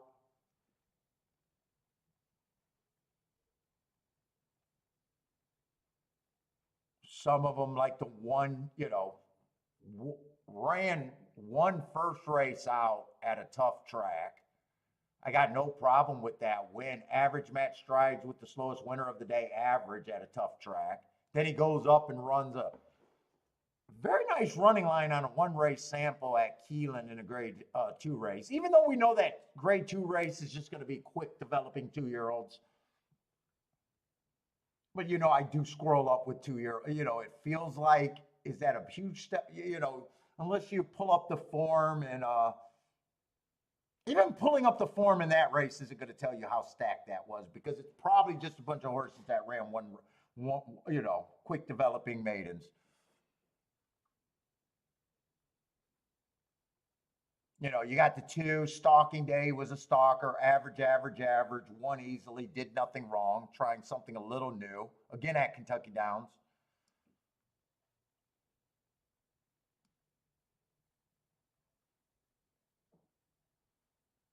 I don't know if I trust the 3-horse. 3-horse first race out, I can forgive anything first race out. Plus, I had that it was early pressing day and he was a closer. Second race was a 1-race sample. And third race, he runs a top speed figure on a day that my notes had that it was a speed favoring track and he went wire to wire. You know, was that because it was a speed, you know, I can't prove biases, but that was my thought of the day, that it was a speed day. So I'm not lightly, you know, but he is lightly raced, so maybe he did improve, or maybe it was just based on, but he would be a bigger price for me.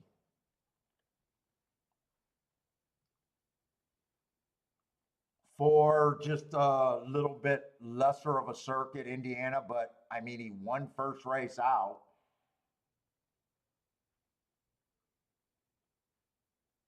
What did I say the bias was there, or if there's any? Oh, I'm anti-speed there. I am anti-speed over there at Churchill. Out of 59 races, they only went wire to wire 6 for 10%. Stalkers are dominant and closers are dominant.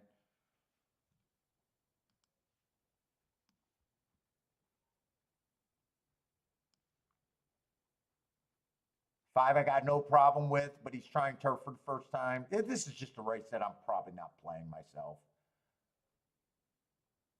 6, if I'm right about a stalker and closing day, probably got some upside.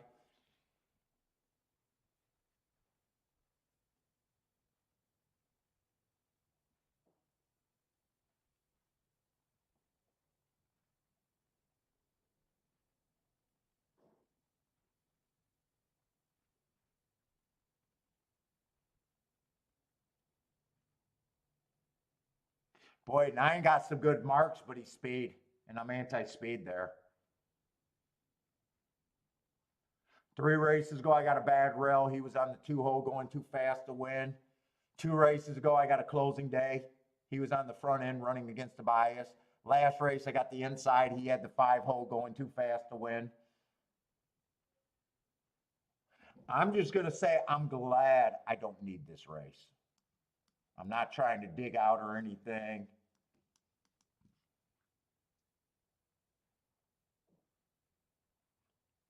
If I want to trust the bias report and say I'm anti-speed, that kind of eliminates the 9. That probably eliminates the 7, although 7 can rate. That probably eliminates the 4, but he's so lightly raced, it's always dangerous to say after 1 race that's a horse's running style.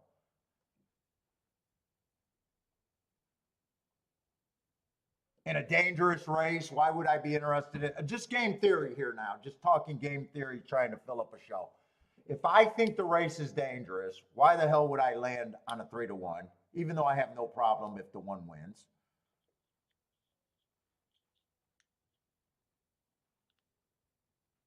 Why would I land on the 5 trying turf for the same first time at 8-5 if I think the race is dangerous? 6 would be more interesting than both of them. Same running style. Already tried a $500,000 stakes, but I don't have a bet here. We're just talking a little bit of game theory. 8 would be a better option for me than those 2. 10, I'd say 10 at 4-1.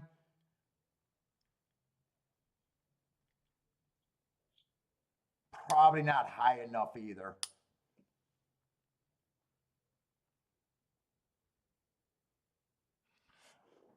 Let's see. I was just going to say Marco Lewis King off the 10. I will say that 10, I got slowest winner of the day, but routers or closers don't earn as good. You know, if this is all pace for a deep closer, you know, he's not going to look sexy there. But I will say one thing. I got that the inside of the track was good. He started from the 4-hole, so I gave him an asterisk. Does say he was on the inside, though. But to me, the 7-2 is what stops me on him anyways.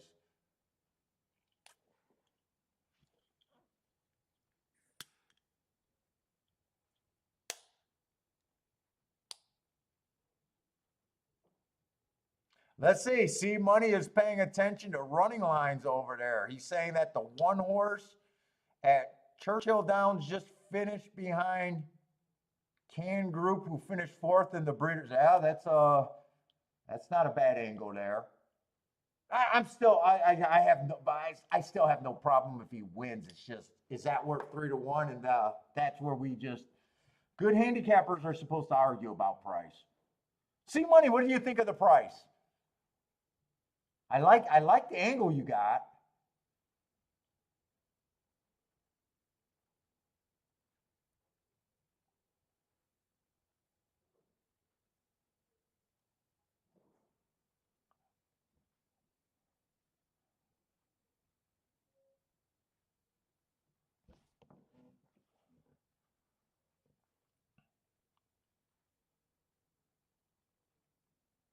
Yeah, I got no bet here. Mofo Joe, what's up, man? I haven't heard from you for a while, man. What's up, Mofo? You like the 8 horse today? Who's the 8?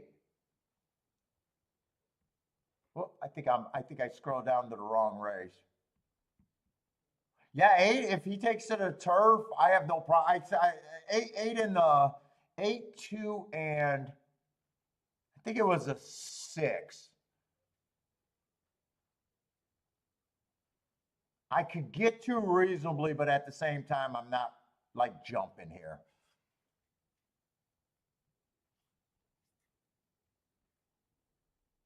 Okay, C Money gave me a price. 5-2 is fair value. But he's still downgrading him because facing winners for the first time. Well, this is winners for the second time. How big of an overlay do you need? 5-2 right now. You're getting 3-1, so technically an overlay, but fucking got to worry about the. You do got to worry about the late odds and him not being that price. K Phil's going with the 2 to win. 2 if 2 rates and can go the distance. At least he's been on turf.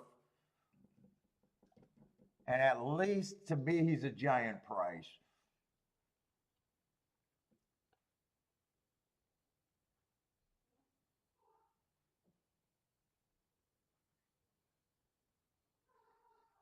Oh, Mofo, you waited for this race. This is your play, huh? Race of the day for Mofo. Good luck, Mofo.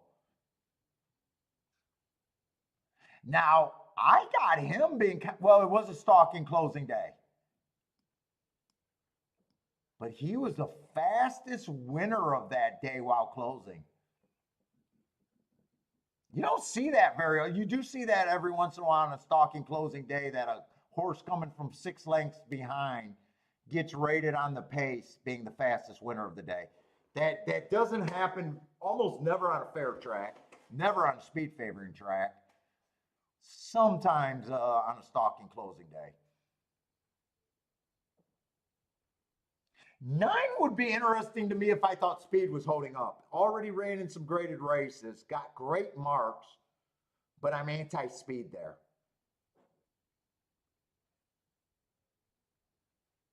But I don't, from my bias report, I don't believe speed is holding at a 10%. It's not a speed favoring track.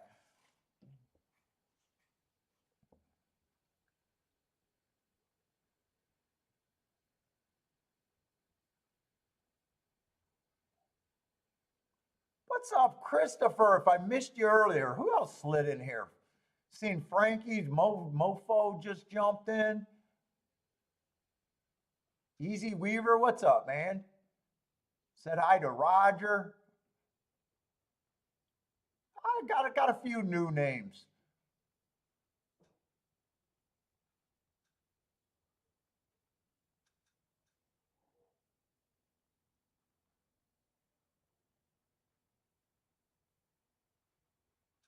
Beer Maker, what's up, Beer Maker? If you're still around, I missed the Beer Maker over there. Larry, I missed Larry too.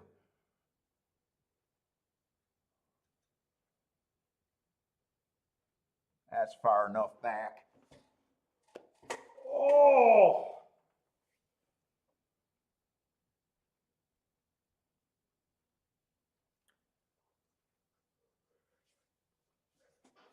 Let's see, 5, 1, and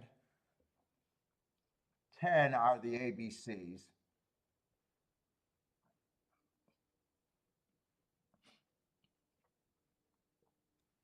So I'm kind. This is kind of where I'm at.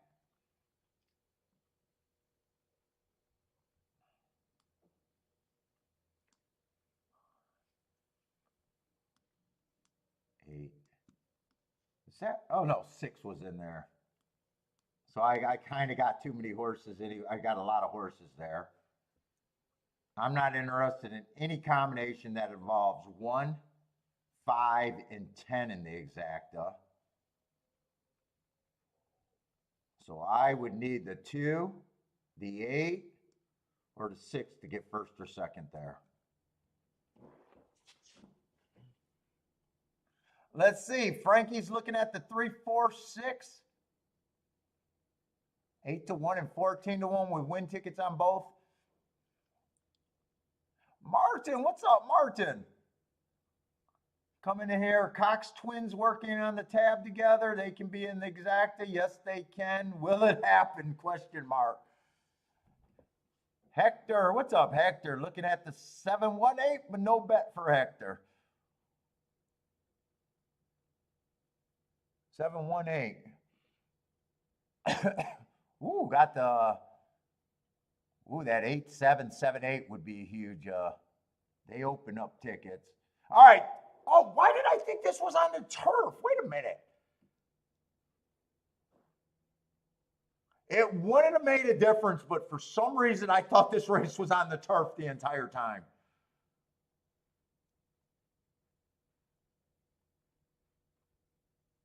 And it would have made a difference because speed can win. I was handicapping. I handicapped this. Wow. I thought that I sworn this. I thought this was on the turf.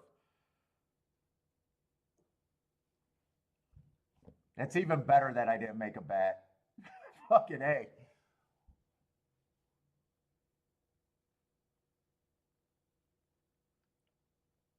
$23-2, 47-2. Oh, next race is on the turf. I don't know, but there was a lot of turf horses in this race. I guess I just assumed because there was so many Kentucky Down winners that it was on the turf. Yeah, the first 3 horses I looked at were all turf horses. Wow, I kept saying that horses are trying turf for the first time. 3 and 2 are running good, but they are going to get ran down by the 1, it looks. And here comes the 5. Here comes the 10. This looks like an ABC finish right now, unless the 2 can keep fighting. Come on, 2 gets set now. And I said I would want no order of anything with 10, 1, 5.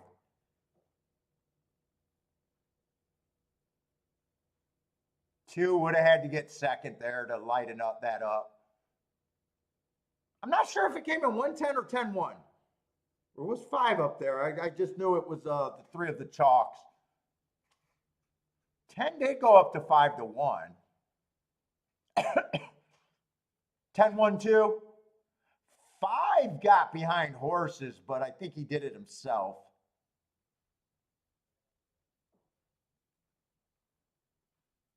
Was 2 one of the horses I was rooting for? I think he was. Yeah, he was.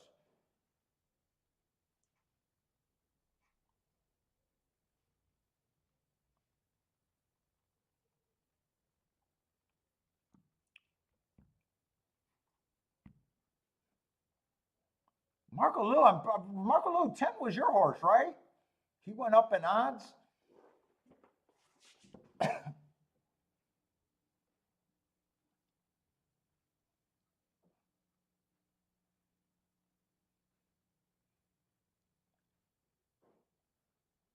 $10-1-2 at Churchill. What's up, Matt?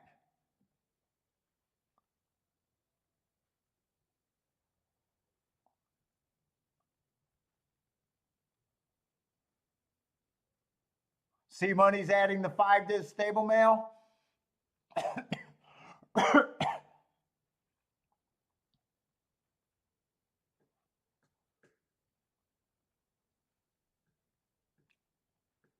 Oh, one got in the way. You would have had the 10-2? One got in the way. Two tried. Two tried. If you needed a 10-2, he was definitely trying, and that's exactly that would have fucking mattered.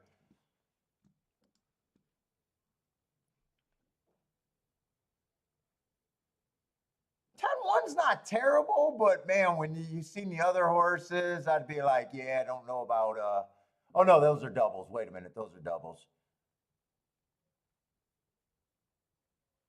Oh wait, 10-1 is actually paying 33 to 1. Is that right, or did they flip that?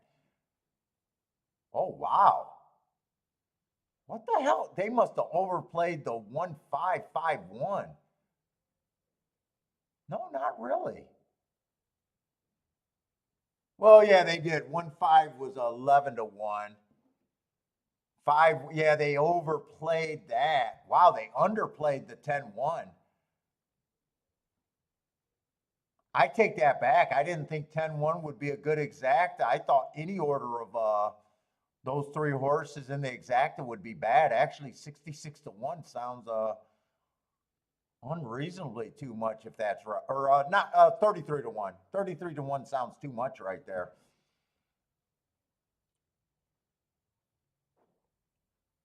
Yeah, okay, Phil, I agree. I think that I kind of assume that even if the 10-1, if it came a 10-1, I assume that would not be paying that good. I'm a little surprised that that's paying that good.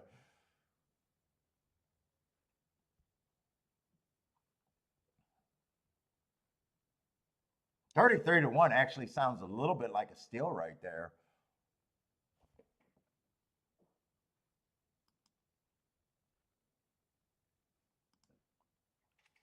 The 2 gets second, that's 100 to 1 exacta.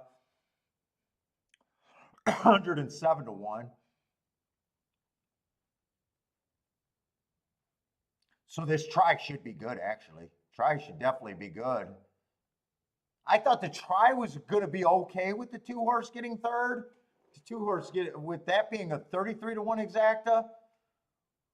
I wouldn't be shocked if this try is 100, around 100 for 50 cents.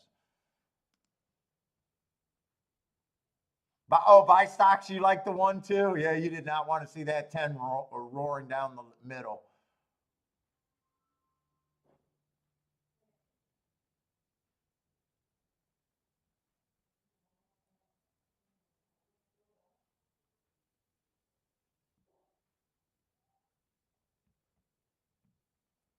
Yeah, 2 definitely ran nice. Yeah, 33 to 1 on the exacta, and the try paid great. Try paid fucking really great. $138 for 50 cents.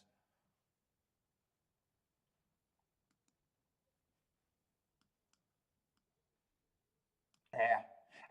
I think I would have still sat out there. I probably would, but you know what? I'm not even sure if that's where I would have been if I thought that was a dirt race. I was thinking that was a turf race the entire time.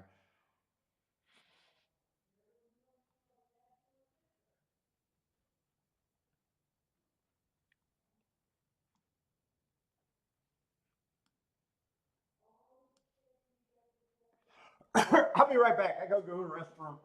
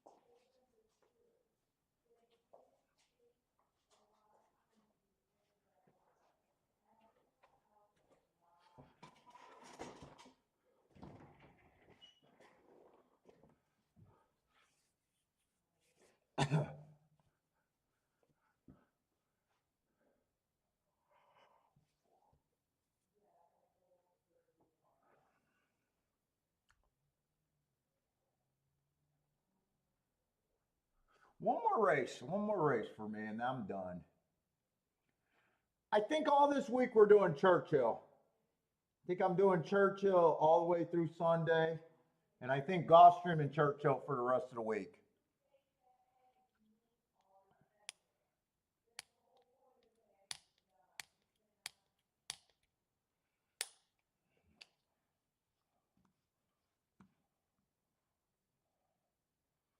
One, two, three, four, five, six.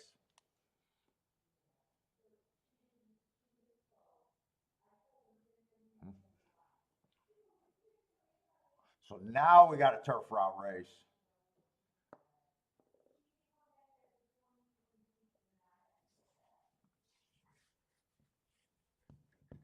Woo.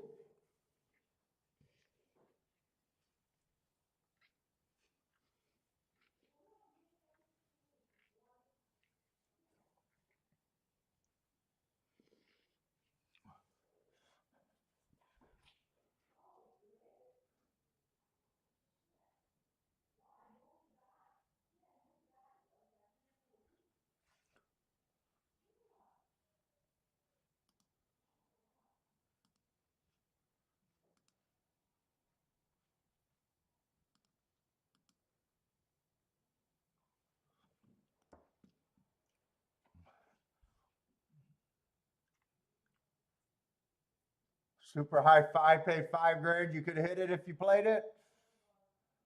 Ooh, you would have had a fucking huge day then. That would have moved you up close to 20K.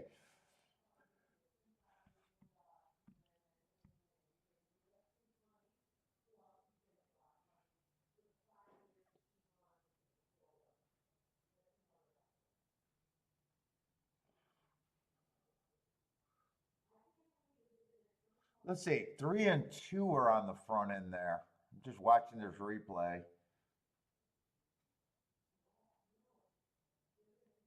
See, I'm throwing out the 3. Oh no, I never threw out the 3. But I wasn't using the 3. But if I'm looking at that like a dirt race, who knows where you end up? You're just looking at the race completely different.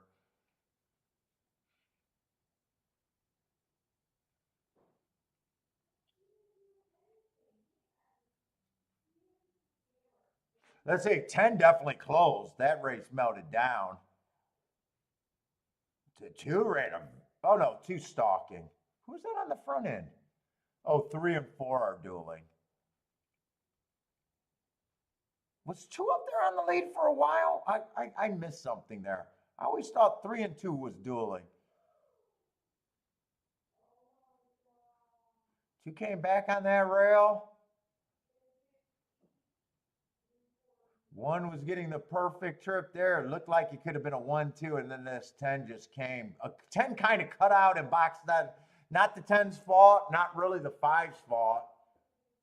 But 10 kind of boxed out the 5 there and gave 5 no room, but not objection or anything. Clean racing.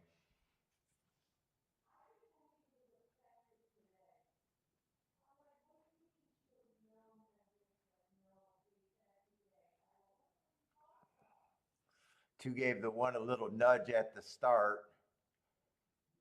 Oh yeah, 2 was up on the front end. And then the 3 and the 3 went on with the lead. Oh, 2 ran a really good race. 2 made a couple moves in that race, huh?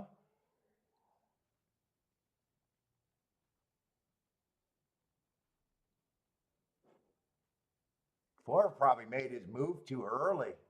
Why did 4 make this move?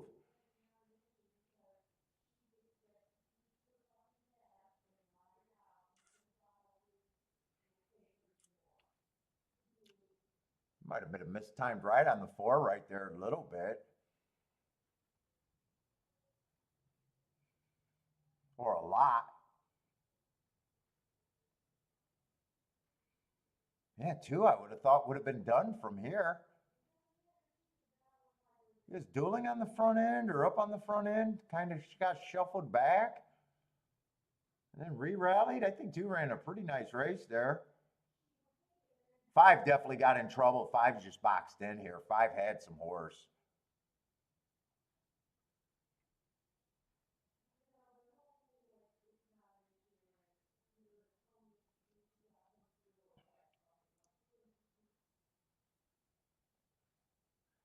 Then he tried to angle to the outside, and the 10's like, nope, I'm here first. I'm here first. Get your ass back inside. You got nothing, buddy.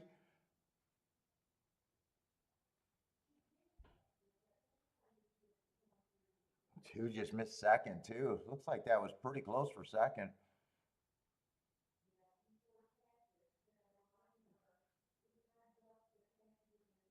Five just missed third.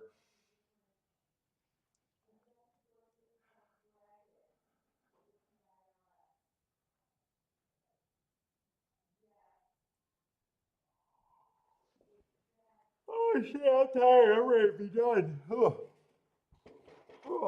I'm tired.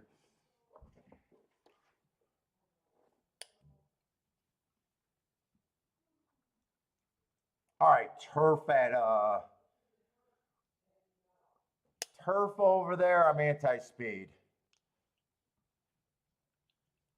Let's see, 11 horses, no scratches.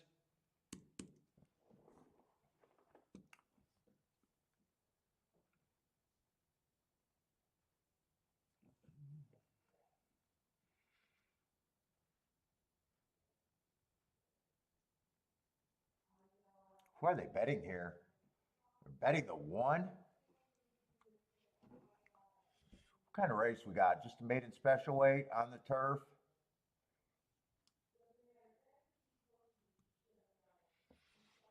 What did 1 got? 4 races ago, Stalking Day was more of a closer. Just slow, running against perceived bias. Next race, Bad Rail, Stalking Day. Had the 2-hole, so I do like that race. 2 races ago at Kentucky Downs, I got an early pressing day. He is more of a closer. I got average. So I got the excuse. In last race, I got an inside early pressing day, had the 7-hole. I got a lot of excuses on him. I have no problem with him, probably other than price, really, or her. I always say the short price, the worst bet in racing is a short price closer. I'm not sure because this horse can stalk, so maybe he's not a short price closer.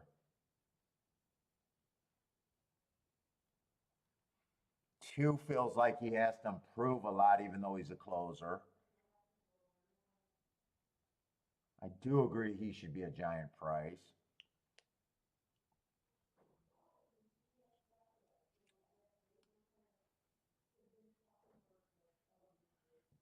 First race out, I got a Bad Rail early pressing day, so he ran against the bias there. Next race there, oh, those are sprints. He's probably not going to be a sprinter. That's a nice close on early pressing day, 2 back. But then last race, inside stalking closing, I would have figured he would have closed if I was right about the bias there. Kind of didn't fire at all there. Although that is a long layoff from March to, but still, this horse should be a price.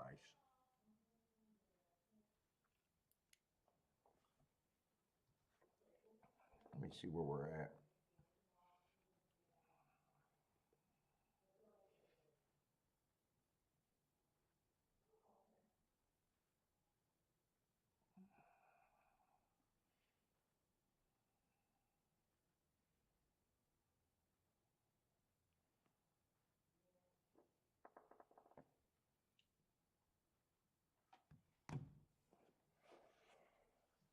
Let's see. 3 is long.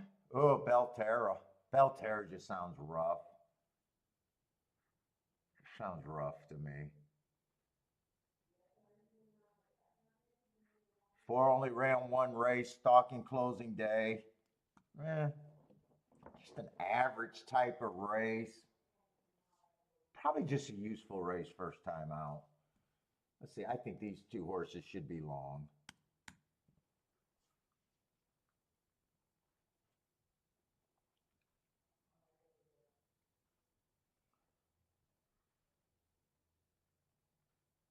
5, I don't mind last race. Stalking closing day. That's a nice stalking trip while being 1 tick slower than the fastest winner all the way around. First race out, I don't mind that. I can excuse anything first time out. It looks like a useful running line. Plus, I thought that the inside was good and he had the 8 hole. I think that's a nice second at the very least.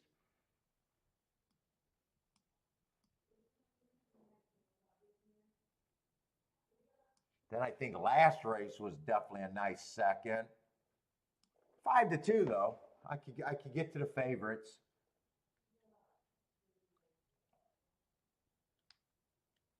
Yeah, 6, stalking closing day. He had the right track, lightly raced.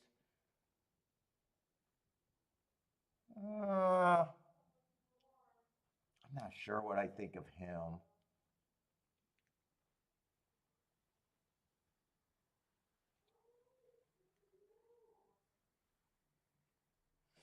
If 7's not the pace and just rates, I don't mind him. 4 races ago, while stalking, was aggressive on the middle move, going too fast to win. Comes back, chases the slowest pace of the day, probably not a sprinter. I think that's an okay third. I think that's a good third 2 races ago, 1 tick slower than the fastest winner. And then last race, I got him running. Yeah, 7 I can get to. 7's probably going to be an overlay.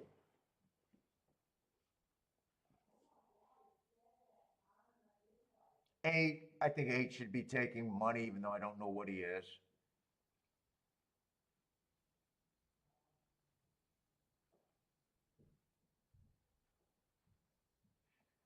Nine feels like he got to improve a lot.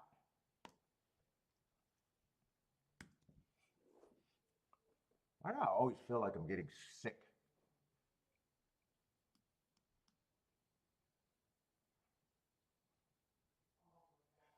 Ten has to improve a lot.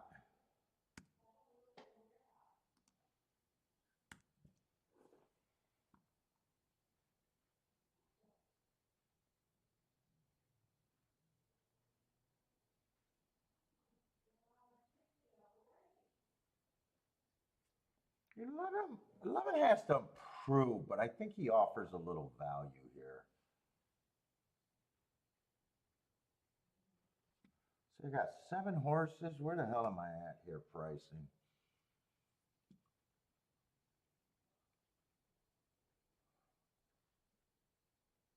Seven, 11 should be on the longer side of that.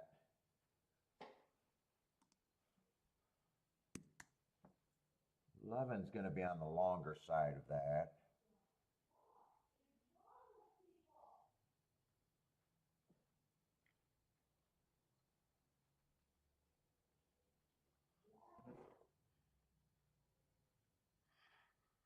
Six, I still think is a little bit of value. A bit of an overlay. 5, I think, takes points.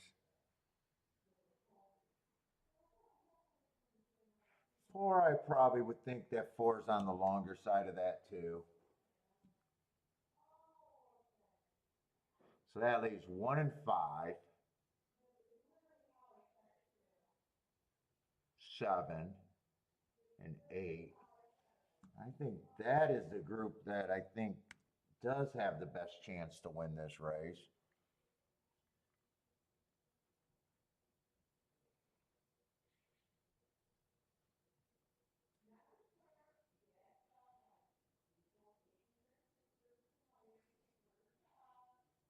If I separate them, 1 and 5 probably gets a few more points.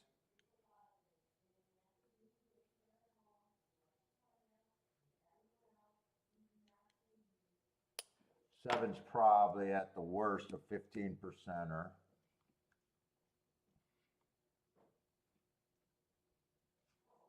See how that looks now. 21. I don't think I mess with that anymore. 7-2 is the lowest price. Let's see, that would make 8 an overlay. That would make 7 overlay. 1 and 5 are both over bet.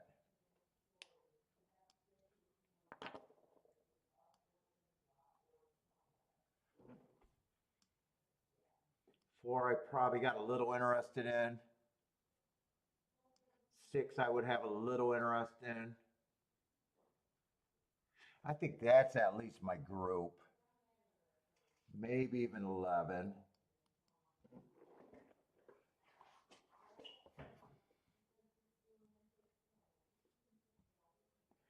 You got 6 and 8 as your best value? 6, I'm not sure if I like them. Reaching, lightly raised. I don't mind that last race. If he takes a step forward, I do think he's value.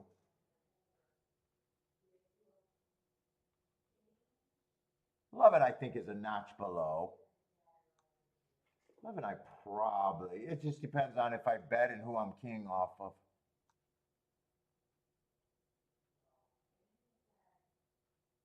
One and 5, I got no problem with them other than I've been king off of chalks all day today. In fact, 1 and 5, I'd probably only be interested in the 6 and the 4.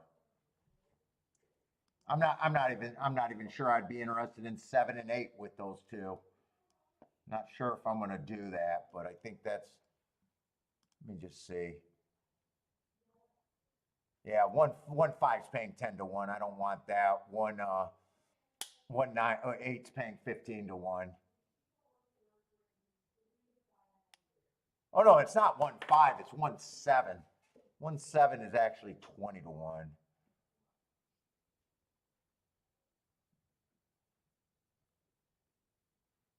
Eight, 7, I don't mind.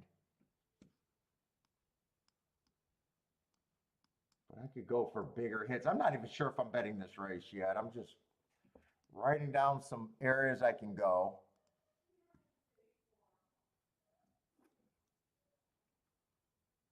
Five, I probably do like better than the 1 if I had to take a stand.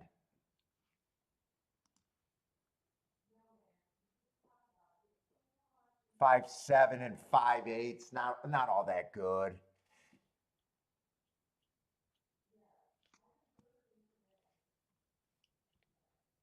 This is probably the best ticket I could come up with, though.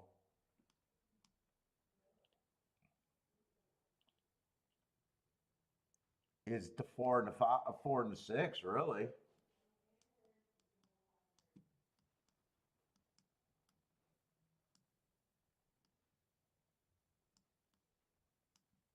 And have a 4 6. Getting fucking tired. Wow, I hit the wall.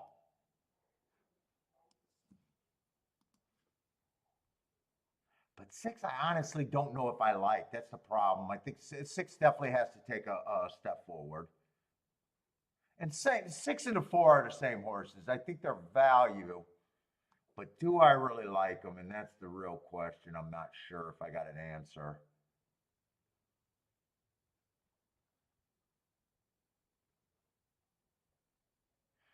Seven, I like. 8, I'm not even sure how much I like the 8 here, really.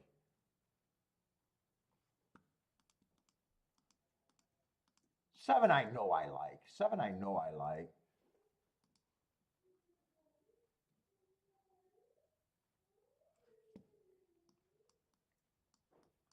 I don't think I'd turn this. I think I'd only turn around the 7 8.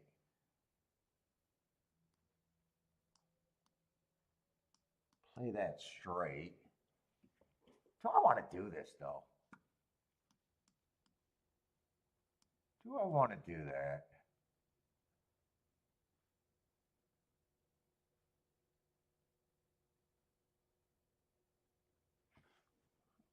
Even though this is a good ticket, if you're right, I don't know how much I believe in that ticket. So this ticket and this ticket, wait a minute. This is an 8. play those straight, let's see, if I play those straight and box this as the press, I don't mind that.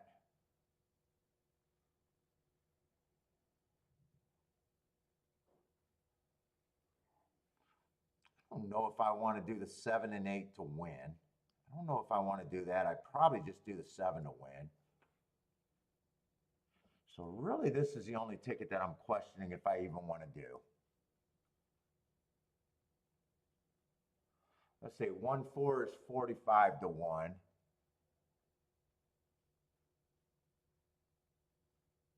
And 6 is 70 to 1, so they're not bad. 5 is 50 to 1. And 100 to 1, so they're not bad. And if it comes the other way, they're even better.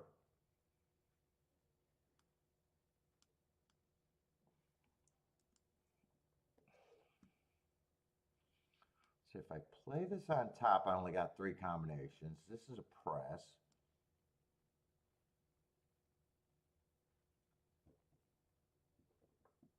I think I play a little bit here, I guess.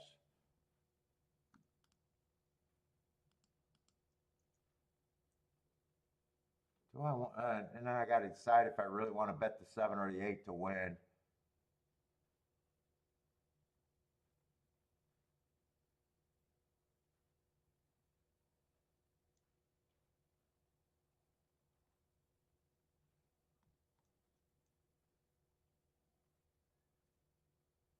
I'm on short time.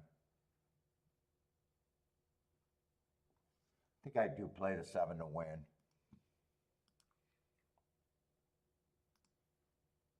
I think I do play the 7 to win. Forget the 8.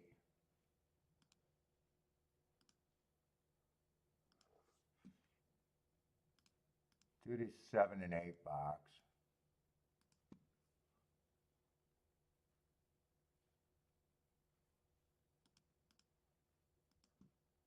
Seven on top of the 1-5. 8. You know what? I'm just realizing I don't have 7 with the 4 and the 6, and I probably want that for less at the very least. And then I'll just do that key box, but for less, I guess. 5 and 1 with the 6. Oh, all right. I'm not going to play that. I'm not going to play it. They're off. So but I did come and get this for less. And I did not key box this, and I probably think I should have key boxed that, but I didn't. Got this for less, that one for more. 7 to win. Last race, 23 and 3. Where we at? 3 got the lead there. Good luck, everybody. K-Phil's going with the 8.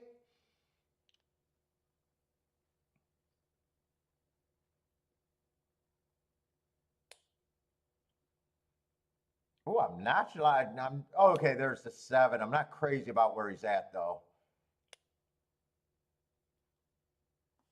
Oh, especially not with that 49 and 2.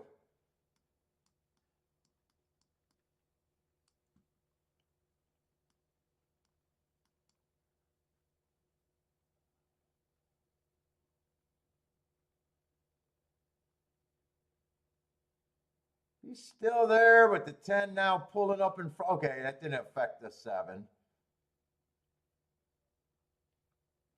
I don't think 7's quickening at the right time. Here comes the 8. Come on, 7. I need the 7 to explode through here if he has horse. Second won't do it on this bet. Now 5 looks like the horse.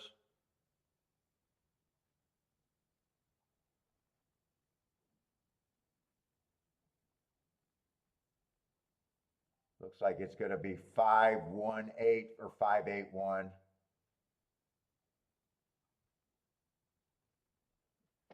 Five, 8. I know I had that written down, but I didn't think that was paying anything.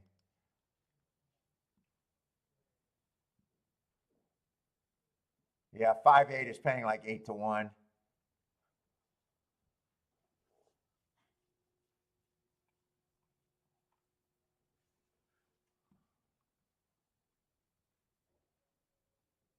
I think that I played that pretty much right.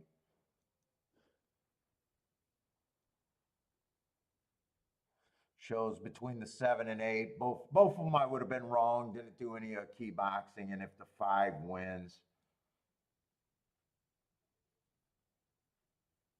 Neither of my 2 long shots ran there, so. 5-8-1. 5-8-1, and I'm not sure who got 4th.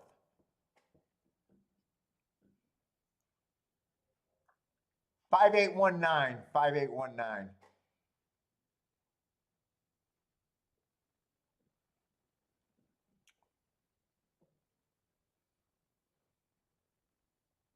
So my betting line wasn't bad. I just thought that those horses were over bet.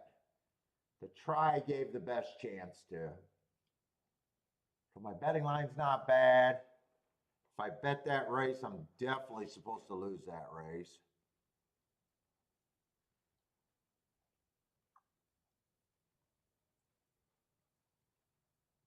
Could have sat out that race too because I didn't have that much of an opinion.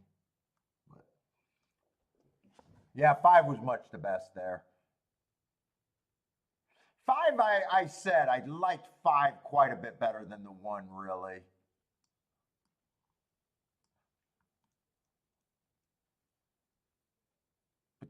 Just between the 2 favorites matchup.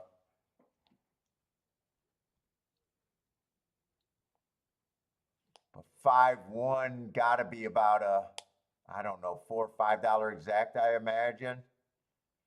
$5.50 exact. Oh no, it's 5-8. 5-8 is I think $8.50 exact. So there's no upside on this try. No upside on the exact unless that's the only combination you got straight.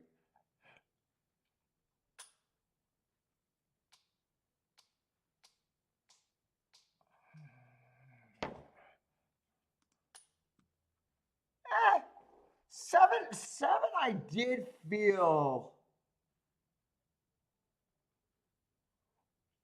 was the biggest reach of my contenders. I didn't even give him the 21%.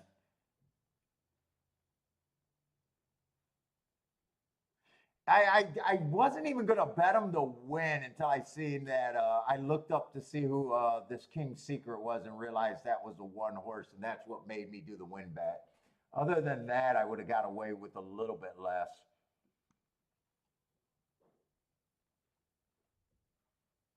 Not a bad day, but not a huge day either.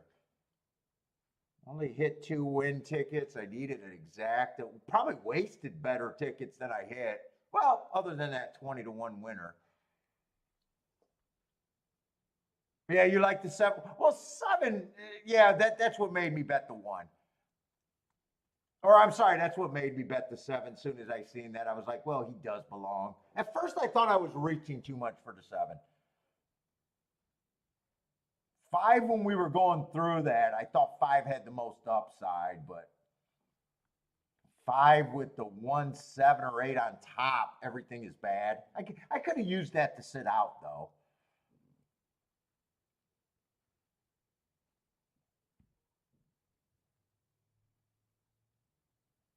All right, definitely not a bad start to the week with yesterday and then today.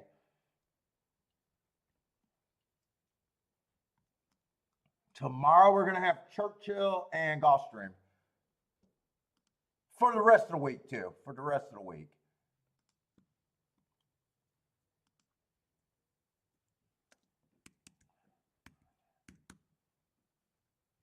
But I am done.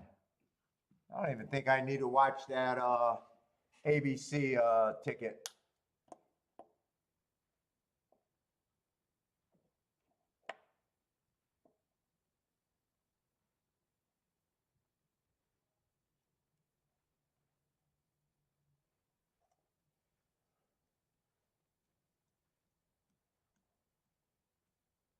Needed an exacta, man. An exacta would have been pretty big today.